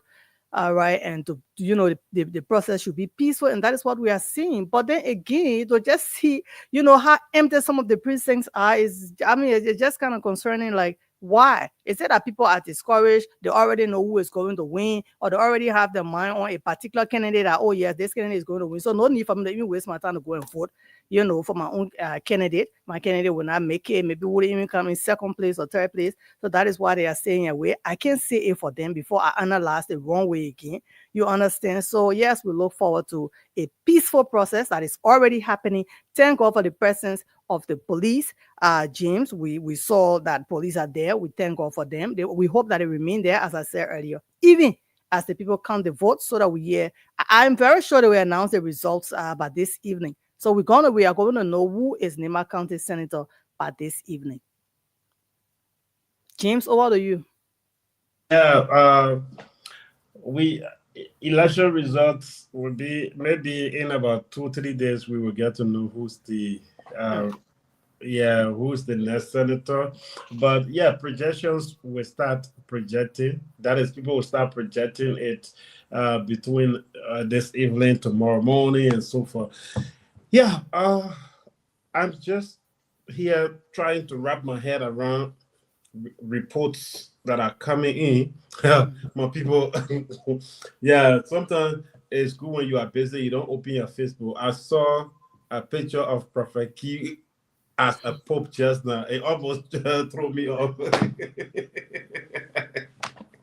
He dressed up like a pope. Wow. So he's the one going to be. He's a prophet now. He named himself prophet. He dressed up like a pope. I got distracted a little bit. So my major concern now here is these reports that are coming in of candidates not having observers to most of the polling places. Some places you go only 3 candidates, 4 candidates, 5 candidates when you have 7 candidates. And I think it's not okay. And they need to work on it. And if they don't want to work on it, fine. Just accept the result that will come out, because you were not represented at all of the places. You have about 763 polling places. Yes, 763 polling places across Nimba County. And now, one of our reporters, Christopher Fan, has covered about 2 polling places. That is 2% with 5 polling places. That is the 2%. When you put them together, one has 3, the other has 2. So that's 5 polling places. And Madam Ilef Gonglo, who we saw her doing rally here in Liberia and elsewhere, has 0 representatives to 5 of those places. 0 representatives. So out of the 763 minus 5 already, that she doesn't have representative as of now. Maybe later they will send representatives to those places, and I pray they do it. I'm calling on them to send representatives to those places in district number 9, Nimba County, because we want to Yeah, we want everyone to be represented. Send if you are from Edith Camp, please tell her people now to send representatives to those places you listen to. Send your agents there. Though it is late now, but not too late, they can still go there and represent you because we don't want tomorrow you coming out to say, I got you there, decision number 9 to this pudding center. And when we check, this is the same place, or these are the same places you never had observers there. So it better you get represented there in order to have a very free, fair election where someone will not come out and say, I was not represented here. They did not deny you, but journalists are reporting that you don't have representatives there. So those of you who are supporting Madam Edith, please call her Cam now and tell her to send her representatives to all of the 763 places. Let her have representatives, including Koga, have your representatives to 763, and to all of the other 5 candidates, you need to do the same. All of you have to get represented, and that will bring I understand why you yeah, well, emphasize so speaking there's this articulate. yeah, there's this African finance minister. I'm forgetting about the country. He was talking about the economy, right? He said, I want to inform you that the economy now is on. That may fly. That is to tell you that the economy now is on path. Yeah. So we hope to get Yekesi back. Yekesi is in Ganta, while Christopher Fan is currently in district number 9. And we have Victor T. Cooper. Cooper, He's in Locatur. okay. Yeah, I got the name right. Locatur. He's Yeah, look at currently in you. Locatur. Mhm. Yeah, he's in Locatur. I think I remember Locatur in Liberian history. There where the war started from. It Right? started from No, boat, Bruto. Botuo. Botuo. Yeah, it started from They, Botuo. they, Yeah, they share border with Ivory Coast. yeah, it's the war started from Botuo. Yeah, there were Charleston and his men crossed, including Yoruba. Yeah. Okay. So we have been hearing of a well-prepared staff, that is the NEC. So NEC didn't stop them from having the observers. No, they did not stop them. Security is visible, thank God. So you have no reason to say, oh, I will not go out there. There's no violence, it's calm. So, and the atmosphere is positive. So, and the voting, I mean, the process started earlier. So we don't know why they don't have observers. It is important to have observers. It's not enough, James, to have a hot campaign, and, where you went out, you campaign well, and then you don't have observers. You could campaign well, and your votes be, you never know, You know what's getting in my mind. I don't want to talk about it, but I just have to talk because this is politics. I listen to some of my good friends from Morovia who are part of some political parties. I don't want to call political parties name here. Who said they were going to Nimba County to protect the vote. They were prepared to go and serve as pool washer. Where are they today? 5 places now. 5 places. This candidate do not have any. 5 places. No, nobody there. So all those guys who said they were going to protect this lady's vote, where are they? This is the time that she needs them. Sometimes some goods are not necessary at a time, because it is not a time to do the good for somebody. You have to do it the right time the person needs you. Like I'm just from eating. You give me anything, yeah, you helping me, but I don't really need food now. I need different thing. Yeah. Exactly. So at this time now, this is the time that the woman need them, and they are now in Morovia, Danny and Wani, while 5 polling places are completely empty. So was it just a social media campaign they had? Was Yeah. it just a social media campaign, showboating around to prove that yes, we are supporting you? No, that's not a support.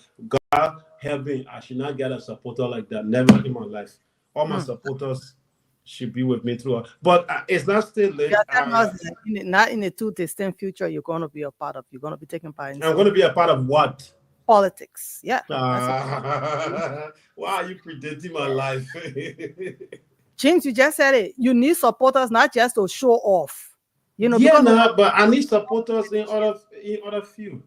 Like I need supporters to give me other things I and mean, I so forth. understand not to just be behind you, James, or then when James really need you, and then you go on back to Monrovia. I thought they would have remained there, most of them, and then see at the end of it, like you said, results will be announced in the next 2 to 3 days. Be Mhm. remain there, and let's get the results. And then Yeah. tomorrow we celebrate. Everybody celebrate, and it was peaceful. We moved on. We have a new senator in Nimba County. But then you went there, the campaign, and then next time we know she doesn't even have observers at some polling places. That is not, it's not okay. It's not okay.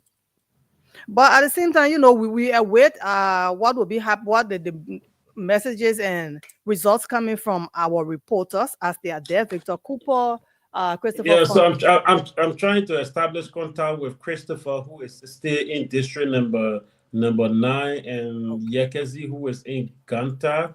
I'm trying to establish contact with them. Yeah, continue. Why? All right. So, in case you just tuned in, we would like to welcome you to this broadcast. It's our 360 broadcast. Of course, we are bringing you reports from Nimba County, where the senatorial by-election is being held. We have 7 candidates in the race, and we have been getting reports from our reporters about some of the polling places, especially District 9, where there aren't observers when it comes to some candidates. But at the same time, some candidates are doing their job well because they have observers everywhere. And so we'll make sure to bring you play-by-play activities as we establish contact with our reporters on the field there that mean they are everywhere in Nimba County, in different districts, in different states, cities.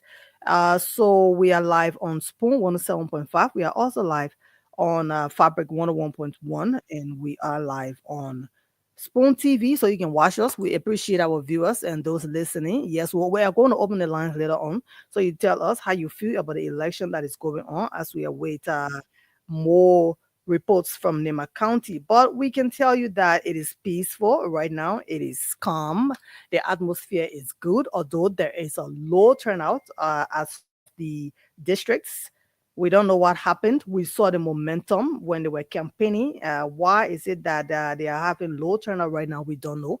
We hope that they can. We heard from Diamond Slanger that some of them say, oh, I'm going to the farm after the farm because I don't see much people. Some people are moved by crowd. Maybe if you saw close to 5,000-6,000 persons at a precinct, then you would say, oh yeah, now I'm in the mood to vote. But if it was me and I didn't see much people, then I would just go on and cast my vote and then leave. But to go on a farm, maybe by the time you come from on the farm, you're already tired. We are not even sure if you're going to show up to vote. So we won't be surprised if NEC announced some low turnouts at some of the precincts. We are calling on Nimbayans there in Nimba. Go and vote for your candidate. You were dancing behind these candidates when they were campaigning. Why are you not turning out to vote? It doesn't matter if maybe you got discouraged. You think, oh, no need to waste my time.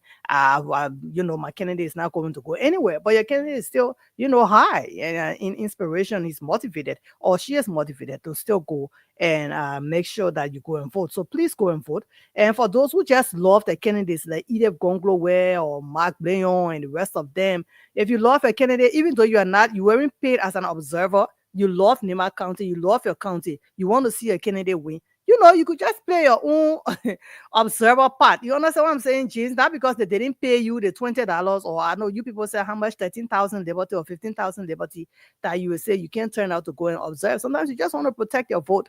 You just be around and see what is going on, work alongside the NEC, just tell them you are here, on behalf of this candidate, and become an observer. The candidate can be everywhere at the same time.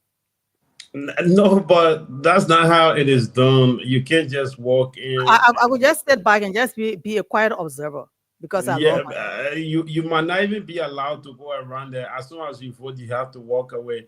Don't forget, James, during the election in 2023, we had people reporting back incidents to us that they weren't Yeah, observers, but yet they were still reporting back to us, and some of these reports were true.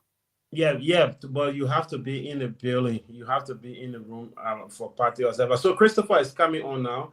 Okay. He's to another place, and we will also ask him about update regarding those 5 places he talked about earlier that EDF do not have observers there or party agents there or agents.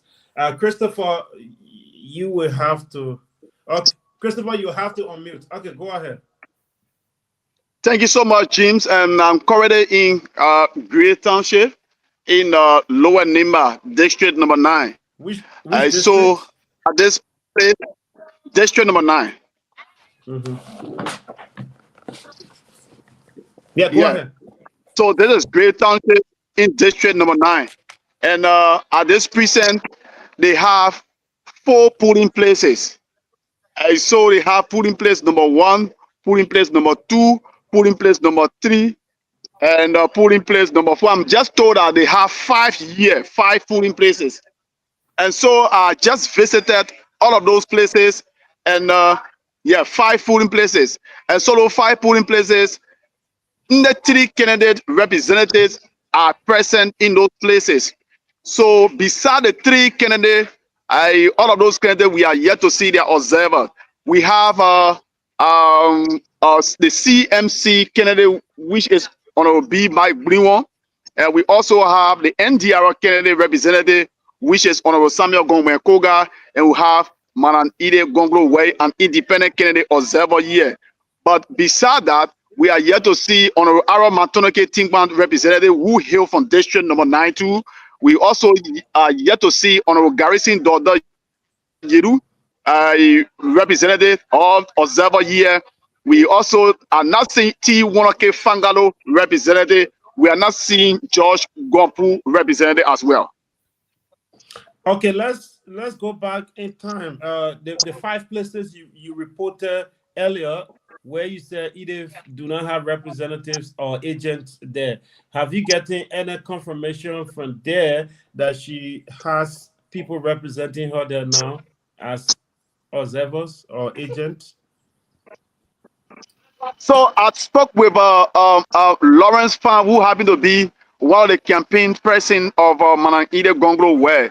According to him, he said he sent someone there because of due to some challenges on transportation issue. Those guys motorboat tire puncture along the way, so they will be there at the end of the day. So that's the clear answer that was given to me. So who is him? Who is the guy who told you that the reason why Madam Edith do not have representatives to those 5 places is because of transportation issue? Who is He him? His said because position? his position as the chairman, he said because those guys were sent from Ganta to go there, so they have a tire issue along the way. So as soon as possible, those guys will be there before the pool close. He's the campaign chair for Edith, the county campaign chair. The movement chair, not county chair. He's the movement chair for Edith. They have different exotic group for Manang Edith Gonglo West. So he's the movement there. They call him citizen movement for Manang Edith Gonglo West. Okay, and he confirmed to you that it's due to transportation. That is why they did not get there in time, but they are on their way. Yeah, so he said they have some challenges along the way when they were traveling. They have a motorbike, that motorbike tire puncture along the way. So before the pool closed, they will be there. Okay, and what's the distance from Ganta to the place on the review? So from Ganta to the place to Harris Village where they don't have observer is about 61 kilometers. Okay, and the next place? And the next place is about 51 kilometers. Okay. And because these are places that they don't have, but the other rest of the place like Swore, Great, they might not have observer here already. Okay, Chris. Thank you. Laurie, do you have questions for Chris? No, we're good. So, the security system, how is it like, Chris? Yeah, the police, the security system here is intact. The police, the president of the Liberia National Police is fully on ground. Okay. All right, Chris. Thank you so much. And I'm so curious about that place, Chris. We have to keep updating the public as it relates to the observers there, because Madame Elif is one of the candidates that everyone is talking about. We need to keep our eyes Yes, to those five and more places. besides, and more besides Jeans, this is one of where she considered as one of her stronghold, District 9. And so when this kind of information is coming up where you don't have observer, then it raises some sort of concern. So we have Yes. to flag all of those issues to know that let the public know exactly what is unfolding in this region. All right, so let's keep our microphone around that place until maybe at the end of the day. Thank you so much. Thank you. If you still have some more information, go ahead, bro. No, so I'm going to the next play. I'm going to District 7 now, because I took it from Tapeta and I'm going to District 7 now. And the movement for now being paid to end. All right, brother. Thank you so much, Mr. Fan. You're doing extremely well. Thank you so much. We will get back to you. And any update, just hit me up. We will bring you on. Okay, thank you. All right. So, Laurel. Wow. They're not gossip. I'm not gossiping. Yeah, Liberian people, this is not a gossip. I cover elections in Liberia so many times. Those of you who are listening, who follow elections, you can disagree with me if I'm lying. This is how it is done. If Laurie, you are contesting to become a senator in Mosterado County, the people who will serve as observers in district number 10 for you will be inhabitants of district number 10. You cannot take people from district number 1 and take them to district number 10 to serve as observer for you. It is not done like that. That is not how politics or party agent things are done. You are not electoral body. So if you are in district number 9, you serve as party agent or an agent for your candidate right in district number 9. They will come there and train you. So the story is not adding up. You took people from Ganta to send them to a place in district number 9. I think Ganta should be district number 2. I think number 2 or number 1. I don't know. I think Ganta should be in district number 1 or number 2. So that is for way number 1 or number 2 to number 9 to go and serve as observers for you there. And on their way, you are now telling us that when they were on their way, their mother had problem. It's about an hour drive. Let's put it at 1 hour 30 minutes. Since today, they still facing the motherboard tire. They ain't reached there. Anyways, what concern better good? No, it should concern you, James, because that No, is I mean other people will say that. That is why we will keep pressing them. At least let them send people there. Let them send people from Ganta to that place. I don't know. Okay, people are saying Ganta is district number 1. You are taking people from district number 1 to district number 9 to serve as pool washer for you.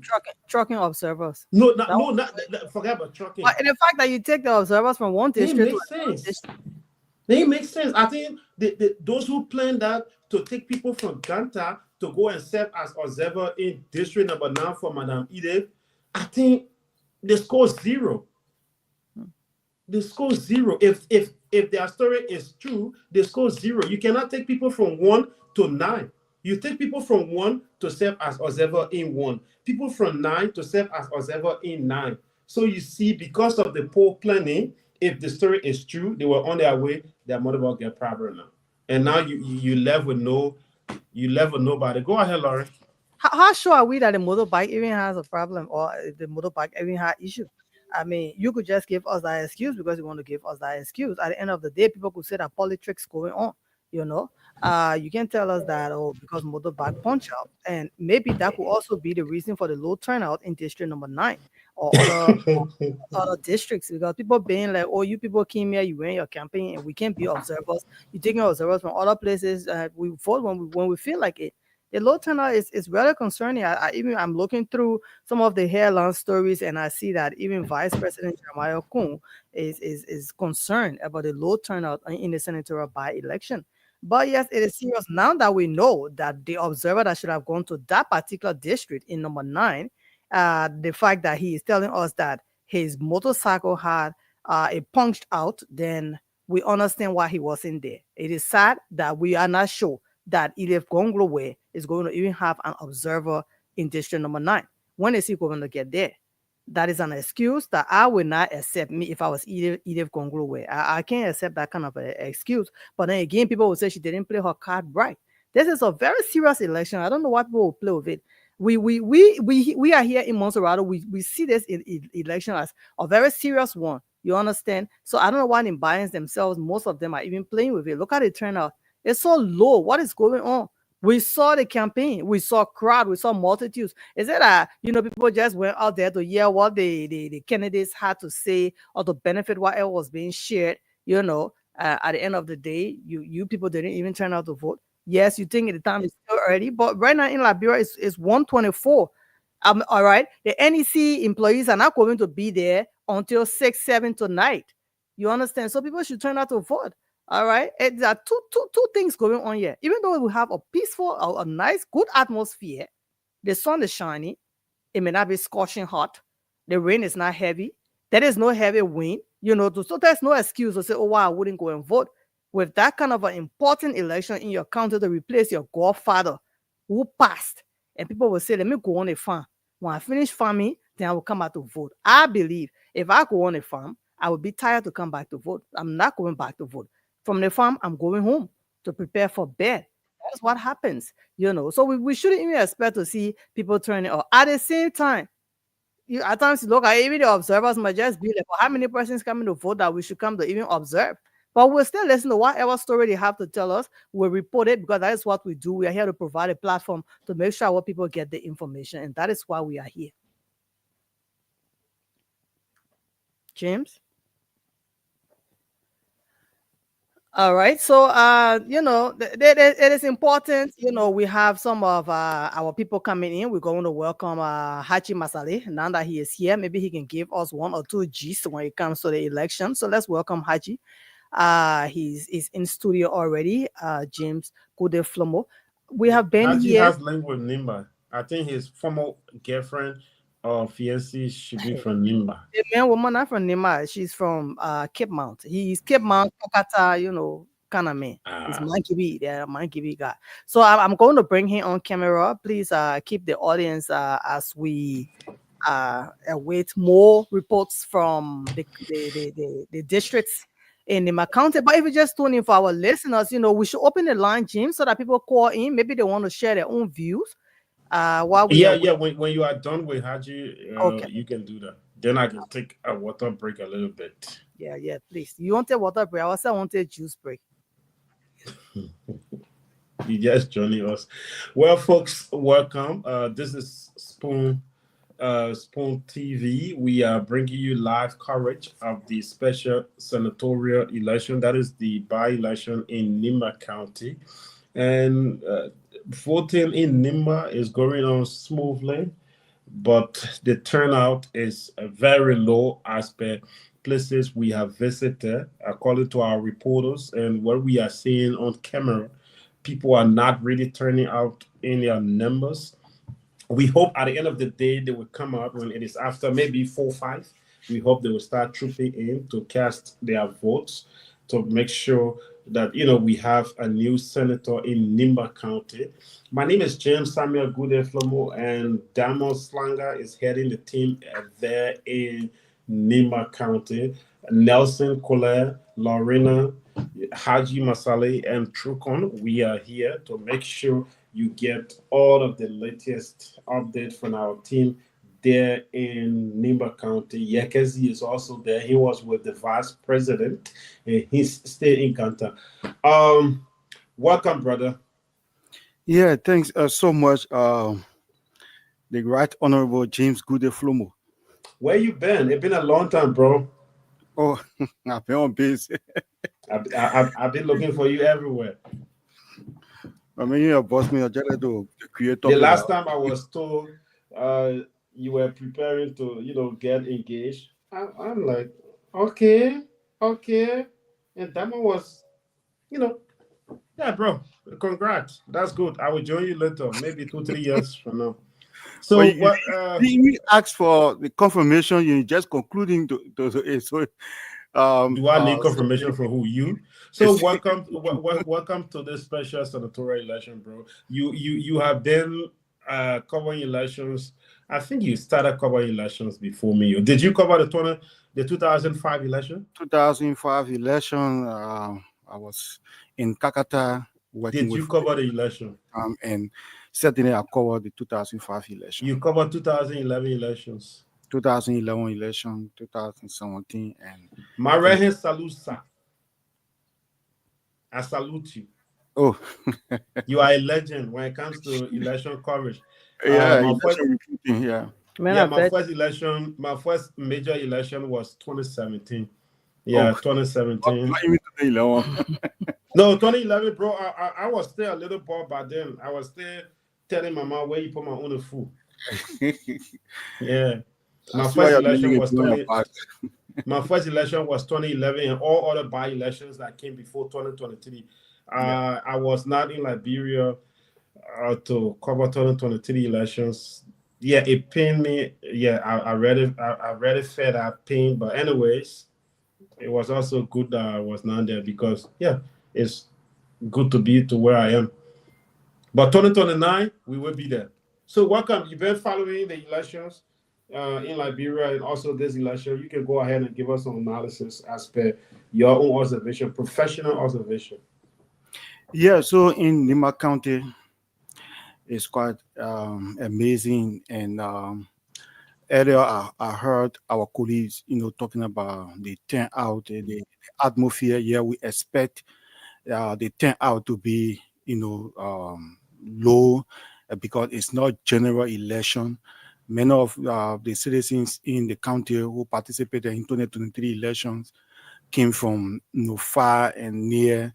Some of them aren't going back, to canvass or to cast a ballot in. Like in general election, you will see the field being, crowded up, with voters turning out. About even in runoff election, you will now see the turnout that you will see in the general election. So yeah, the turnout, will be very poor, but not too, except for some of the candidates who asked their supporters living outside the county to truck them in, like what we witnessed last night. Our reporters have reported that on our way to Nimba, they saw people in long queue of buses, trucks going back to Nimba counties or to other places in Nimba County just because of this election. So we will see, that happening during the day. Even right now, as we speak, people going back because the pools will be open up to 6 o'clock, James.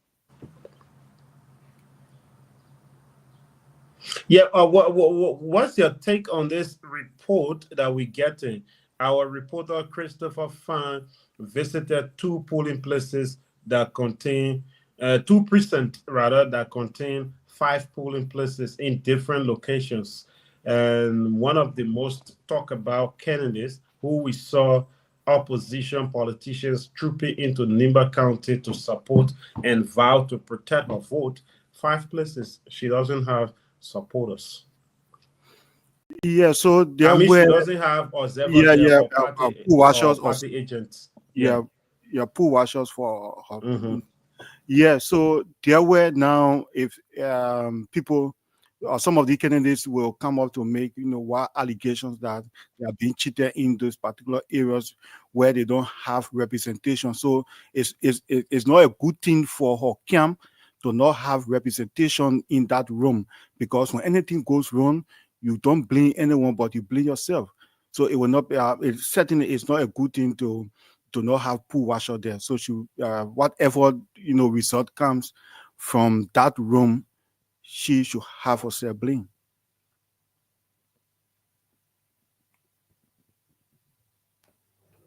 You heard him, James. Like you, even if you go through the comments, you hear people saying that yes, like James said, our reporters reported last night that people were in queue to be taken back to Nema County to go and vote. That is some of the things they talk about, people trucking voters. You shouldn't be trucking voters. Why will you leave your own district to come and make decision for my district? You understand? Now, maybe some of them they didn't even go back to Nema to vote. Some people are busy, they have jobs to do, they have businesses to run. Are they going to go back to Nema to vote? Lovina, it's actually difficult to tell people not to go back. It's difficult to, to just look at that particular issue and just conclude on it. I think for past elections, we have encountered, situations where people have been trucked from one, location to another location, just like that. But the electoral law says, citizens can, go back home to cast a vote or to register in, any given, election. So because during registration time, there where we see, more people in trucks, in buses going back. Sometimes, politicians can take advantage of every situation because people willingly go back by themselves. So they take advantage of this situation to go and governors, support and sponsor trips. So sponsoring these trips sometimes can lead you to, securing their votes to your side. But sometimes it can play against them. Like I've witnessed, like it's happening now. Yeah, I've witnessed situations where people truck from one location, brought them in the district to for the people to cast a ballot, and they cast a ballot against that candidate that brought them in. So I mean, that's why no cell phone is allowed in, no camera, because I would not take picture to send it to you and say this is it. So I mean, it's kind of difficult. Yeah, that is why, if the NEC has been warning people to stop trucking voters.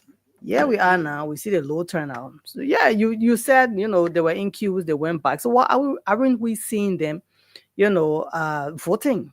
The turnout is very low. There are precincts that are very empty. You can't even see two persons there. You understand? They're saying, oh yeah, some of the people are saying they are going to their farms to come back. Come on. They go to the farm, they're not going back to vote.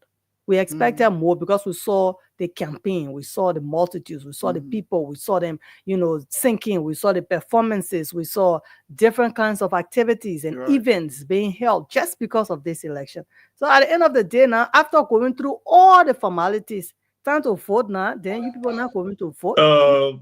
Elections Commission is having press conference now. Can we? Okay. Yeah. You can get it from LNTV. Okay, so let me work on it. Yeah, you can. If you get it, you can bring them in. But I think it's almost over. We will we will repeat it. I think it's almost over. But try. It's question and answer time now. Okay, so we'll work on bringing that so you guys can keep analyzing as we go through it.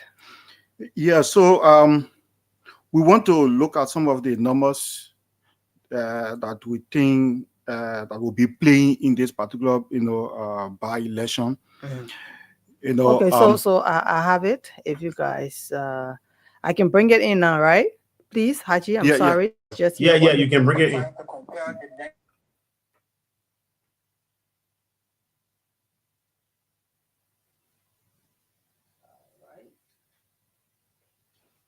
Okay, it's on. I don't know what's happening to their audio, but we are fine here. We are fine. It is on, so I don't know what's happening to the audio. We'll work on it. All right. I see the presence of Director Brown Lasana. She's the one speaking now. I can understand why we aren't hearing her. Okay, it's on. I mean, I don't know what's happening, Jim. So you guys continue while I work on it. Yeah, like what I was saying, we have to look at the numbers. Like in the 2014 senatorial midterm election, Ide Gongolo were versus the late Senator Prince Johnson, where she pulled up a very strong, a contest in that particular election, but her entire percentage was like 16.6%, while the late senator was 66.6%. But mostly she got her vote from the Manon Belt, and when we talk about the Manon Belt, we talk about Ganta City. So Ganta City in this election, we expect her to do extremely well, and the difference between she and the MDR candidate Samuel Koga, I think it will be 80% to 20%. Though they are not the only two candidates contesting, but when you try to put them face to face, Lorena, it will be 80 to 20%. 80 to 20. Yes. People might think it's 60 to 40. It will be 80 to 20 because even when she contested against Senator Johnson, who was widely known as the Godfather, she even beat him there. Okay. That's what I'm told. Yeah. All right. Well, the NEC press conference is on. We have done all that we can from our end to make sure you get the audio, but we are not getting the audio. We don't know what is happening, but we are yes, watching. the conference being here in Ganta. Anyways, we will stick. We'll still get it. All right, James. All right, the conference is over. From what I see, they are cheering, but we see the presence of Debater Brown Lasana alongside some of our commissioners. Yes, what if we have difficulties in getting her? Let's bring our reporter Victor, who is in Logatur. Let's bring him up. The conference is over already. Yeah, Victor, you need to turn your camera around.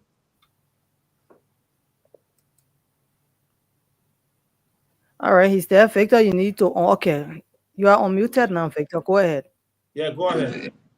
Yeah, so thank you. We just arrived in Logatu. Logatu is in district number 3, Nimba County. It's here boundary with Africa Coast. We've been coming since this morning about 8 o'clock. We've been coming and passing other places. But then those places we've been passing, we've tried posting a video to James Flomo there for him to have it published. And so we've now live in Logatu. This is the facility that is hosting the election in Logatu here. So they have a public sphere that is called the Zao Community Entry.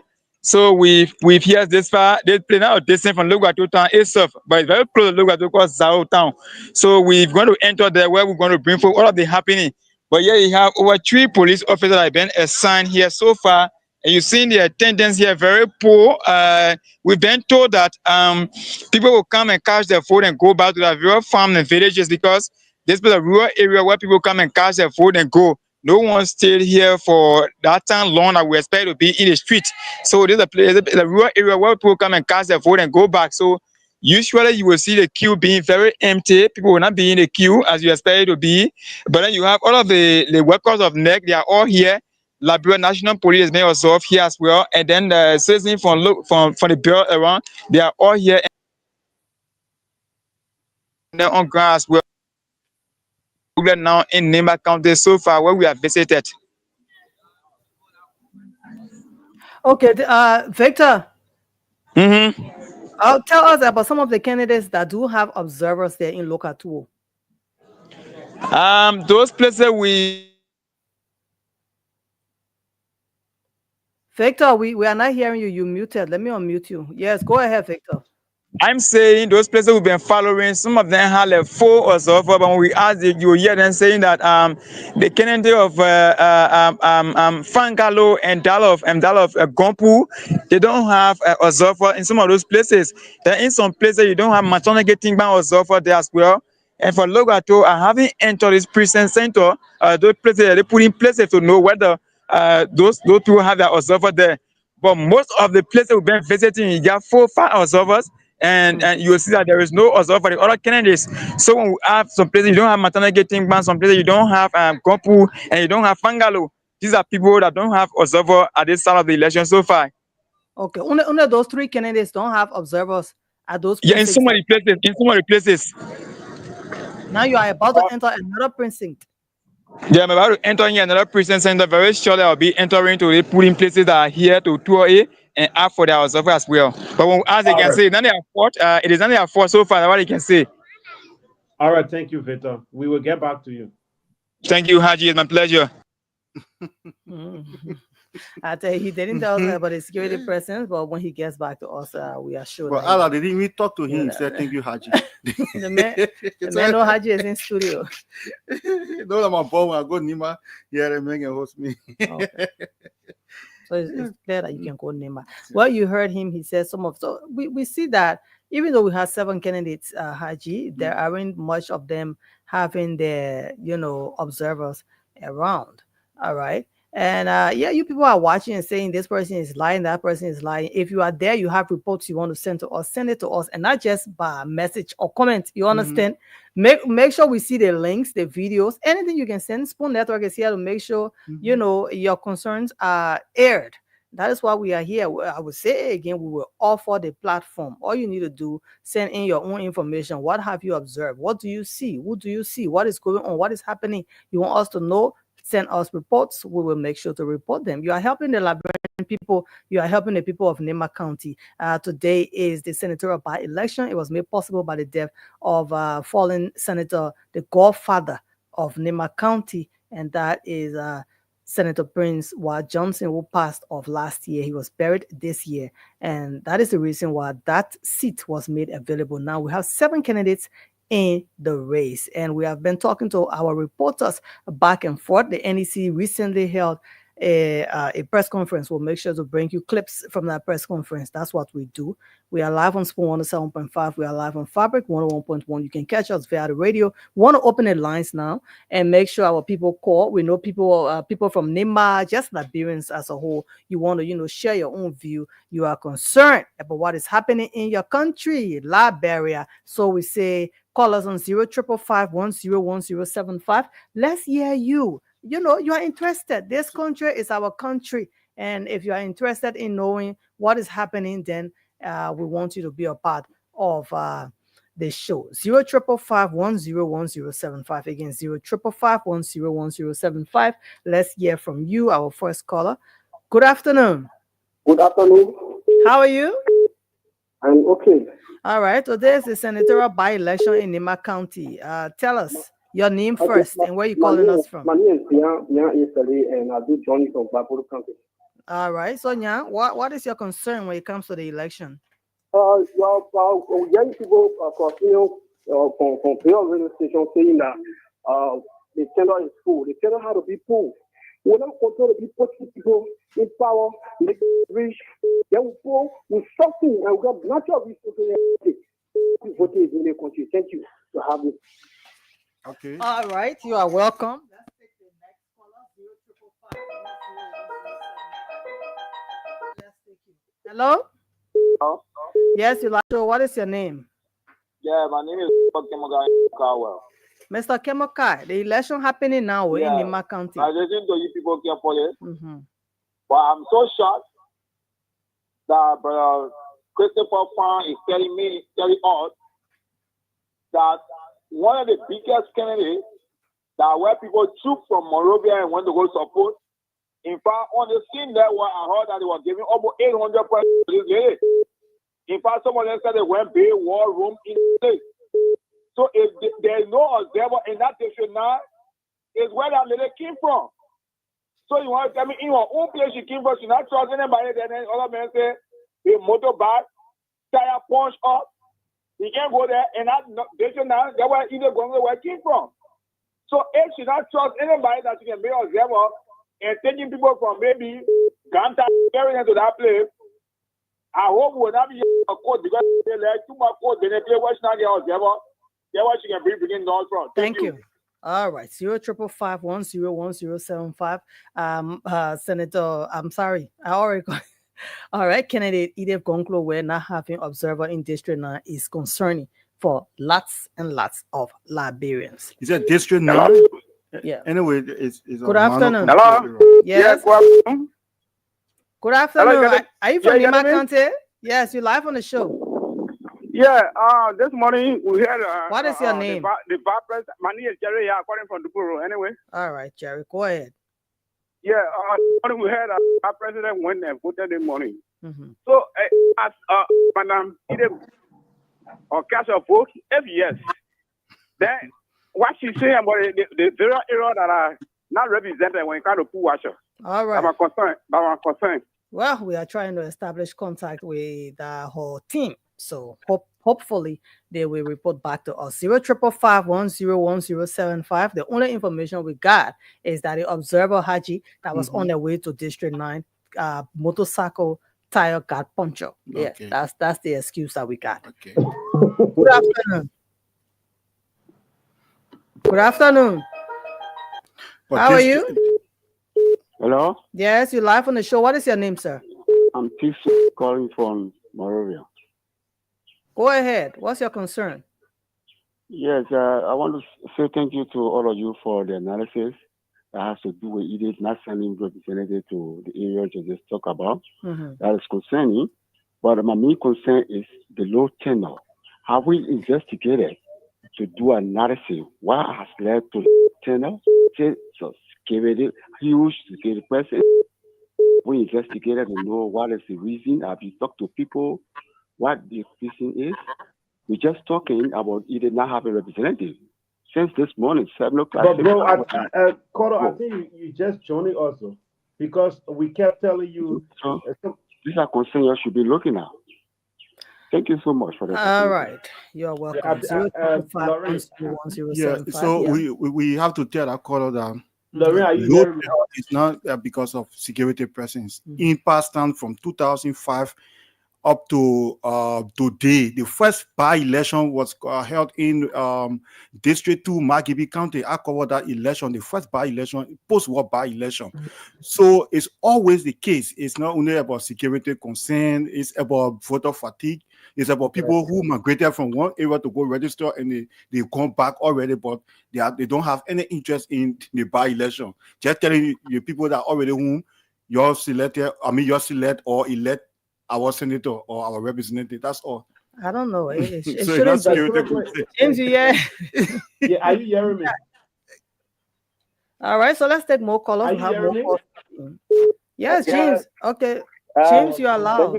Calling from Bell, Division 40, Division Specific in Magibi County. All right. What is your concern, sir? Yeah, the first concern, you know that election, that powerful election, because it's a natural election and that's small election. So she's going to do everything to make sure that she tell out there to see everywhere. Because at the end of the day, what will come is being that noise, that code. One of the concerns I have today, full turn up. Because at the time people were shocking, people were all going to those areas. So you will see that today election will not be the presidential election. So you should expect that. Thank you. Because the talking was going all around here. But that woman, let's see, we are saying, because at the end of the day, she will not talk. Thank you. You are hearing the callers. They are saying at the end of the day, tomorrow, my Ide shouldn't come on and say she's going to court. Okay, if she is not well prepared. Some of them are saying that, the reason why the turnout is low is because Liberians are tired with politicians lying to them. So some of them just decided to stay home. It was intentional. Should I take more calls? Yes. Okay, 0555101075. Have your say on the program. Good afternoon. Yeah, good afternoon. How you doing? We're okay. What's your name? Yeah, the host from Panama, thank you for the hard work. This is Abu Shari. I'm calling you from Amangachi Japan Freeway. All right, Mr. Sheriff, make your contribution. Yeah, my contribution, I don't want for you to deny and say no, low channel cannot be the security because this morning when about 2 of your sister radio from 9:10 when we asked a reporter there. According to the reporter, the state long Manchester they have a long ring. So my sister, after we like in Moscow area after so long ring, AK for the town, GT, we enter Kuro. We like no problem with. Okay, but then on that side of the very rural area. Yeah, sister. The old people, the old man and the papa, someone long time, they are abandoned on that particular thing there.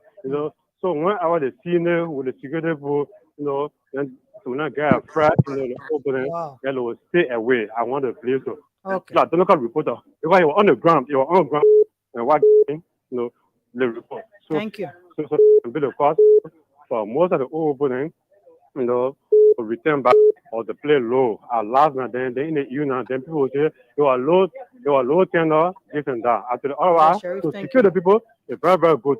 But I appeal to the RG, let empty hand security people, like what happened most Lauren, we don't have to continue with that guy to keep giving misinformation. Yes, James. They said what he's saying is misinformation. They said the same thing. They said in Saclay, in what's the capital, Sanikole. They said in Sanikole they have AFL soldiers in the street and police people in the street with weapons. And our reporter, who is the head of this team in Nimba County, Diamond talked to the street, and we did not see a single police officer with weapon or armed forces members with weapon in the streets. So that's a misinformation. We should not allow him to even continue. Yeah, and he said our sister radio Yeah, stations. even our reporter from Ganta, they also talk about Ganta. Yekezi is in Ganta. He was in the principal street, and he also gave us update that there's no presence of armed in the street of Ganta. Yeah, and that shouldn't even be Yeah. the excuse, even if they were armed men. I'll go and cast my vote and leave. I mean, Well, it they shouldn't have be to. enough security presence in Nimba. Yeah, they have to stop that. All right. So you heard it clearly. There are no armed men in the streets of Nimba. Good afternoon. Yeah, afternoon. Okay. Tell us your name and where you calling us from. Yeah, this is Artemisia Bestman. I do join you from here at the Junction. Okay. Let me first appreciate the sponsor for this topic. There is a deception in some media institutions in this country. Mm-hmm. I listen to the media institution. I won't call name that the brother mentioned. The person that gave me falsehood about the election and that the government deploy armament. I was afraid it's wrong. Either going where this election is a retirement election. No matter what may or not, the election is for the ruling party and we win the election. Thank you for the opportunity. All right. Okay, reports just coming in say that Madam Edith Gonklo will soon be going to cast her vote. We are going to be joining Yekesi very soon. Okay. Good afternoon. Yeah, how you doing? What is your name, sir? Where are you calling us from? I'm Patrick Chite, calling from District 4, Kukura Factory. All right, Mr. Pay. I guess you are from Nimba County too. Yes, I'm from Nimba County. All right. What is on your mind? What's your concern? Yeah, my concern there is the people that are having their observer, maybe they didn't trust themselves to send observer. Why they taking observer different places? And they should know this is an election. Trust yourself before you do it. If you trust yourself, you got to sit down. And if you trust yourself when it's time to come, don't go to court. All right. Okay. So we're going to take more callers. 0555-101075. Again, 0555-101075. Call us and tell us what is on your mind. What is your concern? What is your take on the election ongoing right now in Nimba County? All right. Yeah. Good afternoon. What is your name? Where are you calling us from? Yeah, Lavina, how you doing? I'm okay. What is your name? Where are you calling us from? I'm calling from the state of Iowa in America. Okay. You people should not just come more. I know you're doing your job, but we respect you people. Koga have already won the election, the senatorial elections in Liberia. You saying it right, sir? You are the one saying it, not us. So, yeah, baby, he voted for I'm saying it. My name is Buddy. I am saying it. We have already declared Honorable Koga as the next senator coming from Nimba County to go represent us in the House of the Senate. So I don't see no reason why people talking about it, people talking about this, other people. We, the Nimbadian, have already declared our support and his senator. Thank you very much. All right. Well, you heard the man. Yeah. Okay, Haji, so let me bring you back on as we take more callers. 0555101075. If you are there, we are here. Want to make sure you are a part of the discussion, not just listening to us, but you have your own view you want to share. You are welcome. Good afternoon. Good afternoon, my sister. How you doing? I'm fine, sir. Welcome to the show. Thank you so much. This is Derek. I'm calling from Monrovia, specifically district number 11. All right. Let me, first of all, appreciate the people of Nimba County for turning out in their numbers to vote, even though I've been monitoring your station since this morning. Then I know, I forget this is not a general presidential election. Believe that before 6 o'clock, we believe people will turn out to go and cast their ballot. But let me also talk to some of our brethren who said concerned about my Ige Congo. Let them just forget about the Congo because I believe that my Congo will find all way possible to send people in district number 9 to their best to go and protect our vote. So I don't know what they're crying people. They are so much concerned about district number 9. They at least when a reporter who said some or several was going and that motorbike or broken down. I believe they are working on things and everything will be okay. Let me wish them successful election and I pray that after this election becomes successful. Thank you. All right, 0555101075. Call and be a part of the program. We are right here bringing you bit by bit activities, all of the happenings in Nimba County. We have our reporters out there in different districts because today is the senatorial by-election, and we want to make sure our people are informed. Good afternoon. A lawyer monitor, sir, please. Okay, let me get away more. Yes, this is Dash MC. No, I'm calling from Peace Island City. Be precise. All right. What is on your mind?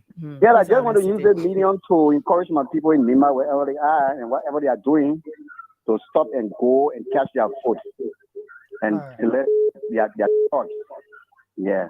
Okay. Secondly, I think when it comes to multiple issues, to drop who was the least thing for the Gonglo.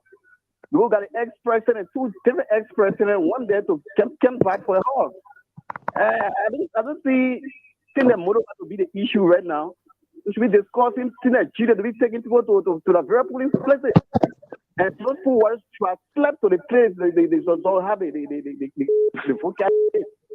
Then why are we talking about Molo Tiger and why are you? Thank you. Why are you going up with people, man? Why they get going and go? Thank you very much. Yeah, he talked about the ex-president. He talked about the former vice president. Maybe they should have remained there. Maybe the people turned out during the campaign time to see these people. Time to vote now. They are not turning out, and then at the same time, no observers in that particular district that she comes from. So it is concerning for most Liberians. I know certainly she will cast a ballot in Ganta. Yeah. In Ganta. Yeah. And this Ganta area, she always coming up with flying colors because it's the Mano-dominated area. In the past election in 2020, she got 5,873, and she was contesting against the representative of that particular district, which is the current vice president, who obtained 4,454 votes in Mashinda, and she went with 5,873, 51.89% to 39.35%. So normally in Ganta she will do well. In Sanikole we expect her to do well. In the Mano region, like a district 9, in district 8, she will win overwhelmingly. Yeah, overwhelmingly. Are you saying it? She will win overwhelmingly in those areas. But she is going against a certain representative wherein in the past election in 2020, she didn't do well in District 5. At the time, there was no, she was not contesting against a representative from that district. So how about now where she's going against Honorable Koga, who represents District 5? All Okay, right. so we talk about District 5 in 2020. She faced miserably. She didn't even come second, even third, even fourth, fifth. She came sixth. She got 123 votes in District 5, 2020. While the vice president at the time he was represented contesting as senator got 4,802. And that is the Geo belt. So the Geo is in majority. So we don't expect her to do well in the Geo settlements. We want to say so many thanks to Smile FM 98.6 in Zweju. They are relaying this program. So we take more callers. They are still on the line. The line is busting. Good afternoon. Good afternoon. How you doing? Welcome to the show, sir. Your name and quickly to the point, please. Yeah, thank you so much for giving the privilege to take part in your show. By the way, the introduction, Johnson BS Mali, and I do join you from Johnsonville, Mosoro County. Yeah, what I have to say about, I want to speak on the low tenor a little bit. The reason of the low tenor today, we observed that during the general election 2023, there was Nimbanese all over across the country that traveled in their country just to vote. And this particular election, those of the candidates that to carry the people in their country to vote, they are not in the race to transport them back to vote. So today, apart in my community, I saw a lot of Nimbanese are asking what I'm going to say. There's no transportation for them to go. People carrying there, they are not in a race to carry them back to vote. So you should accept because of that there will be no enough. Thank you. Yeah, thank you very much. All right, 0555101075. When you guys are ready, just let me know. We'll stop taking callers. We just had to give the Liberian people the chance, to be a part of what is happening in the country. That is why this network is the people's network. So should I still take more callers? Yes, Lauren, talk to the people. Okay. Talk to them more. Let's take you. Good afternoon. Hello? You're live on the show. Yeah. Augustine T. You're calling from Canada City. All right, Augustine. We thought you were in Nimba. We are calling our Nimba brothers and sisters to return up more so they can vote in majority. Madam Ile, we are expecting for all the people to be going to go observe of voting them, notable break them because two vice president, one former president, and one vice president, all from Maserado. But they started to bring her car and all, even helicopters can be available to bring it for her so she can carry and material vote. So all we know, our old man, we can forgo our old man. He suffered from Nimba and he told us who to put there and we tried to put him there. So another thing, nobody will do wolf crying here. The grace of God, our people like my from Nimba County, this is number 2. I have convinced my people they have reason why they're voting. Please, we are not running campaign. Just talk and go. Yeah. They may Campaign we are not running campaign here, Papa. Campaign time over. 0555101075. Let's take another caller. Yeah. Hello. Hello. Yes, your name. Where are you calling us from? Thank you. My name is Mafozu, and I joined your conversation this afternoon from Ganta City. Wow. What is happening? Tell us your atmosphere. Well, the only thing so far we are seeing here is the presence of police, the unusual deployment of police at various centers, and we see PSU pickups are patrolling all over the country or over the city. We are. Where particularly you are? I'm currently on LPMC Street. LPMC Street. We have our just walking from Georgina School where they have a polling center. Are you listening to us via the radio or the internet? No, I'm following live. Okay. Or from the live. So you are speaking of police presence around the polling stations there? Yes. All over here, all polling centers you go to in Uganda here, you will have police. You either have one armed man or two police deployed there in real war state, like they have come to capture or to do something, but that's not the issue. My attention has been the drawn way you're to presenting it now, you're trying to give in Ghana we best see I'm not giving scenario. That's why I just said that's not the issue. My how were attention two has been persons put drawn on to warfare? the issue of the Vice President Jeremiah Kun deploying one of his operatives with I think we have to let him go now. He's trying. 05551010105. We don't want. We do not want people using our platform, this network, for wrong information. Okay, you have your own Facebook more than one reporters in Aganta area there. The LPMC you're talking about, I know that very well, and I don't want to. In fact, when the vice president went to vote, even before then, Yekezi brought us live videos from Ganta. We saw police officers. I think places Damo went, you will have like 4 or 5 police officers, but we did not see weapons. We did not see them with weapons. And all those who we saw are the police officers. So I don't know. Officers spinning with real warfare. It is important for us to have security presence. Yes, we want security presence all over Liberia. Election, police officers are to be everywhere. Yeah. You know, I was taking his serious number when he talked about the vice president deploying his operative. I'm like, bro. How about when he talk about the high faces, the wall faces, security? I don't know. Oh, is that we see the million faces say it's scary? You ain't want to. Lauren, let's continue to talk to the people. 101075. Call and be live on the show. Good afternoon. Good afternoon. How you doing? I'm okay, sir. Your name? Where you calling us from? I'm Princeton B. Mary calling you from Johnsonville. Oh, okay. So what's your concern? Yeah, my things had to do with our woman, my idiot. But, you know, somehow I've been saying that it could be the papa himself, which is Tiawan. But it doesn't have the same memory again. Somehow we hear no way for go down there because they not contest. Isn't it? We get a voting waiting with, but it's not or Papa Gonglo where. It could be Tiawan. It is a lady, and we don't want for lady to represent or in that country. Thank you. These are the things. Why didn't you go? Because you didn't want lady to represent. You hearing it? The women and we women we are. Let me leave it. 05551010175. These days when I sit on the platform, I can be very careful as my words come out of my mouth. Yeah, but we should balance it. Even the sub-region, ECOWAS say you should have the presence of women, you know, in decision-making areas. So I don't know why you just come and say, oh, they think traditional. We just still have that mindset and saying that, you know, oh, we want women. If that was, you heard him, he said, if it was the Papa himself, he would have gone from Johnsonville all the way to Nimba to vote. But because I can pass already. So let's go to no problem. How are you? You live on the show. What is your name? Where are you calling from?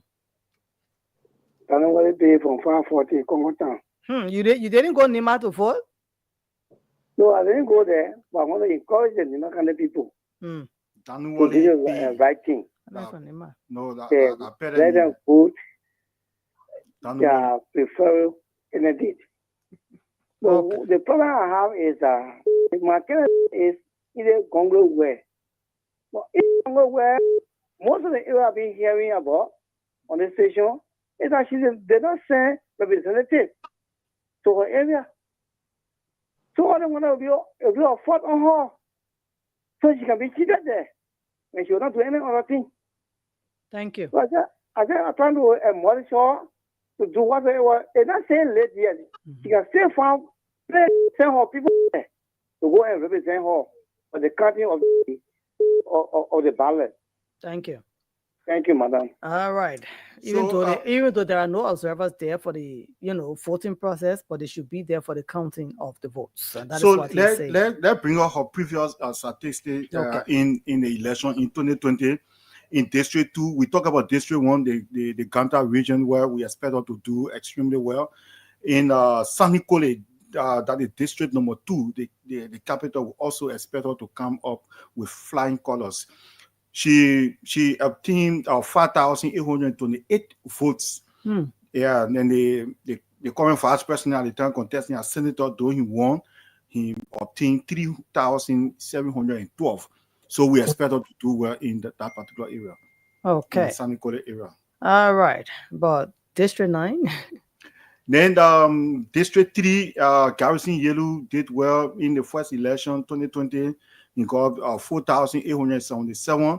Jeremiah Kung got 4,825. Ide Gonglo well got 2,272 in District 3. So we don't expect her to come up with flying colors in District 3. All right, 055101075. If you are there, we are here. I want to make sure you be a part of the program. So call us and let's hear you. What is on your mind? But today we're looking at Nimba. We are in Nimba today. Good afternoon. Hello. Yes, you're live on the show, Mama. What's your name? My name is Mary. From New York, Sanikole. Okay. Are you in Nimba right now, Mama? Yes, I called to give my input. Okay, go ahead. Okay. People are talking about who will win, who will not win. We are not running campaign. But the Nimba County people have resolved to carry Honorable Sengon Koka as the next senator. So you still running campaign right now, Mama? So I said running campaign. Yeah, you just said it. Yeah, you said people say they want to do them, but you are campaign saying season is you will over. do them. But anyway, yeah, just flow because Okay, the people, the tenor that in Nimba, I'm speaking from District 2. Yeah. The tenor is not really encouraging because most of the voters have gone on their farms and they will be coming back hopefully by 4 town walls so that they can. Yeah. You know, the Nimba County people, when they say they will do something, they can do that first. So people will come to vote, even though the turnout is right now poor, but it will be encouraging the next 2-3 hours from now. Okay. If you say so, we believe it because you are the former superintendent. In electoral process, whenever there is a low turnout and you have an incumbent seeking re-election, it can play in the incumbent favor. Where you have a huge turnout and you have an incumbent, seeking re-election, it plays against the incumbent, in that particular election. But this election is an open field. So low turnout, huge turnout, we cannot tell as to whose favor the election will play. Yep. 05551011075. We should look at some of the comments too, coming from those that are watching. If it is important for us to read, we'll read it. I'm not saying your comment is not important, but there are some comments that we shouldn't be reading. Good afternoon. Good afternoon. You're live on the show. All right, 05551011075. Call us and be live on the show. Good afternoon. Good afternoon. Yes, your name. Where are you calling us from, please? My name is John Duo, and I do join you from Uganda City. Mr. Duo, you are in Kanta. Just give us a little brief description of your environment in Kanta. What are you observing? Well, Ganda is cool. I can tell you that Ganda is normal. The security are intact, and then people go in gradually to their vote. And Nimba has decided because we would they say you move with the door that you know, then the inch that you are now seeing. Some people they always come in our country or in our country after they vote, and when they not succeed, so they just leave. Right. Hello? Yeah, go ahead. Yeah, they just leave and go back and go sit in America. So the person that Ben will order, I think we are decided. Thank you for having me. You are welcome. Thank you so much. So let's give you a little bit statistics for the previous election where Madam Gonglo were contested. We'll go to District 4, where she obtained 750 votes in District 4. The vice president who won the senatorial election in 2020 got 6,456. So we don't expect her to do well in District 4. And District 4 is Campley. Okay. It's Campley. We have our reporter, Victor. Is that Victor Cooper? I think he just came from Campley. Yeah. So we expect results to come from that place, and Madam Edith Gonglo will not win that particular area. But Haji, don't forget that it was Jeremiah Pankun then in the election. Yeah, so he was a sitting representative for Ganta, where he didn't win, and Ide Gongolo were won Ganta. So this is District 4, and Ide Gongolo was Mano, and the vice president Mano. Okay, so they are of the two tribes. I mean the same tribes rather, and we expected them to battle it out in the Mano dominated area, but either won most of the Mano dominated area. But for the Geo dominated area, she didn't perform well. And they were they either voted for Garrison Yellow or they voted for the vice president at the time contesting as senator. Okay, and right now Garrison Yellow is still in the election. Garrison Yellow is still in the election. In Campley, we conducted opinion poll in Campley. In Garrison Yellow was a representative for District 4 in Campley. So we expect him to put up some numbers in Campley. But with this election, we don't know what might happen in the total outcome, whether he will win, because you have I'm understanding that we have about 4 persons that of the same Geo tribe, and another 4 or the 3 Mano. So whether the votes will be distributed, among the 4, yeah, everybody vote their own.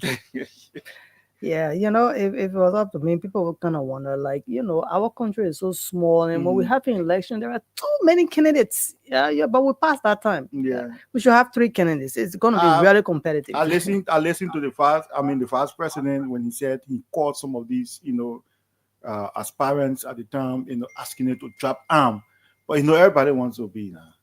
So who will drop? And yeah, you are now. Even though you want to be, you are. You can't even send in your observers. They didn't have the money to, Because so it's not just about. This is intensive, and Nimba is very large. It's a very big county.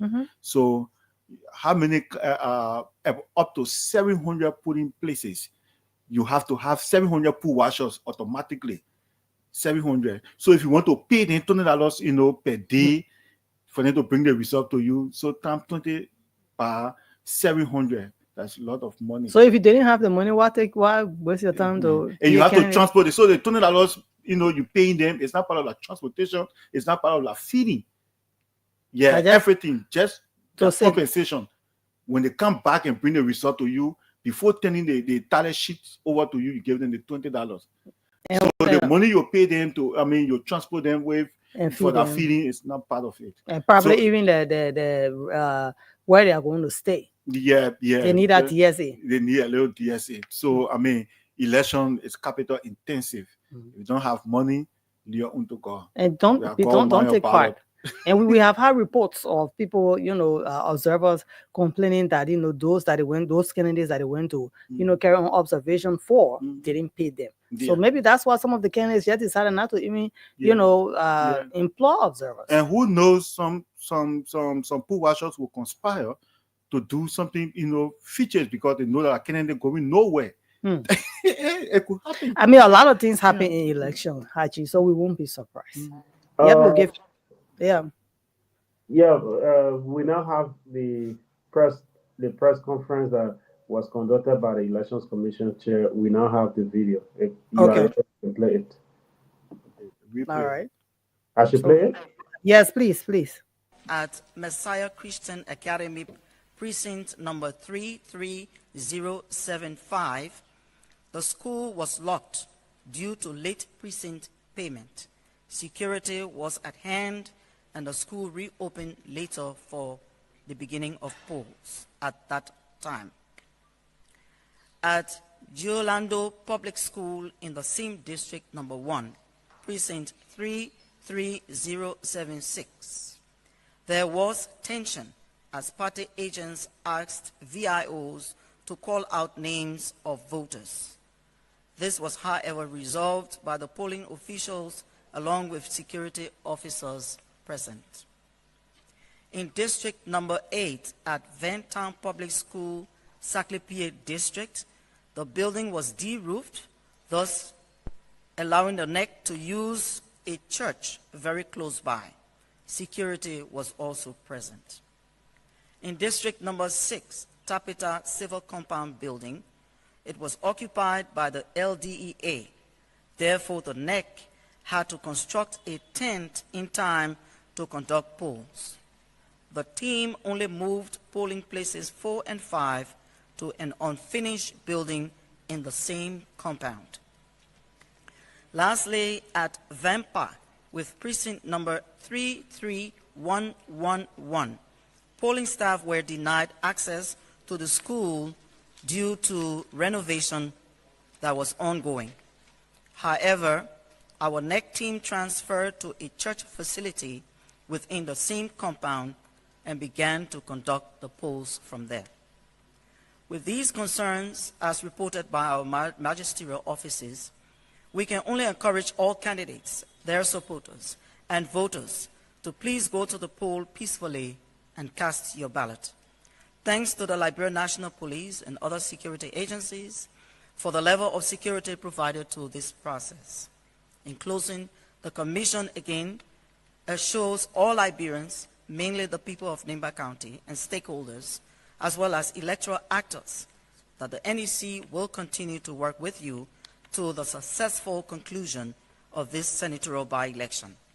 Thanks to the government of Liberia for... Yeah, that's it. All right. Yeah. So she was just giving us a breakdown of some of the challenges that was encountered. Just imagine renovation work is going on. People were late to pay for a particular space. Yeah, if you listen well. They should have paid at least a week before. Yep. So we're going to take more callers. She also gave thanks to the security presence. She didn't talk about heavily armed men and women, present as being reported by some people, other media institutions, but not Spoon Network. Let's get that clearly. Let's take more calls. We have the WhatsApp number up now. For those that are asking, you can call us. We'll put you through.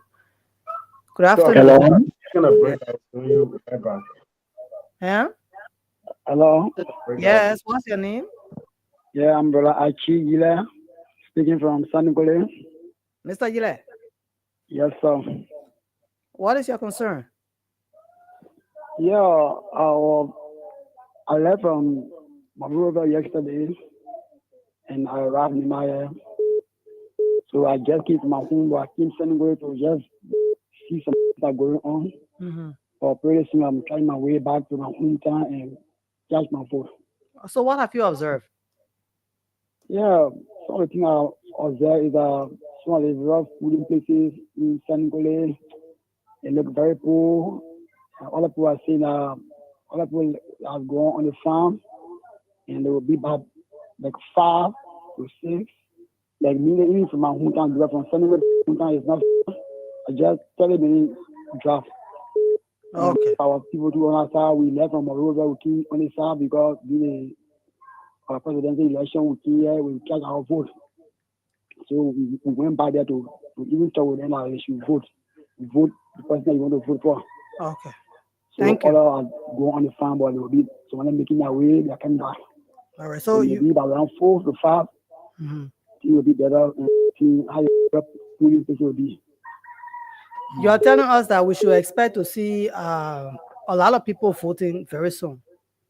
They are coming from the farm now, and they will soon see a huge presence of voters. That is what you are telling us, right? Exactly so. Thank you.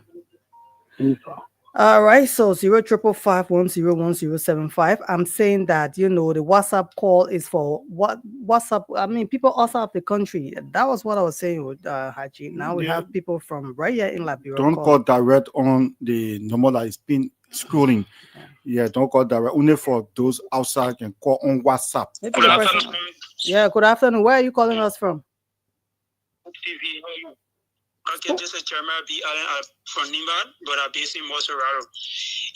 I've been following you people from the day of the running of the campaign. Some people have been giving misinformation. Even in my community, I saw how better argument how Chairman Kun was using the Army Mowa campaigning. And as from Nimba, I know people there, Tabata, it goes Wale, District 3. I said, you lied to me, brother. I can't say that you lied. And I've been following you every night you went to that on spoon just to get information. All right. So the issue of army on the screen, patrolling in Ghana City or Nimba, Sunny, that's a lie. And anybody who tells you that they are lying, I like the way you get caught them up. Thank They're you. lying to people. All They right. are lying. Yeah, yeah. Well, thank you, especially the fact that you are there. Yeah, and Lorena, we give All kudos right, bye-bye. to our management team for making every effort to deploy journalists, Yep. our reporters in Nimba, because I have some of the mis or disinformation will come and we will not be able to substantiate those, mis or disinformation.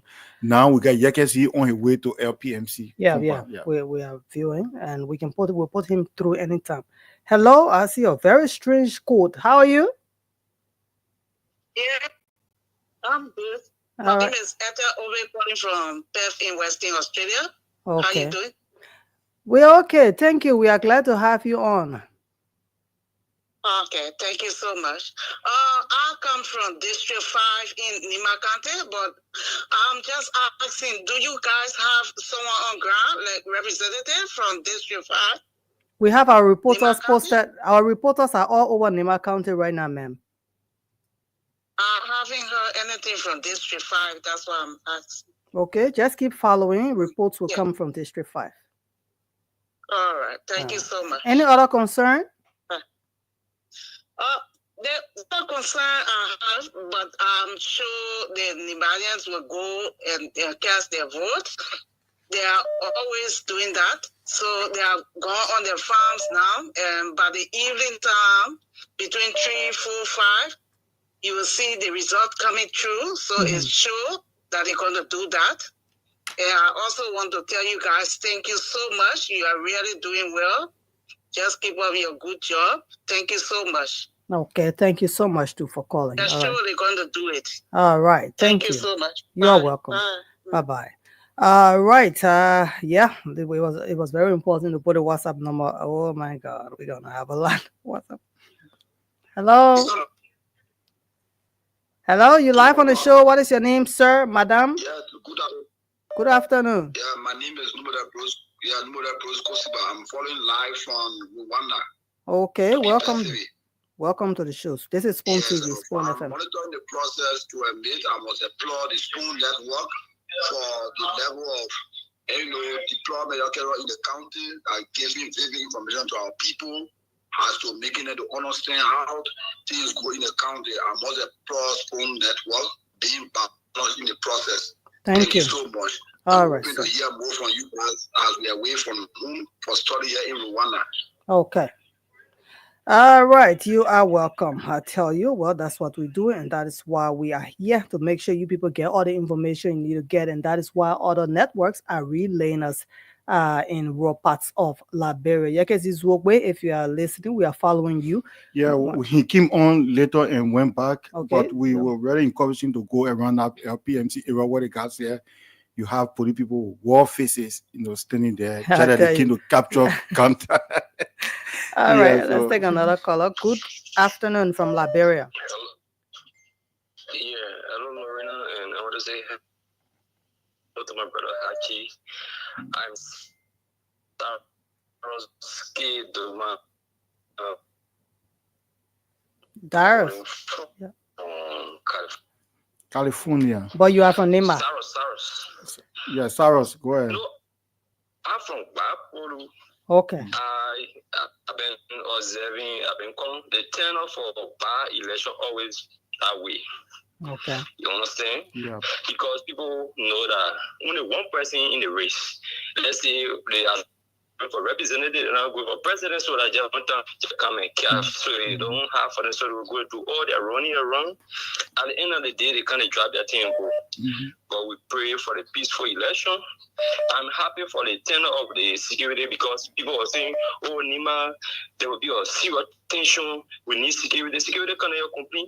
Like praying for the too much of talk. Man. All right. But we want to say thank you to the Spoon Network. Thank you to Aaron, Lorena, Jim, my man Jim, to call the Equa Parliament to get up before. I tell you. I want to say thanks to everybody. Thanks to the team. All right. Our contract of Puma FM before. So thanks for everybody. Let us keep on the peace and let us be together. That Liberia will be successful in this coming election in Jesus' name. Amen. Thank you very much. Amen, bro. All right. I tell you, a journalist, man, in different place now. All right. Okay, so you can call us. The WhatsApp number is there right on the screen, so you can be a part of the discussion by putting your calls through. We have lots of missed calls. We're going to take more calls from via the WhatsApp number before we get back to our local line. Good afternoon. Yeah, good afternoon. How are you? I'm okay. What is your name? Where are you calling us from? Oh, I'm Julius. I'm calling from India. I'm a Brother High University student. Nah, Julius, I don't know how I have this number saved. Julius, today Nimba is voting. What is your take? What is your concern? Actually, I hear Nimba County to be precise, replay, and I know my district people will not disappoint us. And I'm still watching it closely to see the outcome of the election this evening. And I'm still following you, and I will be on the line until the end of the day. All right. Thank you very much. All right. So from what I Can we see, get we are going to join our team. James? Yeah, you guys are welcome.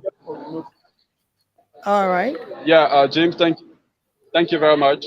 Thank you, Lorena. Thank you, Haji. So still here in Gompa City, Nimba County. Currently, I'm at the Tonglewing precinct, where the Madam Edith Gongloway has just arrived to cast her ballot. I'm not sure exactly in which of the polling places she will be casting her ballot, but she's here to cast her ballot, and we will follow her wherever she goes to cast her ballot.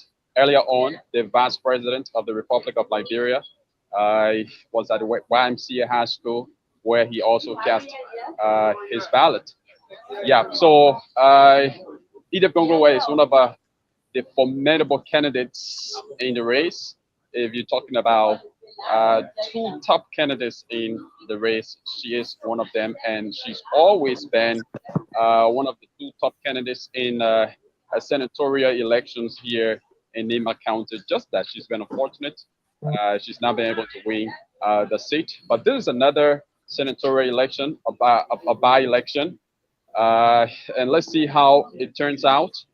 She will cast a ballot, and just after she casts a ballot, we will be able to speak to her about the process. How does she feel about the process? Oh, yeah, are Yeah. you So, getting me? yeah, James, I'm getting you. There's this report coming from district number 9. Maybe she would talk about it about 5 polling places where she doesn't have a representative, if it's possible to quiz her. Okay, so she's currently heading to cast her ballot, and right after that, we will be speaking to her. Yeah, so that's it. Five polling places. Spoon TV Live. We are coming live from the Tongleway public school here, and the Madam Edith Tongleway has entered polling place number 2. Where she's casting her ballot. Yeah. So once she gets out, yes, James, we're going to quiz her about, About some 5. of the issues you just raised. About 5 places. I also heard you guys talking about rumor or speculation about, the vice president campaigning. If I heard you right, here in Gompa, I've not seen that. If that's in Ganta, I've not seen that. No, that was a quarter. It was a quarter. Okay, yeah. So the vice president just came. He cast his ballot, and left the place, and headed to a different destination. He's not on the street. He's now in a public place here to be seen. Yagazi, can you hear me? I can hear you, Haji. Okay. When I saw the candidate Edith Gonglo Wells stepping down out of a vehicle, I saw other people alone with her. Did they follow her in the room to cast ballot too, or No, they just standing none of by? them did, Haji. None of them did. Even myself, I'm not allowed to enter the room because our vote is a secret, you know. So, and most of the people who came alongside us, they are just standing by outside the polling center, like I am doing. The madam will soon conclude. I see that she's at a concluding point. She's exiting the polling center, so we can Okay. safely say that she she's done Which casting a hall? ballot, and we just want to find a good space to speak with her after casting her ballot. Madam White, can we speak to you quickly? Yeah, so we can just stay right here. Can we do this here? Okay. All right. Okay, so we expect to hear So, from Madam White, Kennedy. welcome to Spoon TV Live. I see that you just came from casting your ballot here at the Tonglewe precinct. How was the process? Good. Yeah, I did. Yes, my God. Okay. Yeah. The process was pretty smooth. All right. Not a whole lot of people. No Okay. line at all. So I thought that was good.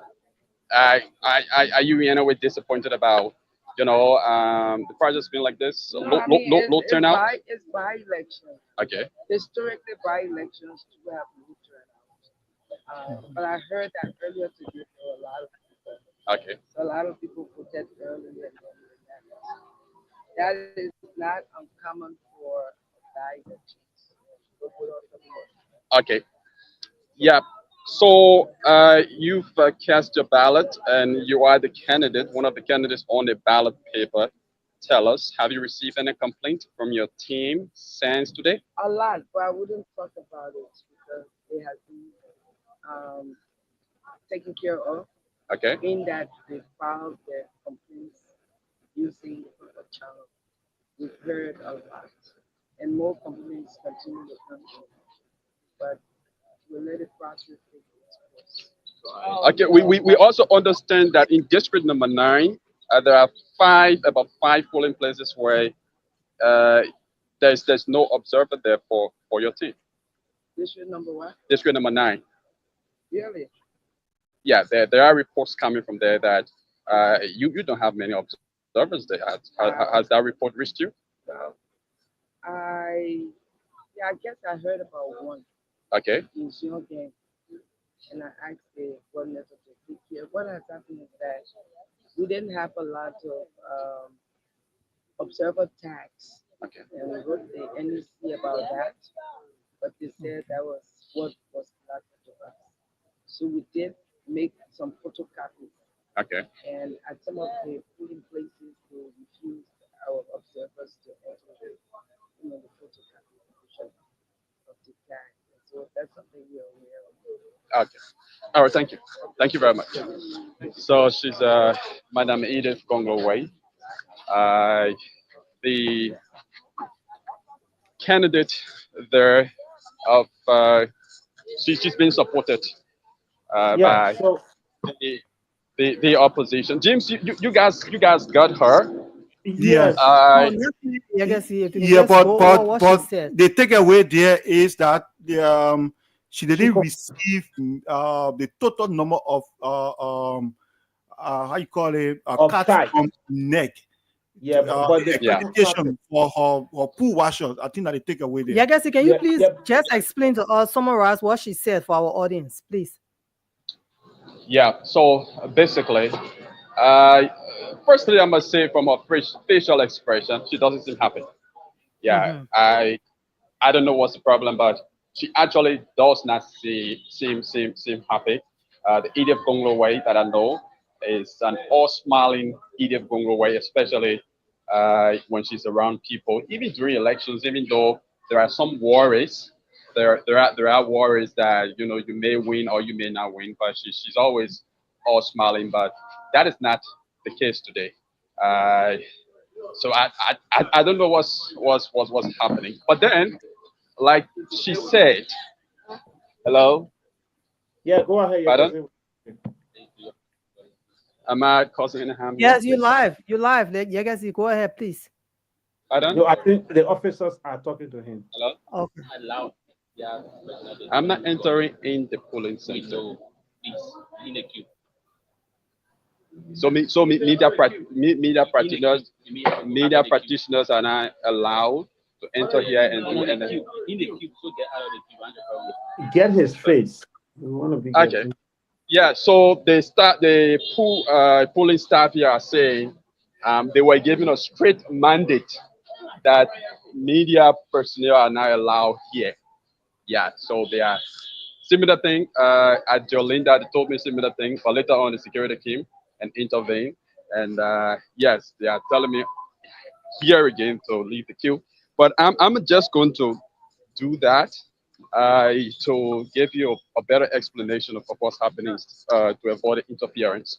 Now, so Madam Edith Gongo Way, I quiz her about what James raised, the issue of observers not being present at some polling centers there in District 9.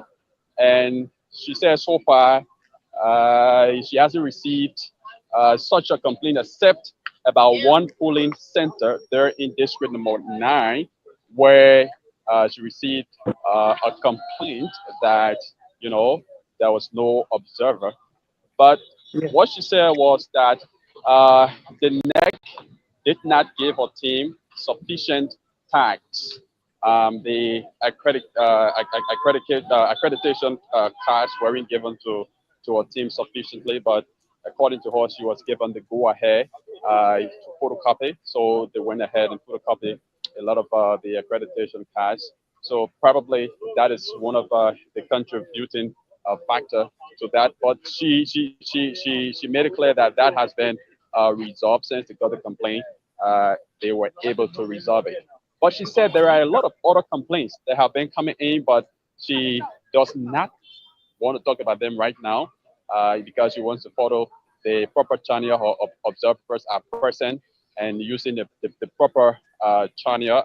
There's a complaint box there at each polling place where whenever an observer observes that the process is not going the way it's supposed to, they can go right ahead and file their complaint. So she said uh, some of her observers have been doing that at various polling centers, but she said she can't speak about that right now. Maybe after the elections and everything, that's when she will do that.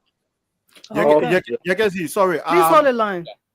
Yagezi, I heard Madam Wet talking about her pool washers being denied because they presented photocopy accreditation card. No, she did she say that? No, she did not say it. No. I didn't hear her say that. She said she was told to photocopy. She said Elections Commission told her to photocopy. Yeah, she said the Elections Commission gave her the go ahead to photocopy. To do photocopy. And she photocopied. So they did not deny her pool No, wash. she was the only candidate given. Yeah. Okay, I guess any other report for us? Yagezi, did you go to the LPMC area because there was a caller that said our men were posted there with warface? LPMC, yes, LPMC is a large community. I know about the Jolinda public school there in LPMC. It should be one of the, if not the only precinct. Yeah, and I was there earlier on this morning. Okay. I didn't see anything like that. Okay. I didn't see armed men posted. I saw about 2 police officers. They were armed. They were unarmed, and yeah, it was at that particular area where They tried preventing me. The police staff tried preventing me from providing coverage, but the police officer came in and intervened. So he wasn't armed. I saw about three police officers there. None of them were armed. So if there's a report coming in right now about that, and maybe it's now that that occurred, but I'm not even know of that. I check back to know what's going on. All right, All please, right. please do, yeah, Okay. Okay, bro. Thank you, and we will get back to you as soon as you get another update. We will get back to you. So, yeah, Okay. Haji and Lauren, you this is what happened, right? We had our reporter Christopher Fan who called. He said about two polling places. That is two precincts. One has three polling places. The other has two polling places. So total five Yeah. polling places. And she confirmed that she was told about one. And the particular place that Christopher called, she called the place name that she was told about one. And that place has three polling places, and she doesn't have a representative there. So it means that our report is accurate. Our report is accurate because she said she was told about one that she does not have a representative there. And Christopher, our reporter, said when he contacted her team, the team told her that yes, told our reporter rather that yes, we sent our guys there, but their motherboard had problem, so transportation issue, and they are working on it. Maybe they will be there later. So now that is to tell you, you saw it from her face when Yekezi asked that question. She had to lick her lip. That is to tell you that yes, my team mess up. It's true. I know about one. You can go and watch the video. She was talking when Yekesi asked the question. She had to lick her lip before answering that question, and you could see the physical expression that yes, the team messed up bigly. Yeah, and I guess he talk about her physical morphology not looking too well. You know, there's an electoral process where in you cannot determine the outcome, so you will not be feeling fine until you get the results when the results are coming in your favor. I'm feeling bad for her, right? Because people who we saw, I thought some of them were going to turn out to be party observers. That is pool washers. Those five places, five people could just volunteer, just a day, 24 hours, less than 24 hours. But now you have five places that we can confirm, five places that we can confirm that she has no observers. We don't know about other places. Some are suggesting 10, 15, 20, but we know about five that we send our reporters there, and she has absolutely no single pool washer there. And now she's walking alone. All those who move in, where are they today? After all the energy they put behind her during the campaign. Oh. All right, so we're gonna take more colors. I see Boom Breaker in the somebody in the back, but I don't know his name. His name is the Boom Breaker. Yeah, we'll come and leave. We'll leave the show in 055510107.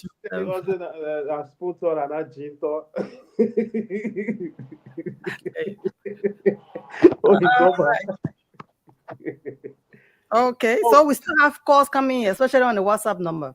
Yeah, let's see. Maybe the chief wants to come on. I know he's so also.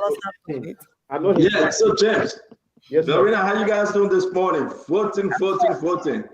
I tell you. Everything's super.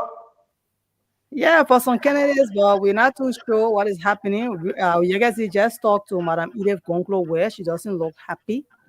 And there are reports. What happened? What are the concerns? Yeah, hold on, let me turn the light on. We got to get involved some way, somehow. I know James don't want me on. A lot of people calling me and say, CEO, you got to go help over there. James, Haji Masale, Haji, where have you been? How'd you go get married? I'm gonna marry in Nimba. When Nimba left, man, give you when Nimba get married. Congrats, Haji. But so what's going on with the election? I mean, are we seeing anything strange? I just woken up, by the way. I just woke up. And where is Diamond? I mean, the guys are so busy in Nimba though. Oh yes, at the moment. They have been reporting back. Another polling place. Yeah, the atmosphere is calm. You know, is it a low turnout or are we where we are? Very low. Yes, low turnout. Low turnout, and there so are it's a low turnout in who interest then. Let's try to do something. I mean, I can't wait for 4 o'clock, man. I can't wait for 8 p.m. It's in the government interest if it's a low turnout. Oh yeah? Yeah, if the low turnout, it will be in the government interest. Because it means that the people are still. All right, so can you send me the link? Let me bring the guys there on real quick. Who can come on? Fidela Patrick going to come on, and everybody. We don't want to mess you guys' coverage up, right? If you guys got to go, you got to go. Yeah. Are you want me up? You want me to leave? I can leave though. You own. But you were talking about low turnout and whose favor is going to be in. Actually, whenever there is a low turnout, the newest in the race can always have. Haji, 1 minute. Can you please send me the link? If you have the link, generating the link, you send me the. Yeah, okay. Let me. I will send you the link, sir. Let me send you the link. Yeah, but you know there has been reports from District 9 that there is no observer when it comes to Madam Edith Gonglo Ware. In District 9. Yeah, in District 9, and that report came in, and we asked her. Yekezi asked her, and she said she was denied voters card. Yes. Haji, please go ahead. Yeah, accreditation. She didn't have much accreditation. So we were talking about low turnout. The low turnout right now is not in anybody's favor because there is no incumbent seeking re-election. So you cannot tell whose favor the low turnout scenario. I mean, you're right, Haji. But I'll go with Jim here because in most instances, like 2023, seditions were happy when the turnout was low from the beginning. James, you followed Fago and myself on the show. They were celebrating early, in the afternoon, going in the evening time. We knocked the whole thing up. Everybody started running. It went. They had to put an extra time. So, except something happened, except Emmanuel Yato is coming with the ghost, and voters from somewhere. Except we're going to see manna falling from heaven. Like Jim said, I mean, I'm not going to take side. I'm going to invite everybody right now on the show to give their opinion. The best thing we can do right now is to share the link and let's hear from the people. I mean, you guys have been doing a fabulous job here. This is what Spoon does best. All right. But what we want to say is that the election is taking a whole different Zico form. Whether it's Zico, whether it's Zelitude, I don't know. But if this turnout remain low, something is happening. But if the either will benefit or the opposition will benefit. But I'm hearing something though. I'm hearing something with the extra group we got in Nimba County, right? I'm hearing that I don't know what Lorena really going, but I'm hearing something, James, that in district number 1, it is few other districts. The only people that I have poll washer that Edith Gonglo and Samako got. What's going on? And CMC has most of the pool washers. Yeah. But it's not all over. They are not all over. No, they are not. CMC pool washer is in New England, in where that place, Billity where? That where the pool washers are. No. Manchester. That's where the pool washers are. CMC took the whole pool washer to Manchester. And I think this is going to be a bad thing for Mike Brilliant because this should have been on the ground. Yeah. So listen, man, I'm not here to pull you guys in and Zelitude, but I'm so happy because overall the election is peaceful. Am I correct? Yes, it is. There you have it, and that's what we're praying for. And overall, the election is peaceful. Did you send me the link, Lorena? Sister Lorena? I sent it. And don't forget, right, Madam Edith just confirmed also on live TV after we reported that 5 of our 5 places she does not have a representative, and she just confirmed that yes, she was told about one of those places, and that place has 3 polling places. that she so doesn't. Wait, hold on, James, hold on. So Madam Edith is saying she's confirming that there's no pool washer in other places? Yes, she said she was. So guys, we really don't want to get ahead of this, right? Whenever we on the radio, the people listen, Nima Kwado, Nima is one. How can Emmanuel Yato explain that? After the chairman saying that they cover all over, and Seditions gave 16,000 some more. Sedition came out with 800 pool washers. How can Mother Eden say no? We are not covering all the polling places. And listen to the explanation they gave us when we contacted. No. We don't record the explanation. We got to go back on YouTube. I hope we're on YouTube. Are we on YouTube? Yes, we are live on YouTube. No, but Jane, let's play it from our set. You got to catch that. Let's play. I don't know. Before Edith, when our reporter spoke to one of our team members, they said, "Oh, we told the people to go there from Ganta when they were on their way. The motorbike broke down, so that's why they are not there right now." In the motorbike breakdown, we're talking about maybe where's the motorbikes that Yeke donated? Over 20 of them. Where are they? But where is Yeke? Yeke should serve as pool washer. Where is Akaris Gray? Akaris Gray should be pool washer. Where is Melvin Cole? Listen, where are the opposition leaders? If you want this thing, you should be serving as pool washer. Am I making a mistake here? Where are all the seditions? Where is Janga Cole? Where is Eugene Lin Nambe? I mean, where are all the seditions? If you want this thing, you should go for it, right? Listen, folks, the only thing I can tell you, I want you, right, to come in briefly and just let us know where you are with this Nimba election. I'm here for only maybe another 40 minutes. I got stuff to do. I got to get ready for tonight. Tonight will be so hot. Tonight will be so juicy, right? I got to get ready for tonight, but we want to hear from you. If you're not working, if you're monitoring this thing with Haji Masale, with Lorena, the Supreme Lady Honorary, and you know you hate James Goode so bad to the God James S. Goode Flomo, the majority black journalists on this network. If you want to join us, we'll share the link and just come and join us. Glenny, stop tapping. Glenny, come and join us. It will be better.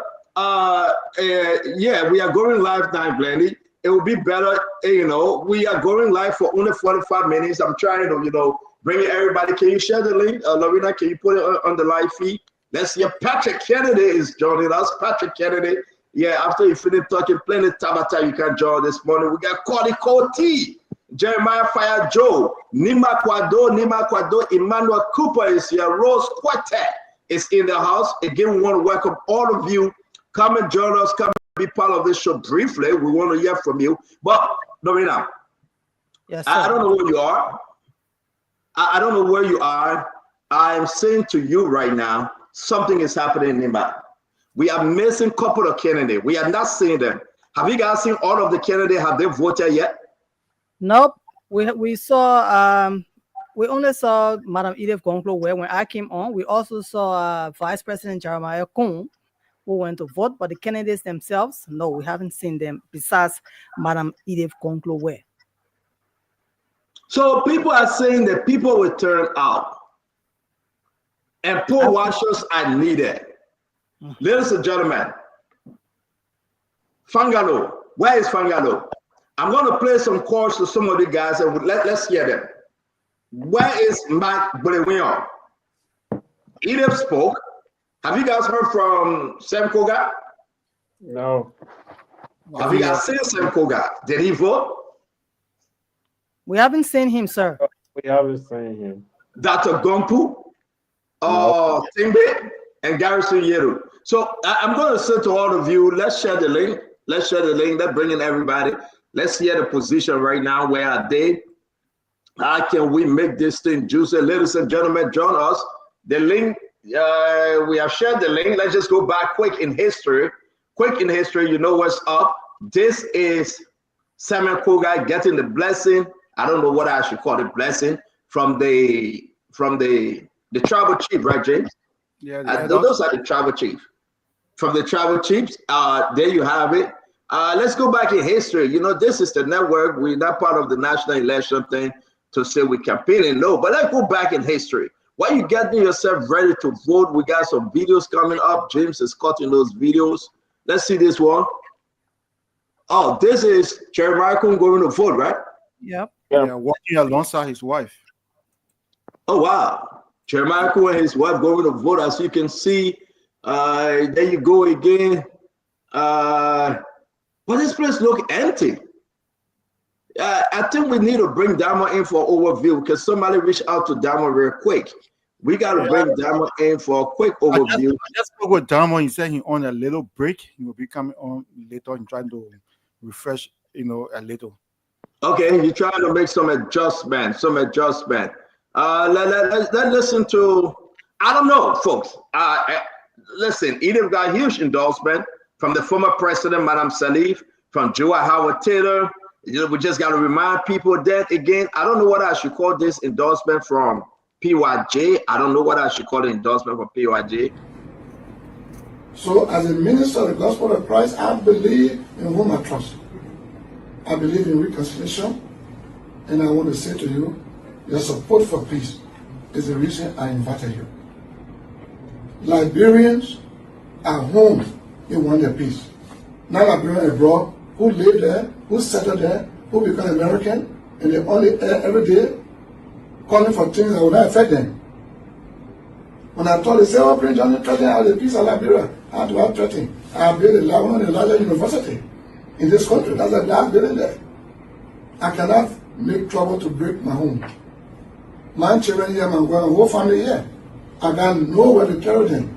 So the same way people do football analysis before the game, they know who will win, they're talking. I do political analysis and security analysis. I haven't been trained and women abroad and have experience for 36 years.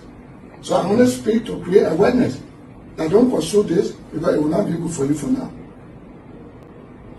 So your desire for peace, your urge for peace, your commitment to peace, your right to peace, I pray for you. In the name of Jesus. So there you have it. There you have it. Vested in me. There you have it. Lord, you met me in Libya. I just couldn't see your face. And you told me to follow you. And based upon that, you put your word in my mouth to decree and declare prosperity, victory, success, to be the head, not the tail. In the name of Jesus, by our desire, rise up in the name of Jesus and go, and victory is assured for you. In Jesus' name. So my thing is that, so guys, I don't know. Let me play this endorsement for Madam Edith to be fair, and we can play the rest real quick. Greetings to the resilient and progressive citizens of Nimba County. I am Joel Howard Taylor, the former Vice President of the Republic of Liberia and standard bearer of the National Patriotic Party. I extend my heartfelt greetings and unwavering commitment to the advancement of inclusive governance in our beloved country.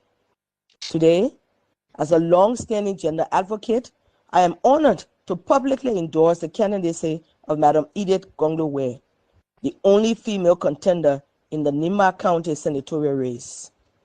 I therefore appeal to all citizens of Nimba County, particularly our mothers and sisters, and all loyal members of the National Patriotic Party to stand with Madam Ware at the polls.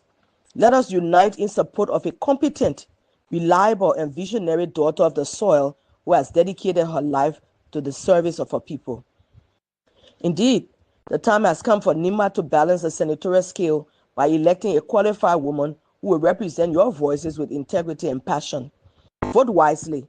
Vote Madam Edith Gonglo-Ware. Okay, again, guys, the guys are coming on. We're going to do something just a little bit different today.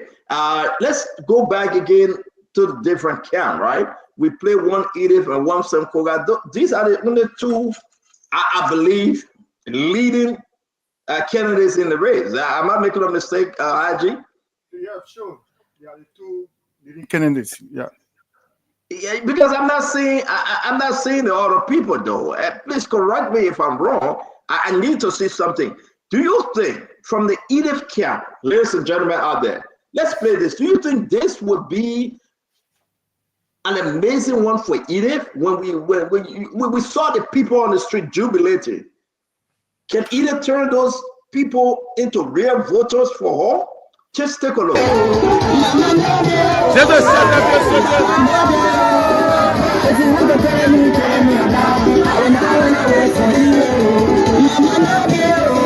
Shut up. So all of this thing and all of this yama, do you think it's going to have an impact? Because people are voting now. People are voting now. You got to eat it. You got to Sam Koga. You got to Mac Bouillon. You have everybody. But hey, the turnout is very low. The turnout is very low. How low is the turnout? People begin to ask, how low? How low is the turnout? So I have Akaris Gray coming on. We're going to battle this. Campaign time finished. We're going to talk about the election. People are voting now. But how low is the turnout? Haji, let's get somebody. I think somebody out there with Damo. Let's get them. They'll get Yekazi. We got Fangalo, from the independent candidate. We got Mike Blair from CMC. We have Edith Gundleway from the ISA. She's an independent candidate. African Democratic Movement at APMEL, Dr. Gumpu, George Gumpu. We got Samuel Koga, MDR. And we got Representative Tengbe, vote, and that of Garrison Yeru, independent candidate. So wherever we find ourselves today, the people of Nimba, they're going to the poll. We're going to go to the phone line real quick, since they allow me to take over this show. Thank you, Lorena, and thank you, Haji. Thank you, James Goodey. He's been calling me to come on the show like crazy. I'm here now. Let's go real quick, Lorena. Let's go real quick to the phone line and hear what the people are saying. Yes, sir. Okay, so it's 05551011075. You can call us and make your own contribution. You have been calling earlier, but let's get to you again. Good afternoon. Hello? Yes, what is your name? Where are you calling us from? Yes, my name is Mommy. Okay, I'm calling from one Barclay Bar. I'm from Nimba country. All right, Mommy. What's your contribution? Too much things to what you're talking today. Go ahead. I'm here, and the channel are because some of the reason there is we are getting tired. Because when we work for the people there, we go sit in the land, on the sun, on the rain. Then after everything, they will go in America, they go to sit down there. Like Ile Bonzo. Because the reason they need to say we lost Prince Johnson, the Prince Johnson, he did messaging. There's so many people what we lost Prince Johnson for. The Prince Johnson, he resigned in Liberia with all his family. He did not go anywhere with his family. When we suffer for him, he live here, he advocate for us, he do everything for us. And the next person is Steve Koga. That Steve Koga made us think so. Steve Koga is a devil. He gives, he looks to your interest, he advocates for you, he do everything. Thank you, Mama. But no, but other people, then when you do everything for them, they leave, they go, he another country, they go. Thank you very much. You have made your points through. The thing is, the turnout is still low. 05551011075. Call and be live on the show. Make your own contribution. Let me get this one real quick. Your name and where you're joining us from? Hello, my name is Jamie. I'm joining you from Minnesota, CEO. Go ahead, my friend. CEO, you see the problem with Liberia, right? They will be complaining every day. Somebody leave from America and come to somebody leave from Liberia, come to America, somebody leave from the world. Is that the reason why they're going to vote Coca like the last quarter just said? Let them vote Coca so that Nimba can be developed now. Say Coca been at 13 years, they can show anything. The vice president had to go there and show his face, say, you vote for me because somebody will name me shit. Then at the end of the day, somebody telling somebody because they leave from Nimba to go to America. I just want to say this, and besides that, CEO, there are some polling centers. The people are stopping, going to work and observer from entering because they say they don't have voting right in that center. Where? Please fast check it. Where? Our watching it on Facebook, just mistaken the play. One how do you call it? Was going live. So you please fast check. My man, we're fast checking. I don't know.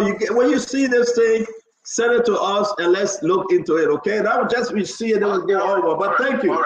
Thank you for calling. We got more people calling. Thank you very much. Let's go to you, Lorena. Who do you have? I have a caller here. Good afternoon. Hello? Yes, good afternoon. Yeah, my name is Bokemuga Nkawa. Go ahead. Yeah, we don't want no there. Either they won't say people denying or observer. The woman said, the card that they gave them was not sufficient. And one of the contradictions I see, the guy who said the mother will tire punch or he never complain about card. The man said they came from Uganda and that district now is the town she came from. That particular area is her home. So she will tell me she not trust anyone in our district now. She might take people from Uganda and carry them there. So that little too much confusion. She might not bring code. Thank you. 055101075. Let me take this one, Lorena. Your name and where you joining us from? My name is Success Othello Johnson. I'm calling from Campley, Nimba County, precisely. Success, you're calling from Campley. That's good. Yes, sir. Talk to me. What's the update from Campley? Yes, CEO, thank you ever so much for this afternoon's show. We thank God ever so much for the turnout in Campley. But before I go any further, let me just give you some synopsis of the show 3 days ago when Carol Grace said that they were dispatching 1,000 men from Morovia to come and serve as full washer for Ide Gongro. It is disappointing to hear that there is no representative for Ide Gongro in district number 9. But with that said, Campley turnout is very, very overwhelming. And the spirit by the vice president in Campley is resonated with the people. The people turn out in mass number. I have never seen a turnout over like that in Campley before since, we've been conducting the election in Nimba. It was very in district number 3, Campley. So let me ask you, Success, let me ask you. I want you to go back. Campley is district number 9, correct? No, district number 3. District number 3, thank you. Give me the turnout in district number 3. The turnout is overwhelming. When they this morning to vote, we were discouraged because of the land. The land was too long, and we thought that we're going to take out long time before we can cast our vote. But as God will have it, we cast our vote, and the land is still very, very long. And I know that they say the speech that the vice president made, what they resonated with the people, and the people turn out so overwhelmingly. So can you come in my video? Are you still at a polling place right now? No, I cast my vote. I left. I'm in the hotel. Okay. In the hotel now, waiting for the result. By 10 o'clock this p.m. 10 p.m. this evening. Okay, so you just waiting for the result. Campley. Sources, just let's hear from you. Try to get out there and bring up more information. We say thanks a lot for calling. All right, thank you. You're welcome. See you. Thank you. Yeah. So that's from Campley. Imagine this thing about either don't have poll washer. It is concerning though, Lorena. It is concerning. Let me take this call real quick. Your name and where you joining us from? Hi, this is Gon calling from Minnesota. Yes, my friend. Talk to us. Yes, I just wish the people of Nimba a peaceful election. Stay on, you're going to see the result today. I think Yeke Koroba and I'm a strong supporter of Ide Congo, but I think Yeke Koroba and Akawa Gray, they scored the campaign in Nimba, and which of course Ide Cueto lost the election. It will cost her. Thank you. Oh wow. Okay. Wow. Folks, the phone number, international line is 609-649-4206. Again, the local line, you can call us here from Lorima today. Everywhere in the country is locked down. People are waiting for the result. You must call. Let us know where you are in Nimba County. We will be going to our reporter shortly. We will give us live update. This is big. This is huge. Again, before you do that, Lorena, let me go to Europe, Spain. Let me go to Spain right now and see who's calling. Your name and where you joining us from. Hello. Yes, your name, where you joining us from? Hello, my name is Washington Lloyd. I'm calling from Madrid, Spain. Madrid, Spain. Talk to us. You live on Spoon. Yeah, CEO, I called just, a lot of people are saying that Koga has been into election for 13 years and he has not done anything. One thing you must be aware that in Liberia, when you don't do well, the school will put you out. So they cannot say Koga is not doing well, because if Koga is been serving for 13 years, that means he's really been doing well. That's why they keep electing him. So that shouldn't be an excuse.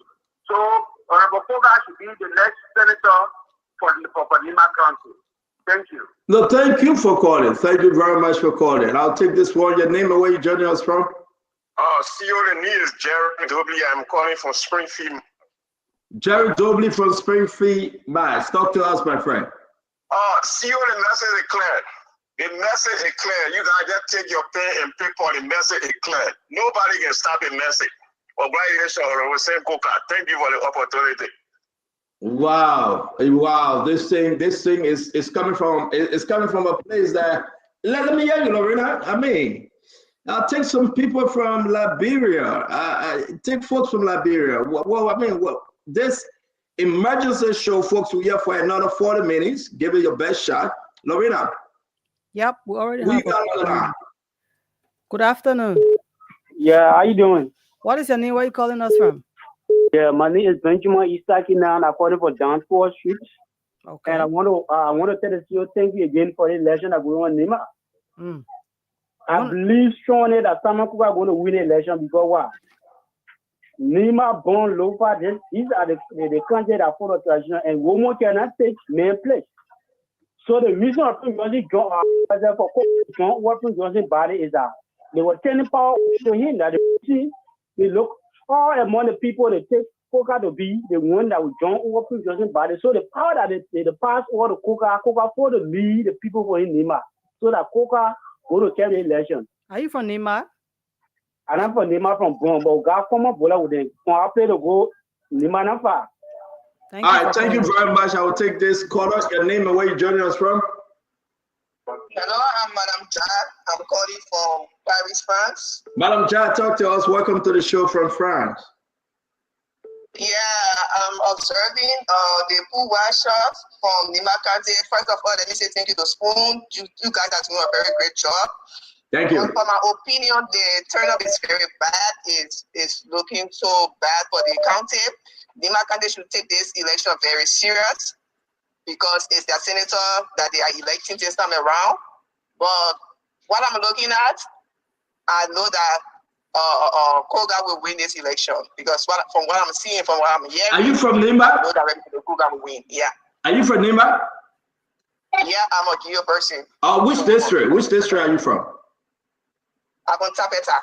Oh, okay. So Tapeta is which district? Kent District number 3. I'm not residing there, so I really don't know. Okay. I have my family there. Thank you very much. Thank you. Thank you very much. Folks, we got to go back to Liberia. Let me take this last one, and then we'll go back to Lorena. Your name and where you joining us from? Stanton? Yes, ma'am. So I'm observing something on the show that I want to speak to, right? Yes, ma'am. So your reporter are in Lima County, that were where Madam Ide went to vote, right? After Madam Ide voted, he went to interview this woman. And then the woman made him to know that the stuff that they're sharing on the pool washer, her pool washer did not get enough because the National Election Commission did not give her enough. So I thought those journalists that on the platform there should be asking why they didn't give her enough. Well, they like making more her. They think, oh, even the person that was interviewing her talking about, oh, they didn't feel France. Yeah, but sister, thank you for raising the issue now. The journalist when I ask all of your questions. So it's okay. I'm not talking about the journalist that interviewed her. Those journalists that so what would the result be, sister? So I know Madam Congo will win, but this is why I gotta tell you, Clinton, you see, okay, let's forget about Madam Ida because you don't want me to go to the point, and you know it shouldn't. No, I don't want you to go to the point. I want you to tell the election is going on now. You want to blame journalists for not answering a question. That's not important right now. They're not even discussing the other candidates. Why and Simcoe are not going to vote yet? Y'all should be asking no question. No, I would not ask a question. Sam Koga will vote. If he vote on his business, then he will not vote for himself. Why should I worry about why Sam Koga not going to vote? If Sam Koga want to win, he must vote for himself. So if he vote for himself, I business. But thank you for calling. Thank you for calling, my sister. Thank you, yeah. Hello, your name and where you joining us from? Yeah, my name is Edward Tara, calling from Massachusetts. Thank you, my friend. Talk to us real quick. Yeah, actually, straight on Tabata, District 6. Say that again. We didn't hear you. Say that again, please. Sir, I'm from Tabata District, Babli Administrative District, the Crown Settlement. Okay. Yeah, so I'm calling because I've been hearing some people say that woman cannot replace a man.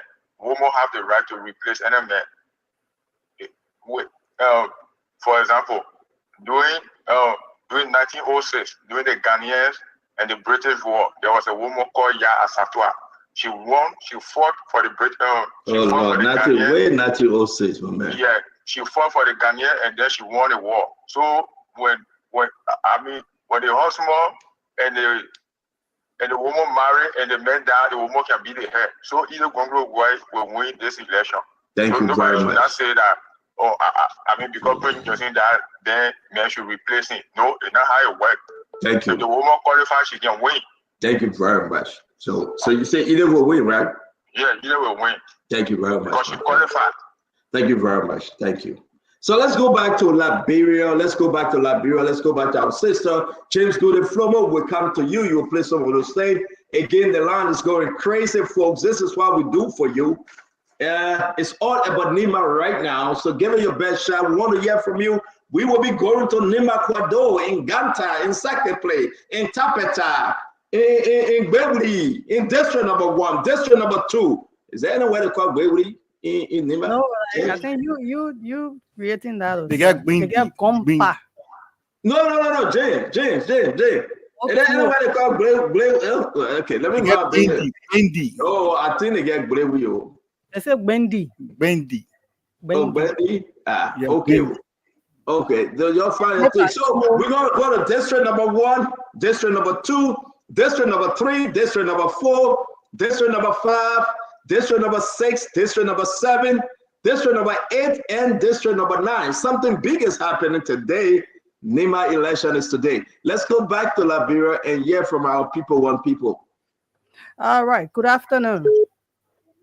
Good afternoon, Lorena. Yes, your name, sir. Where you call us from? Thank you, my Bongane sister. My name is Josiah Smooth, calling from the Commandant Peace Island, Command 540. All right, go ahead. You know, I hear from next door neighbor, Nimba County. They say when your new house on fire don't laugh, have to cut it off. Let me thank God for the peaceful nature the Nimba are exercising today, their franchise, to elect their own senator and represent them. You know, some people are here saying, Samuel Koga has failed and this and if they may have actually we 3 successful election in row. Meaning that he has said, well, 3 different successful elections. Then you telling me he has failed. Then about this time he should be out. None of fail I can't agree and go saying right Prince of win it at the 1 vote, the cousin where I say the way it can be for somebody. Look at the message. Someone telling us if this is number 9, you're going to wear the push watcher. Then one party can be checked because motor water puncher. Then my either telling us because no, you're not giving her. That contradiction. So because they want based on that, at the end of the day, they run around, they cheated him. They telling me police present. It is bad for security person to be in the county to supervise and look after things. It's not bad. Thank you very much. So when she left, she's not gonna tell every person security person were there. All right. 055101075. Call and be live on the show. Nimba County votes today for a senator. Good afternoon. Hello? Yes, what is your name? Where you call from? JC, I can't show you. Quiet now. You're talking to everybody. Queen Johnson me. No, you talking. I can't be talking. I'm coming. You said Queen Johnson me. Combat, Pierre. You were there manipulating Lorena on the show, Haji. Mbappe. How you were doing? How good you were doing? We had the man run away. Kev, my colleague is in District 5. I have to give her the time. That's what I'm saying in Mozzarella there, that they must vote for Coca. So the people angry, they are massively voting for Coca. In District 5. For the other candidate, they voting more. None of them go to farm. They really man of they go on the nobody go on the farm. All of them intern here, they voting when you see a lot I wish they straight. To put last video on. Okay. Yeah. He's saying that the turnout at District 5 is huge. The same Coca district. 0555. And in 2022 election, well, not only Sam Toga district, is Garrison Yellow district too. District 5 is Samuel Koga. As a lawmaker there, that's what you mean, right? Garrison Yellow is District 4. Okay. You have to listen for people to tell you about those things because you don't even know Nimba. You have never been there. All right, so we'll have another call. Yes, I tell you were doing. We have for you. Where we can kick you out anytime. This is not spoon talk. Okay, I just have a recommendation to the CEO to let's do an equal labor event, right? During the election period for 2020 election, CDC was celebrating at the end result resulting in favor of the Labour Party. So let's start the celebration sooner and listen to the result of the election. From there, we all can start the celebration. Thank you so much. You're welcome. All right, CEO, I should still take calls. No. Let me break in a little bit. I mean, he make a good point, but listen, we got to do what we got to do best as a network. We listen, folks, and you know me. If you ask me right now if I must talk, I know how this thing going to end. I know how it's going to end because this is what I do for a living. And you know that James stopping me on the show, and James said I should get out about 12 o'clock my time, 4 o'clock Liberian time. James asked me to leave. So, but what are we seeing here, folks? What are we seeing here? My fellow Liberians, you're on your hustle. You know, Nimba is now your mind. People are selling. They're in the marketplaces, and you know they're doing the thing. Transaction is going on. What are we seeing in Nimba? A very low turnout. A very low turnout. What does that say to the bigger picture? What will people think? Who's gonna win? I'm gonna put a picture up again. I'm gonna go ahead and ask you the question. Whose side this thing is shifting to? We got Fangalo, Magbewion, Edith Gonglowe, Dr. Gompu, Samuel Koga, Representative Tanga, and Garrison Yelu. Imagine going to cast your vote. Some people still thinking, should I vote? Who should I vote for? What happened to the turnout? Let's go back in history. 2020, 111,516 people went to vote when Edith and Jeremiah Kuhn was in the race. 2020. It wasn't a presidential election, though. It was the same by-election. 111,000. 2023, the presidential election, 262,000.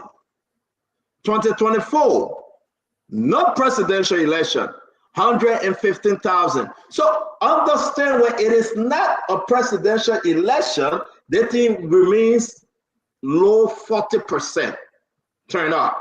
Today, we believe it will be between 29 to 32% turnout today. Today, I can tell you, it will be between 29 to 32%. It will never pass 35%. Everything remains constant. Let's go on the street in Nimba. Let's see what happened.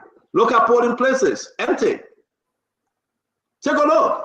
Mr. Let me ask you something. Let me ask you a question. Yeah, I'm on the floor. Let me see that back here. We can count those people that are right there. We can count them. We can count them. Just imagine. Imagine that all of the polling places remain like this. Very slow. What will you say? So then, who didn't do what they should have done? That would be the question. Help me count them. No problem. You can walk in, you can walk out. Easy. No problem. So, Kev. Let me ask you a question. I want you to put that graph up back. The 2020 vote. I want you to put it up back. I want to show something here. Because there's a narrative going, right? 2020, when you watch the 2020 election, right? It was not a presidential election. The 10-hour low, right? 37%, right? Are we on the same page? But 2020 election, opposition had a big day on the 2020 elections around the country, right? Stanton, are you there with me? We listen to you, Captain. Yeah, opposition had a big day, but the narrative that's saying that, you know, when it's low, it's in favor of the government. But most of this low election around the country, you know, it was not a presidential election, and the government had a bad day. If we look at the numbers, am I correct? No, you are not. You are not correct. 2020. Well, let me tell you the reason why you're not correct now. Let's agree with Kev. No, wait, Jim, wait. You are not correct, Kev. 2020, Jeremiah Kuhn, was he on opposition to the ruling party? No, I want you to look at it holistically, the 2020 election, not just only Nimba. I'm talking about 2020 election around the country. Kev. We are talking about Nimba. Kev, we are talking about Nimba, my man. The Nimba election we're talking about today. The Nimba election we're talking about. I'm saying the narrative. No, Kev, you keep the narrative. Let me keep this one. We are talking about this election now. 2020, we are looking at Jeremiah Kuhn and Edith Gongdowe. Jeremiah Kuhn, CDC supported him. Prince Johnson supported him. Everybody gave him the support. Edith was like an opposition to the ruling party. Jeremiah Kuhn was considered a ruling party candidate, and he won. 2024, Yang Tuan was considered a ruling party candidate against Samuel Koga, and he won. James, am I making a mistake here? Yes, you are right. And here we are today. Who is considered a ruling party candidate today? Samuel Koga. Yep. So where is the opposition strength? I'm looking for opposition support here now. And you raise a good issue, Kev, but it is against the backdrop to the argument you are making. Where are the opposition support? We heard the campaign chairman, and this will run into tonight, James. The campaign chairman, Emmanuel Yato, our own friend and brother, saying to us, we need the support of every opposition, not just by words, but by deeds, by money. He doesn't have it. CDC said we gave you 800 new members. They will guide your poll. They will watch the poll. But we'll not pay them. You pay them. Emmanuel Yato said, where are you getting the money from? Today, what are we saying, folks? James. When I spoke to Yato, I beg you, let me finish. Edith is even complaining that all of our polling places, we don't have poll watchers. That's not what she said. Yeah, that's not what she said. But Kev, let's do this. If you want to talk, we'll let you. I mean, you can have your time, but don't interrupt. I will beg you. So my point is that while we go to Good Day, maybe I'm missing something. Let's go to what Edith said. James, can you play that for us? Yeah, let's play what Edith said. Let me go there. Oh, I'm sorry. I have to read. I thought it got out of. Okay, so please do that real quick. Quick. So I want to move on to Haji before we bring our sister Lorena. Haji, something is happening. I expected Edith Camp to say we have covered all bases, right? We got even 2, 3, 4 people. Where are the garrison Jim, hold on. Let's stick to this thing. Where are the garrison yellow pool washers? Where is the Magleon pool washers? Where are the Tembe pool washers? Where are the Dr. Gumpu pool washers? Where are the the Edith poll washers? These are questions. All those people are opposition. Imagine. I'm going to put this up real quick. So if each one of these candidates bring in poll washer, you'll be having 5 to 1 poll washers, because all of them will be keeping an eye on the Samuel Koga, correct? Because all of them are opposition to Samuel Koga, and they are opposition to the ruling candidate, and Samuel Koga is a ruling candidate. So you must have 5 poll washer to 1 ruling candidate poll washer. It will be 5 to 1, but you don't have them. Talk to me, Haji. Talk to me. So, you don't have them. the area she had a little complaint about a district now in 1 or 2 places where she don't have pool washers. And in district now, the sitting representative there is Ta Wongwe, and Ta Wongwe already endorsed her. So we expect Ta Wongwe to support, to feed her with pool washers, to accommodate her pool washers in that particular area. So we don't expect her to have problem in district number 9. We expect her to have little problem in That's what she complained about. We're coming to you after camp. Let's take our time, my man. This is raw information we are giving you as we welcome Carol Moses Gray. I'm coming. In Monrovia? No. Don't start out here. How'd you feel? No. Don't start out here. How'd you feel talking? Yeah, so in conclusion, don't mind. Now you the party for baby. I can't let him go. My man, James, stop. You want to spoil the show, James? Stop. Go ahead, Haji. James, I know Musa Belede, eh? Like Robert, you can't Musa Belede. Go ahead. So to conclude, we don't expect Edith to have problem in district now, because you got a sitting lawmaker there. Let's speak one at a time, Chief. Now you know the party was we where analysis. Chief, that gave the man the respect. I mean the public. If I say we, I mean the public. Go ahead, Haji, finish up. So like other candidates who receiving reports that they do not have pool washers in almost all parts of the county, and that is bad, because let me hold you, Haji. Let me hold you right there, Haji. Lorena, you want to ask something? Lorena, I'm confused. Before we go to our CDC brothers there, yeah, right? Lorena, I'm confused though. You have 5 opposition candidates, and I want Liberians to know this. I want Liberians to see for themselves. And this thing here is troubling. The international community right now in Nimba, they are concerned. They say, who ate the recess before recess? You have five opposition, James. 5 opposition candidates here. The only ruling party candidate is Samuel Koga. These 5 opposition candidates, where are the poll washers?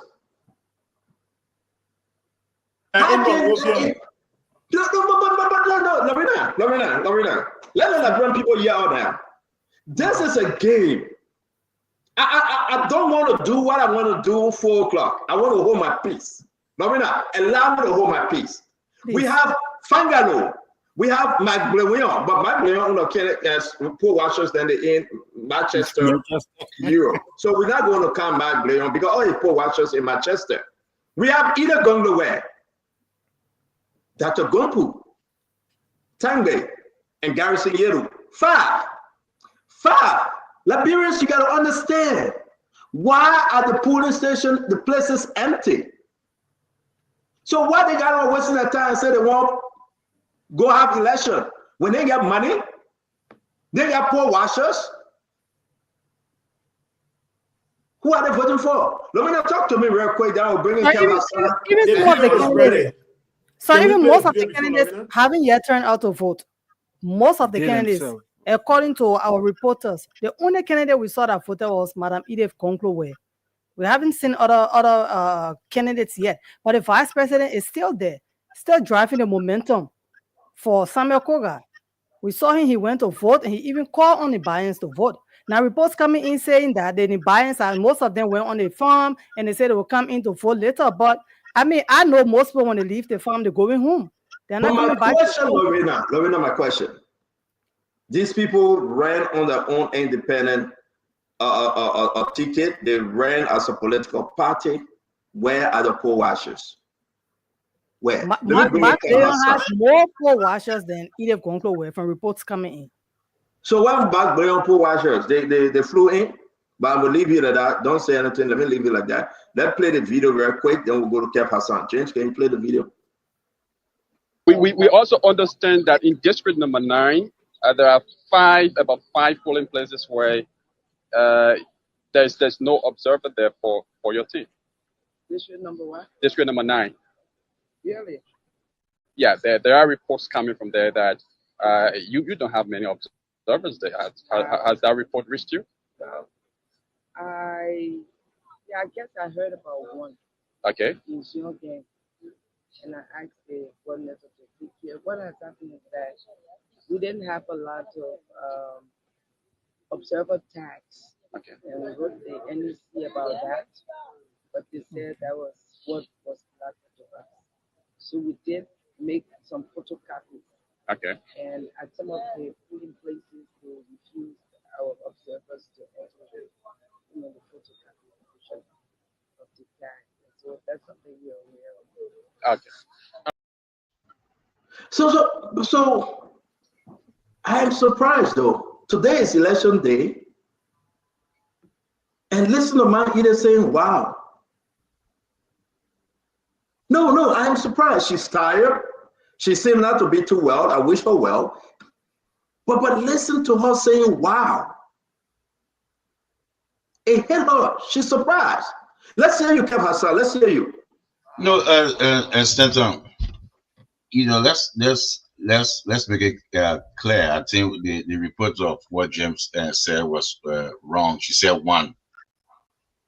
She was actually, she said 1, so she was actually surprised when the journalist even asked that question. Because when I spoke with Emmanuel Yato, even that area is being covered. So what James is reporting, she said 1. She was even surprised. There's nothing there. She talked about tags. And they don't have tags. They say they don't have. They say they don't have. And they not give them enough tags. So they photocopy some tags, so they can have their people. So at that moment it was slow in that area, but they cover it. So what James reported, saying that no poll washer in most of our polling places is a wrong information. You can play it back and listen. You can play it back. James' information is wrong. Okay, so Kev, let me ask you a question. Yekezi was the one reporting, not James. Yekezi is in Nimba, not James. Okay? Yekezi asked the question, not James. Okay, so let me make it clear. Let me make it clear for you. Was Yekezi question he asked? Yekezi was not wrong. He asked a question, what he heard, and she cleared it. James emphasized on it and sent in wrong information. That's what happened. He emphasized it before you came on. I listened, and when I listened, I said, "Oh man, so let's go back to the issue. The problem at Kev, I know when James said this thing, it hurt you, but leave it for a minute. Let's go back to the issue. We're going to pause you there. Let's bring in the Honorable Akari Spirit. Jim will come to you. Hold on 1 minute. Honorable Gray. Yeah, this will go. People who listening. Yeah, basically, I think we got to detach some emotions from this thing, especially those who are journalists on the program like James. If you are a journalist, you got to detach yourself and report independently in a balanced way. But if you are a panelist and not a journalist and you get silent us, and it's good. But you listen to the lady, James heard something. Let me say James, or what about name? The boy that in Nimba County, the reporter. Yegezi heard something. He asked himself, he wasn't there, but he asked a question. And the lady responded. And I know, yes, I can also confirm that one of the areas we have some problem there about the pool washer area. That is corrected. I don't think that should be a big discussion here, blowing the other proportion, as if to say the entire county, all the places are empty and pool washers are not there. Who go to election, pool washers are not there. That was a challenge. Even NEC has a challenge. They told you, see, you can be photocopy or you remember one other area when the people, they didn't even want the people to enter until NEC had to confirm that they gave the go-ahead for the usage of the photocopy. NEC had to confirm that also. So I don't think it's a big deal. I think what you should concentrate on is that the low turnout, what causing the low turnout, like Lorena said something very important. Someone said, oh, the people said they're going on their farm. I was asking the question, I said, boy, the people going on their farm in the Gil Belt, especially because they are farmers. You come from the farm around 6 o'clock, the pooling centers will be closed. What the essence, okay? And the information about all the other people that are opposition, even though Koga himself are opposition, because the NDR, the opposition party, the Unity Party won the presidency in the country, and not NDR. So NDR is an opposition, okay? Even Martinique Tengbe, I mean, it's an opposition. We should look at opposition in the context of opposition. The Unity Party endorsed one of the opposition candidates, okay? When the record shows that Unity Party won election, even Jeremiah couldn't join Unity Party officially. So that argument about opposition, all the opposition, yes, the government is supporting one side. What do you expect? Once the government supports one side, we expect them to have pool washers in every area. We expect them to have an added advantage in terms of logistics. There's no argument about that. They will always have added advantages in terms of logistics, especially technically if you look at it as the incumbent. But I think, let me commend first and foremost Spoon Network for trying to cover most of the areas. It's very important that we have the station across the country. You may not cover every area, but I think it's a good thing for the Liberian people, and that's what brought me here today. Let me appreciate it. Thank you very much. And listen, people are contributing to this great thing today, that they can receive the information, and we say thanks to them. James, let's hear you, James. Talk to us about my EDF, a brief interview this morning. Yeah, Kev Hassan should be very man enough to agree to the mistakes that they made. This is what happened. We have our correspondents across Nimba County. One of them, who is Christopher Fan, who is currently on his way to another place, will be joining us to give us report, went to these two places in question. When he got to the first place where Madam Edith confirmed, he said there are 3 polling places there, and you only have a representative from the CMC and Koga, the MDR.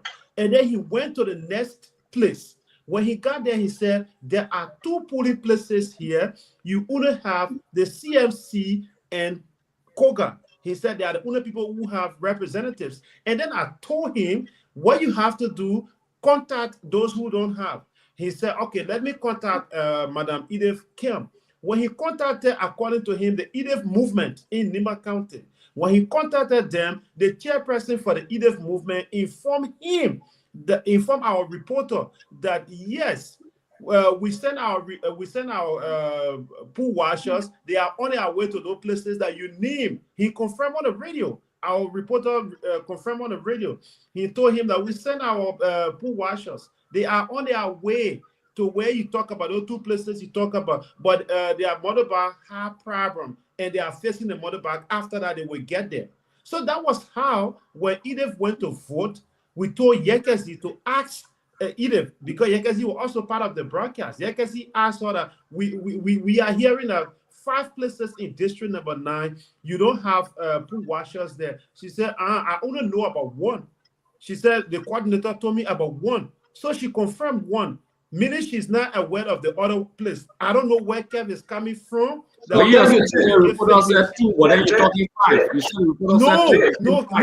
All right, James, thank you. James, thank you. Yeah, very quick. We're not here to make clarification. No, I know he did not to understand something. They have percent, 2%. Let him be clear. Yeah, 2%. 2%, where the other percent has 3, the other percent has 2. So altogether it will be 5 voting places. 5 in a voting city hall. places. No, not in the city hall. The other place where she called the name, and the other place. You say one get 3, one get 5, but at the city hall, one has 3. No, wait. No, but great. Listen, let me make the clarity. They have hurry up. We got to move in Nimba. They have 2, 2. yes. Yeah, 2%. The first percent. I'm not gonna balloon coming in front of you, so now you need to pay the balloon. God loves me. The first percent has 3 voting places. The first percent has 3 voting places. But at the same hall, that's how they no, do not it. the same hall, not the same hall. When he went Can you to show the another video? school. Okay, but Honorable Great, wait now, we got another school. When he went to another school, that's Jay, let me ask you a question. Yeah. Jay, let me ask you. The reporter reported live, right? We have the reporter. Can you call it? Call it. Yeah, I can call it. Call it. Thank you. So I want to say to all of you again, this is about Nimba. The election is in Nimba. This is about Nimba. The election is in Nimba. We'll be going to the phone line, but we'll be going live in Nimba shortly. Our guys, they are regrouped, they are rejuvenated. They are coming back to bring on live information. They have regrouped already. It means that they have eaten something, they rested, and they're coming back with more Zico in the system. I want to say to all of you, wherever you find yourself, this election is very important. But if the turnout remains this low, it is concerning. I want to go back to Haji. Haji said district number 9 CEO, that Tai One-Way district. And Tai One-Way district, Tai One-Way is supporting Edith Gonglewe. The turnout in district number 9 is low. Everybody I spoke to believe that Edith should be winning district number 9. The only person that disagreed with me was Kennedy Fangalo. But if Edith is winning district number 9, and the information saying that the turnout is very low, then I am concerned. Let me go back a little bit to 2020. Let me go back to 2020. I hope these guys, oh my God. Man, you deleted all of my information from here. Yes, why? All right, I have to upload this thing. We had our information here, and the new crew came and deleted everything. So 2020 district number 9, Edith won district number 9, 2020. She did. If she going to win district number 9 this time around, she must win district number 9 bigly. And that's the fear to see if the turnout is low, Lorena, in that district. It will not, match the turnout coming from Samuel Gongo or Gongo Samuel Gongo. 4 and 5 10 a poll, a low. Why the reporters not reporting for that? 4 and 5. Great, we're not hearing you say that again. Why the reporters are not reporting from district 3, 4, and 5 in terms of the turnout? The turnout very low. Yeah, but the guys are going all around, Greg. No. It's believed that 3, 4, and 5 are the strongholds of these guys. Now, yeah, but Greg, you yourself said, reporting for district now. So what happened to 3, 4, and 5? That's the turnout. Greg, you yourself said we will be all around. Let me put a cash app. Oh, send some money. Let's send the guy in there. Stand on, I don't have cash app. I can send money for that cash app, I don't have cash. Oh man, the Ghana will be there. This thing is going all over. You are right. We're going to cover all the district, but great. No, yeah, because we have percent of the other people's strongholds. Yeah, but we're going there. We're going there, and that's why I say the guys are regrouping. So we're going there. The turnover are very low, and most of the people were on the farm. Okay, but you're making some sense here, and the Liberian people will understand that at the end of the day, I want you to look at this, right? So guys, just take a look at this. 2020. In Nimba, the turnover. District number 9. Edith won 4,502 vote. Tai One-Way 2,075. Coon 1,875. Edith must win district number 9, and she must win district number 9 anything over 4,000 votes. Great. Am I mistaken? Because if Edith, let me finish, Greg. I'm coming to you. Edith have to win this election. She must be consistent here. And the consistency remain, she must be over the 4,000 vote in district number 9. Say something, Greg. I want to say this to you, Stanley. to be frank with you, I'm shocked that the voter turnout is low across Nimba County, not just district number 9. I've been blunt with you. Okay, concerning Kode, Ganta, all the areas they've been reporting today, the turnout is very low. It speaks volume to me. For me, it speaks of volume of the candidates. Okay, in my opinion, it's beyond the candidates. It's like a referendum. Now, why should we go and vote? If we vote, that's the census and 7. Maybe that's what other people are saying. You understand? So how did the candidates convince the voters to turn out in their numbers or in their mass? Sometimes you know there is something called voter fatigue.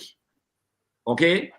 So these people, these voters in my thought, that most of them maybe say, oh, I don't care how we vote at the end of the day, that the same life we have, that the same way we will live. We need to do analysis after the election. But I just jump in, but I'm telling you this. Because even in 3, 4, because I've been concerned, let me be very frank with you. I've been concerned about 3, 4, and 5. And the reason why I've been concerned about 3, 4, and 5, it seems to be the stronghold of Koga and Garrison, and they got a lot of votes in those areas. A lot of votes. People register, them not say votes, but people register. If the turnout is very low and these people are farmers and say, we're on our farm and we'll come back, it will be fastest, maybe the polling center will be closed. So maybe after this entire election, we need to discuss why the turnout is very low across the county. Okay, the momentum was there, people were jubilating, people campaigning with the people. You saw the pictorial evidence. If I call the era, your guys are doing well out there, I must admit. Okay, but at the end of the day, look at the turnout. Let's be as realistic as it can be. It also speak to a lot of people who imported people in 2023. Okay, not just from Montserrat, but the Bon County, across the borders, and all of those things. You know, that he had a lot of candidates, different political parties for many reasons. And they're not able to take the people back. You understand? So as a result of that, it will be a low turnout. Don't be surprised. Maybe you have 30% turnout. So here's one thing, great. Here's one thing, Ray, right? Let's just understand something. People are watching. Let's get into it.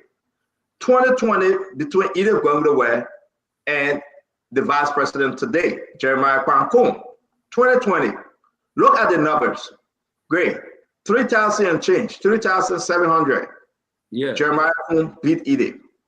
This is the last election Edith took part in, 2020, when she was going against the ruling establishment. We can stick to that. Any other thing, well, we're not going to make any substance out of it. Jeremiah Kwankun, Edith Gwangdewe. Now, these are the different numbers here, and I want people to understand this. I want you to pay attention. District number 1, Edith beat Jeremiah Kwankun in district number 1. It's right there. Edith have 5,873 votes. Kwankun have 4,455 votes. Edith beat Jeremiah Kwankun in district number 1. District number 2, Edith beat Jeremiah Kwankun in district number 2. 5,828 votes. Edith beat Jeremiah Kwankun. District number 3, here comes Garrison Yeru. And people shouldn't take this for a joke. Garrison Yeru beat Edith and Jeremiah Kwankun, but Jeremiah Kwankun came second in district number 3. So let's look at this scenario today and say 5 years to come, what changed?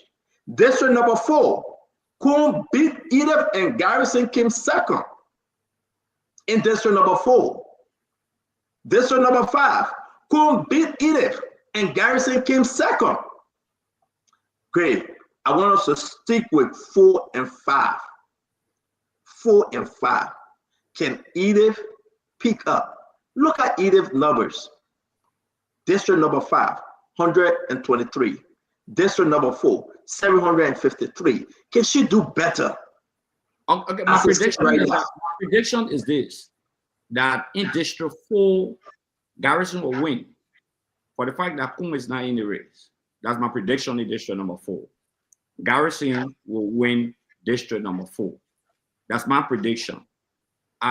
In district number 5, Garrison and Koga will go neck to neck in district number 5. For me, it's not good for Koga if Garrison should win district number 4 and come neck to neck in district number 5.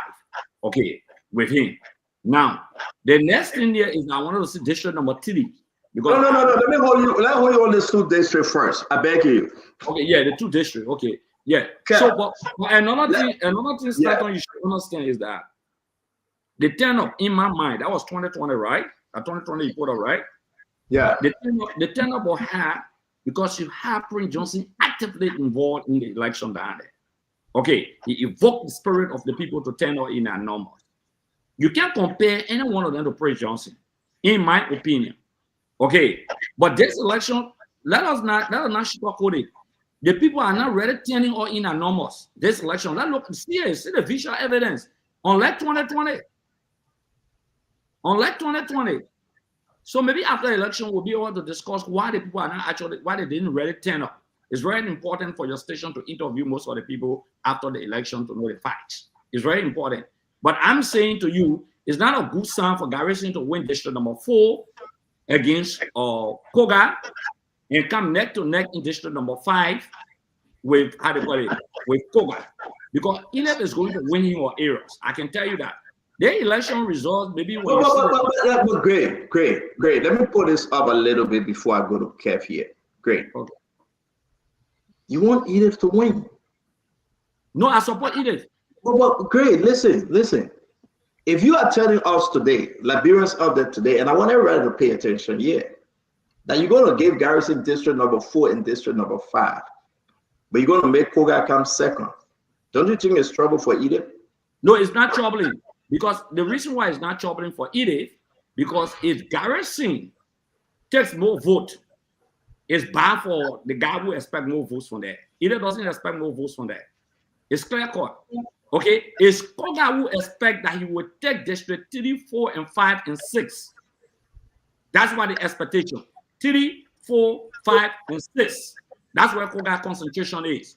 But in 3, 4, 5, and 6, 2 of those districts, Garrison is not playing. In fact, you get a third fighter, the guy from Musa Belete Party, also involved into it. So that would diminish the number of Koga. Okay, and maybe after this analysis, we'll say something. But I can say this to you: at the end of the day, after the election in Nimba County, I don't think any candidate will control Nimba the Prince Johnson. I don't think so. No, we ain't there yet. No, we're not there about who will control Nimba yet. Let's talk about who will win. Let me bring it. It's at the disadvantage of Koga in the strong belt that Koga should be putting more numbers for Garrison to win 1 or 2 of the district against Koga. That's where he won. Yeah. So if Koga coming second, it's not good. Then Koga is losing. Let me bring it, Kev. Let me bring Kev. And James, once you guys are ready with Diamond and for Nimba, I would like to bring that in. Kev, let me go over this again. And those of you that just joining us, you can find this on the NEC website, right? It's very simple. They are there. They're going to give you everything. District number 1. Number or the total number between Edith and Great. Let's put that back. Put that back. This one. Put it back. Hold on a minute. Great, what you say? I wanted to see who and Edith number because I want to see the total. Which district? No. You gave the total result between Ku and Edith. Okay, the total result between Ku and Edith. Yeah, I wanted to see. I think 70,000. Okay, I got it. Okay. Yeah. So let's go ahead. I Kev, what were you saying? Put that back. Well, that another one. The district 1, the district 4, 5. Put it back. Okay. District 1.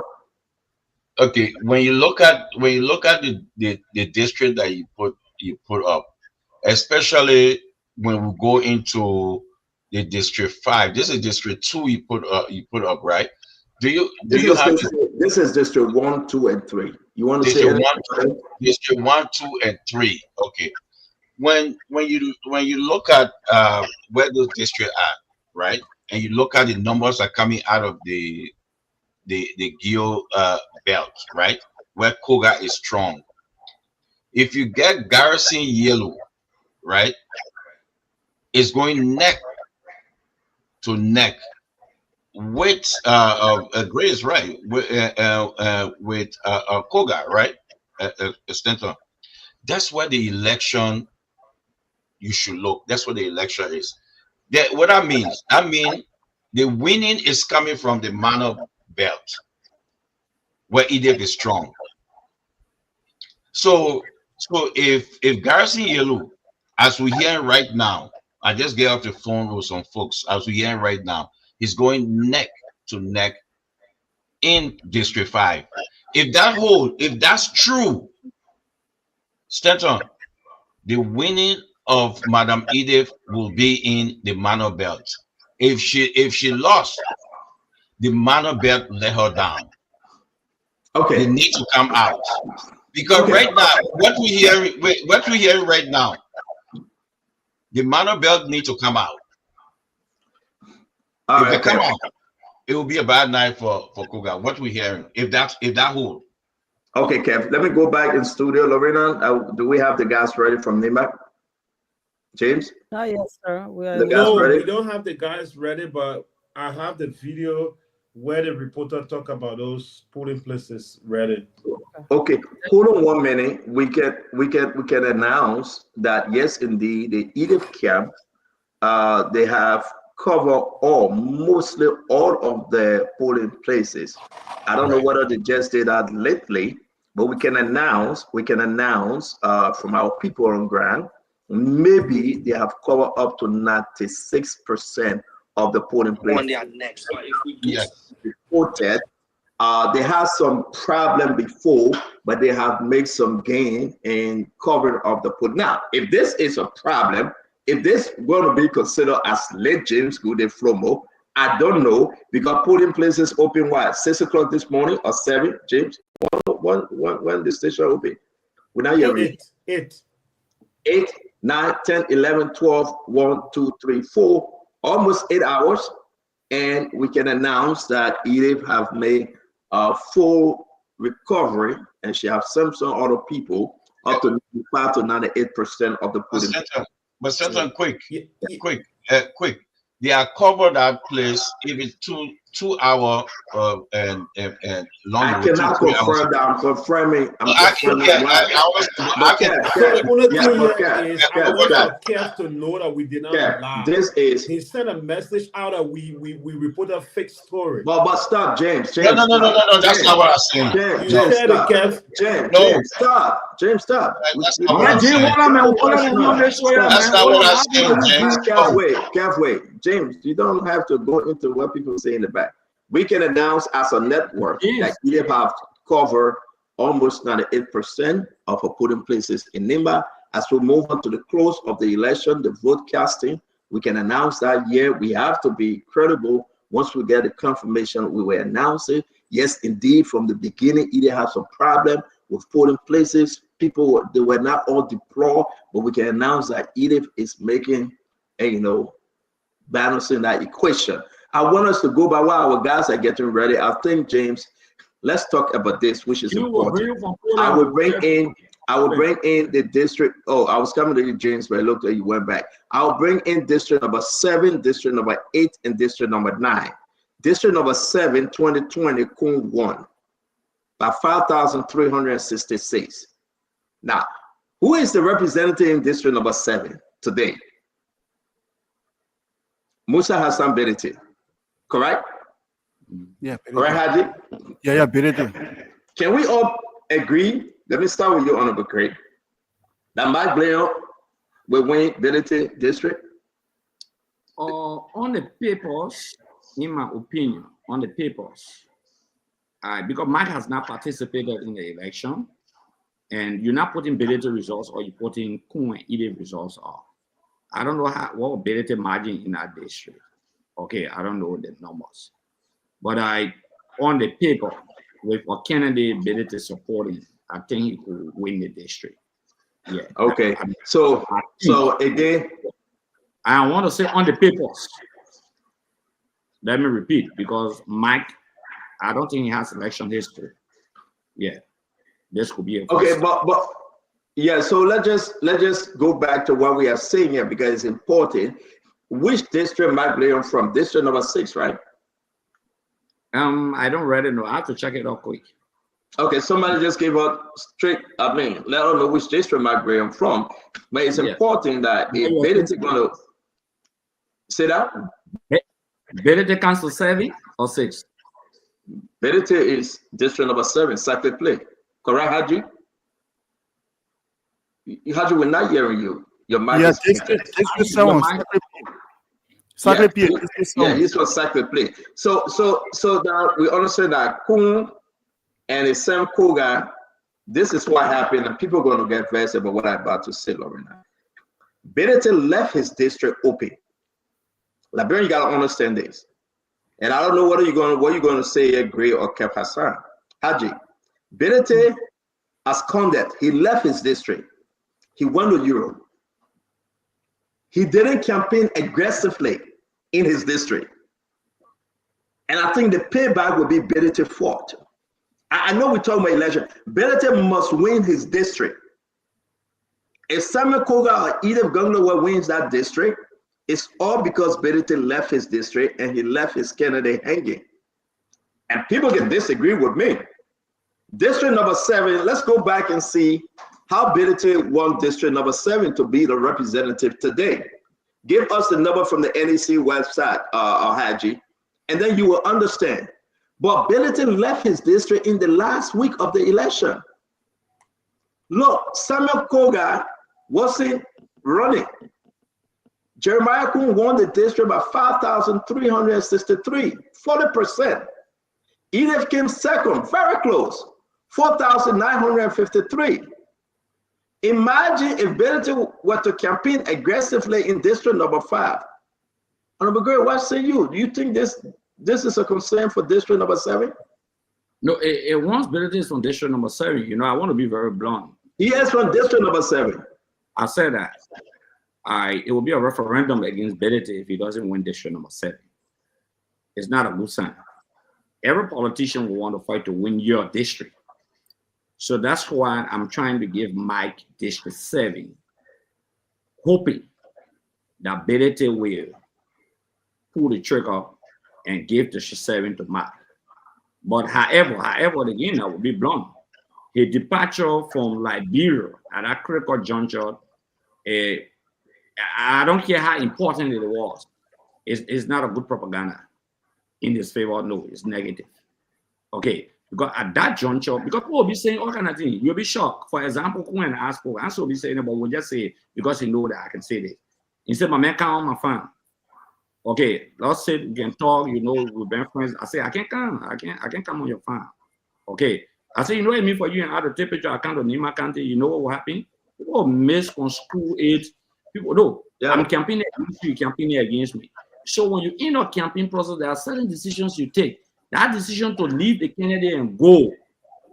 Even if your mother was dying, I say don't go.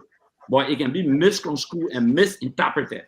And yeah, it was actually used in that era. So if your ability meant well, and people put any propaganda on here, yeah, he's on here. So he got to fight today to win that district for redemption. That's my kind of opinion. I mean, I don't know what the people will say, but Kev, let's hear you. Benetton left the last week of a major campaign in his district, Sacred Play. He left. What we receive is that people say you must leave. Because understand now, Samuel Koga and Jeremiah Kun went in his backyard to campaign. Benetton was nowhere around to defend his territory. So what Gray is saying, it won't be a good thing for Benetton to allow Sam Koga or Edith to win the district. Now, if either win, Benetton gets something to say. But if Sam Koga win that district, the whole CMC is in trouble. That the foundation wasn't built on a solid rock, but on a watery sand. Kev Hassan, talk to me. Listen, and great people can preach all the propaganda they want to, but I can confirm that Benetton left the mechanism in place. He did that, and I can confirm he was in communication with his people. Let understand this now. Benetton can stay in Europe and still do what he's supposed to do. So you can choose all I want to, right? Yeah, it's a fact. But the notion that Benetton left and abandoned his team is wrong. It's false. It's misleading. No, that's not true. That's not true. He was in connection with Mark. Mark is part of his campaign, and what he doing in Europe. Mark understand what he's doing in Europe. Kevin making people laugh. Did Benetton leave Nimba County? The last week of the election, did he leave? This is the war become the war. You can stay anywhere wrong campaign. You can stay anywhere wrong campaign. Let me ask you this. You start right in that chair and run an effective campaign. Right in that chair. So what's different? You and I. Are you asking me or are you telling me? I'm saying it for you. You start right in that chair and ran an effective campaign. Right in that chair. So was I on the ticket? Was I on the ticket? The same ability. He's not on the ticket. Was I a city lawmaker? Did I represent any district? But you identify yourself. You identify yourself with the opposition at that time. You are part of them. You were in the war room. But can I do it one at a time now? Listen. Did I represent any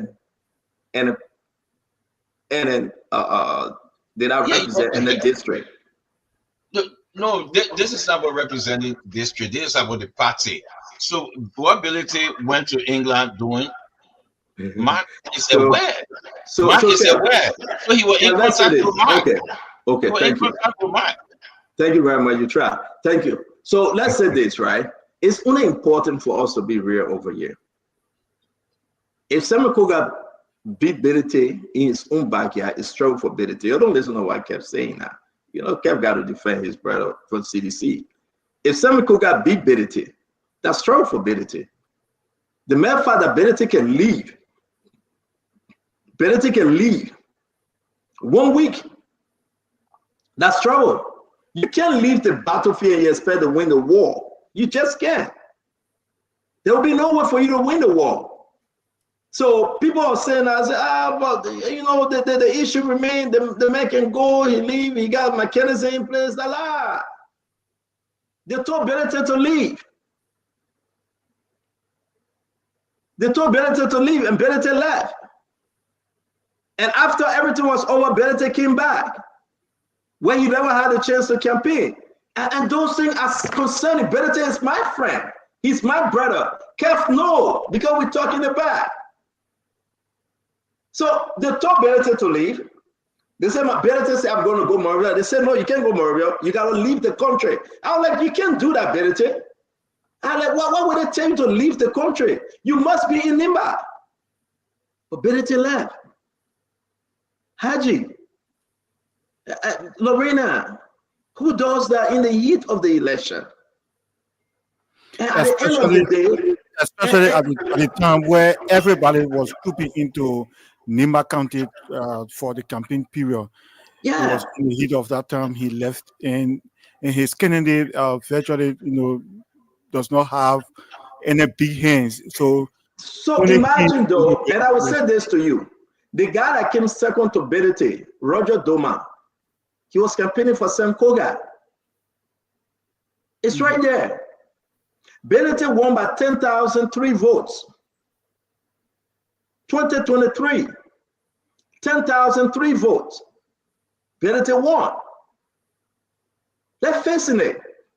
Now, imagine that Berete must have all of Berete vote in district number 7. If Berete were to be in that district and say, every one of you that voted for me, if he didn't truck, we can put that aside now, if he didn't truck, and say, every one of you that voted for me, I am telling you, go vote for Mike Blair. Imagine how this thing will turn out today. So Berete must win district number 7 for CMC to be alive. Berete, CMC headquarters, Haji, that district number 7, that where the party was birthed, that where the party got ordained. How can CMC go in second or third,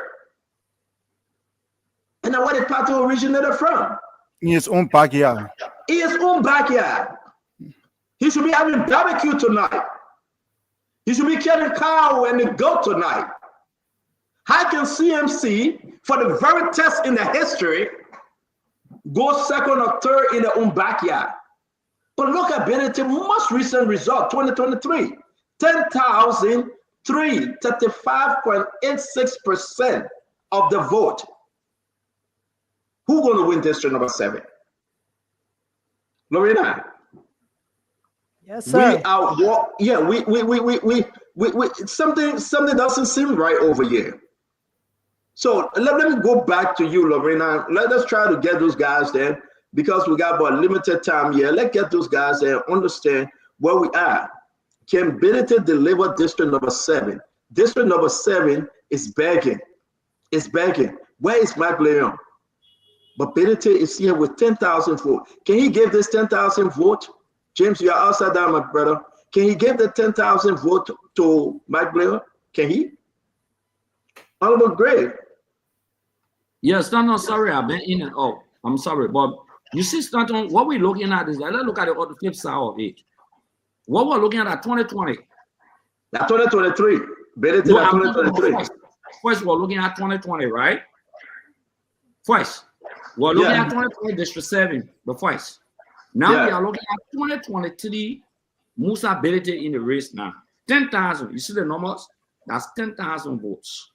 So I believe Benetton can give 60% of that vote, can still put Mike in a better position and still win the district.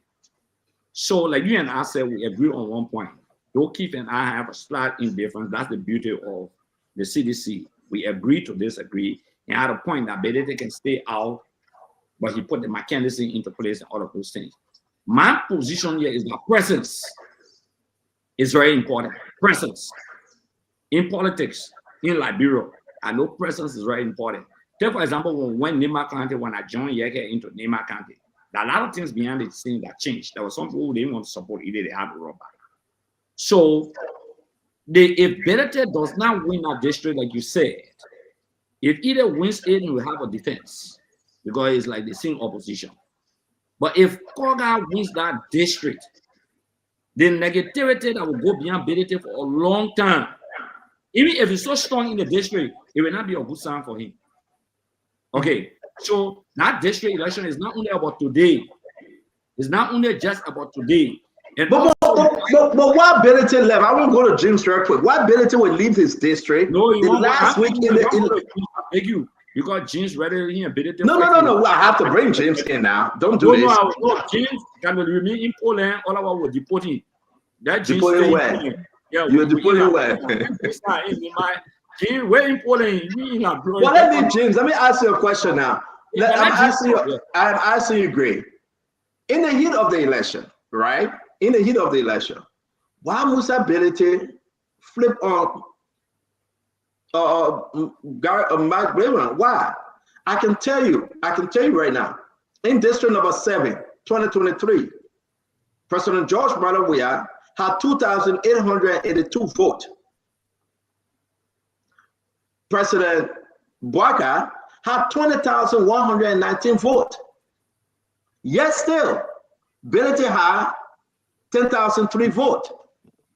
Can you imagine? So if even you add the CDC vote to Benetton vote, everything remain constant. Benetton is in trouble, yeah. He left his people. He didn't go in the interior. He left to have party organization in Manchester. And this will cost Benetton. I beg you, Gray, hold your peace 1 minute. James, I'm listen, something is running through my big head. Yes, something is happening. Benetton will be in trouble here, James. Yeah, first, let's look at the historicity of Benetton when it comes to supporting people who believed in him. Who is the most recent victim? Mr. Arizona Cummins. During the 2023 presidential elections, Benetton did not support Cummins. He announced that he was supporting Cummins, but when he was running his political campaign in Nimba, did we see Benetton with Cummins t-shirt? Did we see Benetton and Cummins on the same t-shirt? No, we did not see it most often. Benetton was all around doing his one man, one thing. Again, fast forward to 2025, what happened? Wrong analysis. Established his but Kev, don't interrupt him now. Don't do that, Kev. Let everybody just wait. Yeah, fast forward to 2025. So let's wait, guys. I'm talking about most James, don't get distracted. Keep flowing. Keep flowing. Cummings. I did not go to George Weah. He supported former President Weah, the late Brunsky. We're talking about recent. He established the CMC when he knew that the election was coming, or that is the campaign time was coming. What did Bidete do? A man who wants to win his district. You know, if Bidete was going to stay, what we're talking, we were not going to be talking because he's a mover. He's a political mover. He knows how to move. He knew that his candidate was going nowhere, so he had to leave for England. He spent about a week or so in England, and he returned the very day that the campaign ended. I think he returned on Monday or Saturday night. What happened today? We are struggling. That is, his candidate is struggling to even come maybe second or third in that district. I'm very sure that Bidete is going to lose that district, and it will be a disrespect to him. If Koga wins that district, Bidete is done. Koga can tell him anytime that I have voice in your district ahead of you because I won before you. Yeah. Again, it's not only Koga. Let me say this to you. Look at this. This is 2023, just yesterday. Presidential election in district number 7, Nimba County. This is district number 7, Nimba County result. Musa Bidete Kennedy, Alexander Cummings, got 550 votes. He did not campaign. Musa Bidete Kennedy, in the district, he won by 10,003. Musa Bidete Kennedy got 5,000 votes, 1.98%. 550. Appleton got 1,028 votes, 3.7%. Councilor Gonglo got 1,435 votes, 5.17%. President George Manawia got 2,882 votes, 10.38%. And President Joseph Yiman Bwaka got 20,190 votes, 72.69%. Imagine, this is district number 7, where Bidete now received, let me finish, Cap, let me finish, don't call my name, let me finish.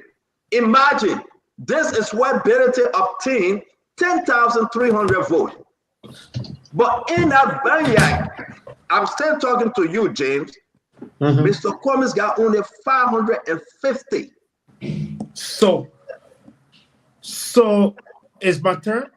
Yeah, go ahead. I'm finished with you. Yeah. Okay. So that is what I said. During the 2023 elections, Mr. Bidete or Representative Bidete did not campaign for Cummings there.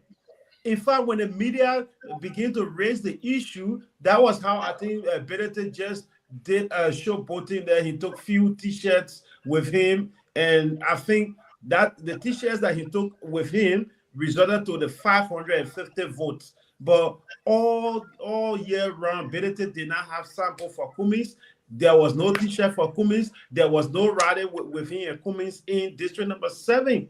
And at the end of the day, Cummings lost. Cummings became the victim in district number 7. And Bidete was CPP. Let me come in. He became the victim. Bidete was no, let's get to Haji. We'll come to you, Cap. Please be patient. We'll come to you. Ladies and gentlemen, this is a quick overview. You know, we'll be back at 8 p.m. Liberian time to start bringing you some of the results. What we're doing right now is pre-analysis, right, to what we want to have tonight on a big show. I want to say to you, Haji, I'm concerned. I'm concerned about Musa Bidete. I'm concerned about CMC. CMC was just funded. CMC headquarters is Sacred Play, district number 7. CMC can go up and come down, and my own friend, Jerry Yogbo, from district number 12. He's there, he's part of CMC. But I'm concerned, Haji, that here we are talking about the man that brought about CMC, but he left a CMC candidate to go to Manchester. He came back after the election, after the campaigning, after everything. And even when he was coming, they said, my man, you're coming too early. Stop. He stayed in Ghana. They said, well, tell you want to come to Liberia. He's also come Saturday. They said, no, you cannot come back Saturday. You got to spend a night in Ghana. He spent a night in Ghana. I am informed. He spent a night in Ghana. Campaign is over because they wanted him to come back after the campaign. So imagine though, if CMC doesn't take this whole thing, that they're going to win cycle play, Haji, let me hear you, man. Yeah. Let me hear you. Something is happening. Yeah. So you hear me now? But you got to mute yourself, Haji. Why you open your mouth? Go ahead. Sorry. We can hear you. Okay, so Berete need to be cognizant of the fact that Representative Koga have made a pledge to himself that those that will not support him should stand ready to be fought.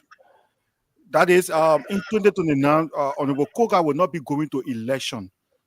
So Representative Berete will be seeking re-election, and if Koga wins this election, Koga will be a sitting senator, and you have voice to talk to people who to vote for in District 7.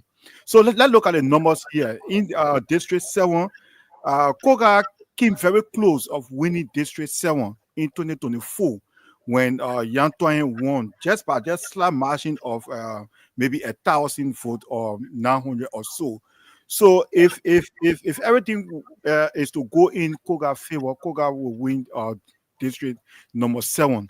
And 2029, it will be disastrous for Representative Musa Berete because Koga will get at him. I think I don't know who told Koga Berete to leave town, but he did. He listened to them. I heard they say it was the chief and elders. Let me bring in Kev Hassan. Kev Hassan, number don't lie, man lie, woman lie, but number never lie. I would show you Jace Berete 10,300. He won 2023. 2023 presidential election, Jose Yima Boaka 20,190. That is in district number 7. Mr. Cummings had only 500. 1, 2, 3, 4, 5, 550 votes. And Berete was MIA. Yeah, we are talking about who's going to win district number 7. Okay, Stanton, 2023 campaign. Jose Yima Boaka never stepped his foot in Nimba. He never campaigned in Nimba. That his team campaigned in Nimba. Let's get that. And yeah, he got what, 72,000. Yeah, 22,000, 72%. Right? Any vote in 2023 you see in there, that Prince Johnson. When Prince Johnson is alive and in control of Nimba, no one stepped their foot there. The numbers showed. The records are there. Nobody. So that number you're showing, it's not for Jose Yima Boakai. Because we can show you number against Jose Yima Boakai 2017. Jenna Gray, you can bear me with this. We can show you number. You can flip it. We'll show you number for George Manuel Weah. What am I saying here? Once Prince Johnson there, you will see that number. So you can, nobody can come up and say, oh, Musa Berete, you didn't campaign, that reason why come and get that, Stanton. No, Stanton, that's Prince Johnson number, not just say my Boakai number, that's a Prince Johnson number. So, but watch down. Everybody down in a 1%. There's Judge Manuel Weah had 2. Imagine the most popular man in the country had 2,000 and something votes. So Nimba is a different place. So we cannot use that number because Cummings have 500. We use that number. No, Nimba is a different area. Musa Berete left mechanism in place. Musa Berete know what he's doing. He's a seasoned man. He knows exactly. He's a successful man in everything he put his hand in. Very successful man. So nobody can tell me that, oh, Musa Berete went to Manchester. That is the reason why. But Musa Berete, district number 7. Who's gonna win district number 7, Kev? Your prediction. at this moment, let's see the turnout in district number 7. But You said at this moment, at this moment, I believe Mike will carry district number 7 because of because of not only that. Stanton, let me say this: the development that yeah, we got to know. Yeah, the last 30 seconds. The development that built it carry in District 7. I believe the people of Nimba, the people of District 7, they're very sound enough to understand that development over tribalism. They believe that.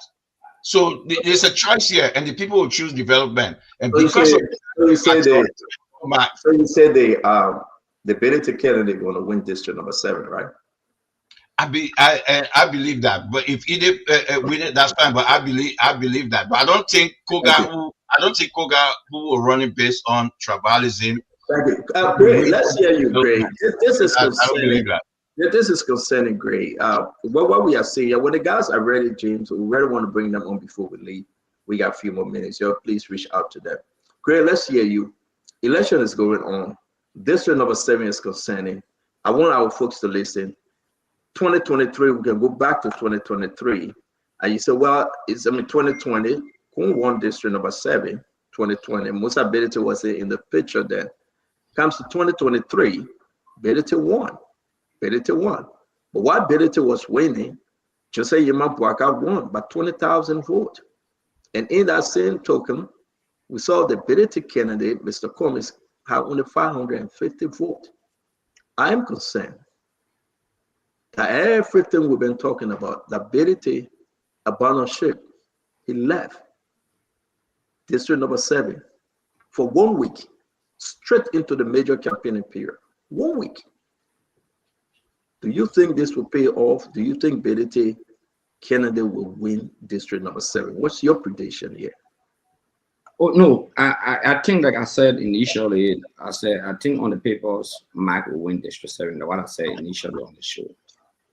Okay, but sometimes to stand on is an established fight. That sometimes the representative candidates are stronger than the presidential candidates in some districts.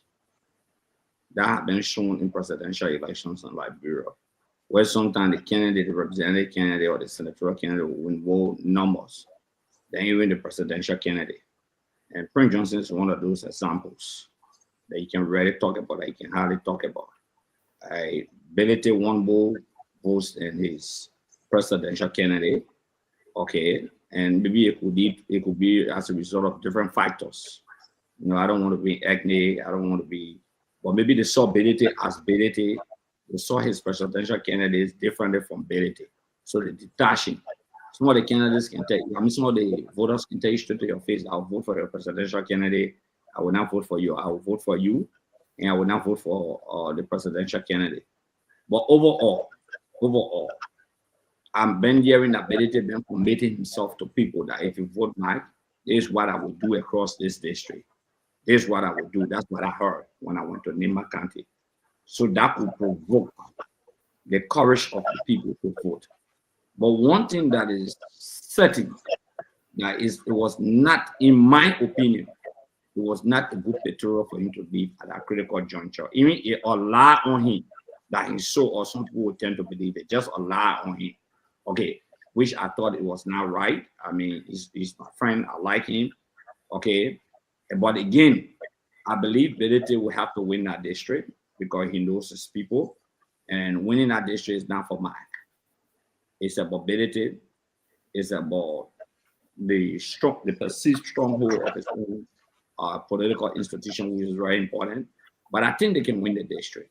I think they can win that district, and it will not be good if they win. No, if Ability win that district for Mike, Garrison Yodo wins his district, okay, and going into district. Let me cut you off. Let me cut you off, James. Can you check it? Facebook is not responding to the stream, yeah. Live for 8 hours. We've been live for 8 hours. We're going beyond the time. Okay, so we got. So listen, guys, we're gonna end on this one because we passed exactly 8 hours. 1 hour, 1 minute after the 8 hours, so therefore we have to go off. Then we'll reconnect. But guys, let's end this thing. It's very good having you on. Once we, tap the 8 hours time, we have to go off. Honorable Gray, I want to say to you, we're still on the radio, by the way. I want to say to you, Haji, Kev Hassan, we're going to regroup tonight. James Gooding, what's the suggestion here, James? Y'all me on YouTube. Let me create another one. If it worked, then I will just come here, go up and join me. Yeah, because I see people say the live on YouTube. Yeah, okay, let me on YouTube. While James go ahead and create another, but we still have to come back. Let James go ahead and create, because this link, just went off with the 8 hours. But I'm concerned over your grade. One of the issue people got to understand here is that I don't know who advised him Berity. I think that was a bad advice. I know Kev myself. Kev called me. I know he put it over here, right? I know what Kev doing this. I know what Kev doing this for, right? He playing. A certain code word he used. Put up words, and I understand it. Yeah. No. On the line. No. You wasn't on the line. You bring a man back. I'm not going to wear you. There will be no conspiracy theory to bring him back. I didn't take him out. He checked us. I took myself out because the man want to up to connect against you. I took myself off. No, he did, because he knew exactly where I was going. The man took himself, then he called me crazy. You don't go there. But on a serious note, right? You are sanctioned for talking what we talk behind the scene. You are sanctioned.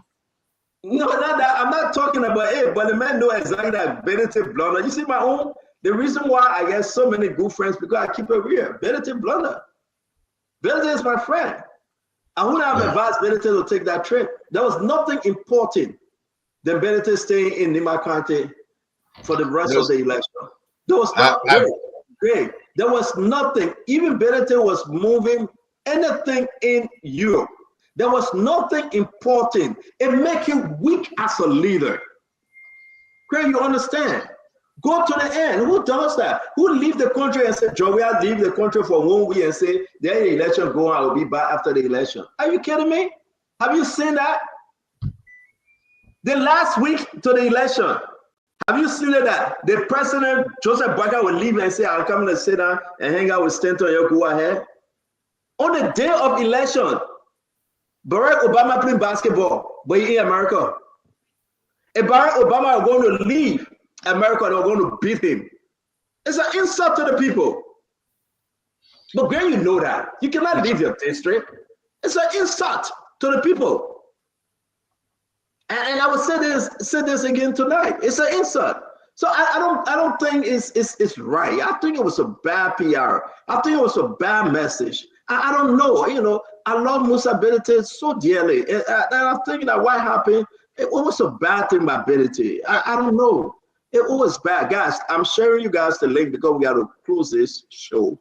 All those of you that join us on Facebook, we have established a new link. We passed the 8 hours, so we're going to do another quick 30 minutes. I know when you All right. 8 hours, they can get you.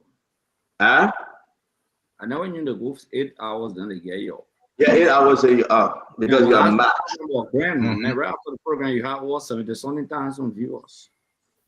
When? Last night on the show. Yeah, the 10 past 100,000. We're trying to do our best. Yeah, I know that was great.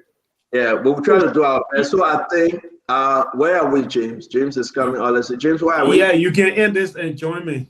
The other one is on. James, why you alone? Send me the link. Don't be. No, I send you the link, Greg. I send you the link. I see. So James, end it, James. You end it.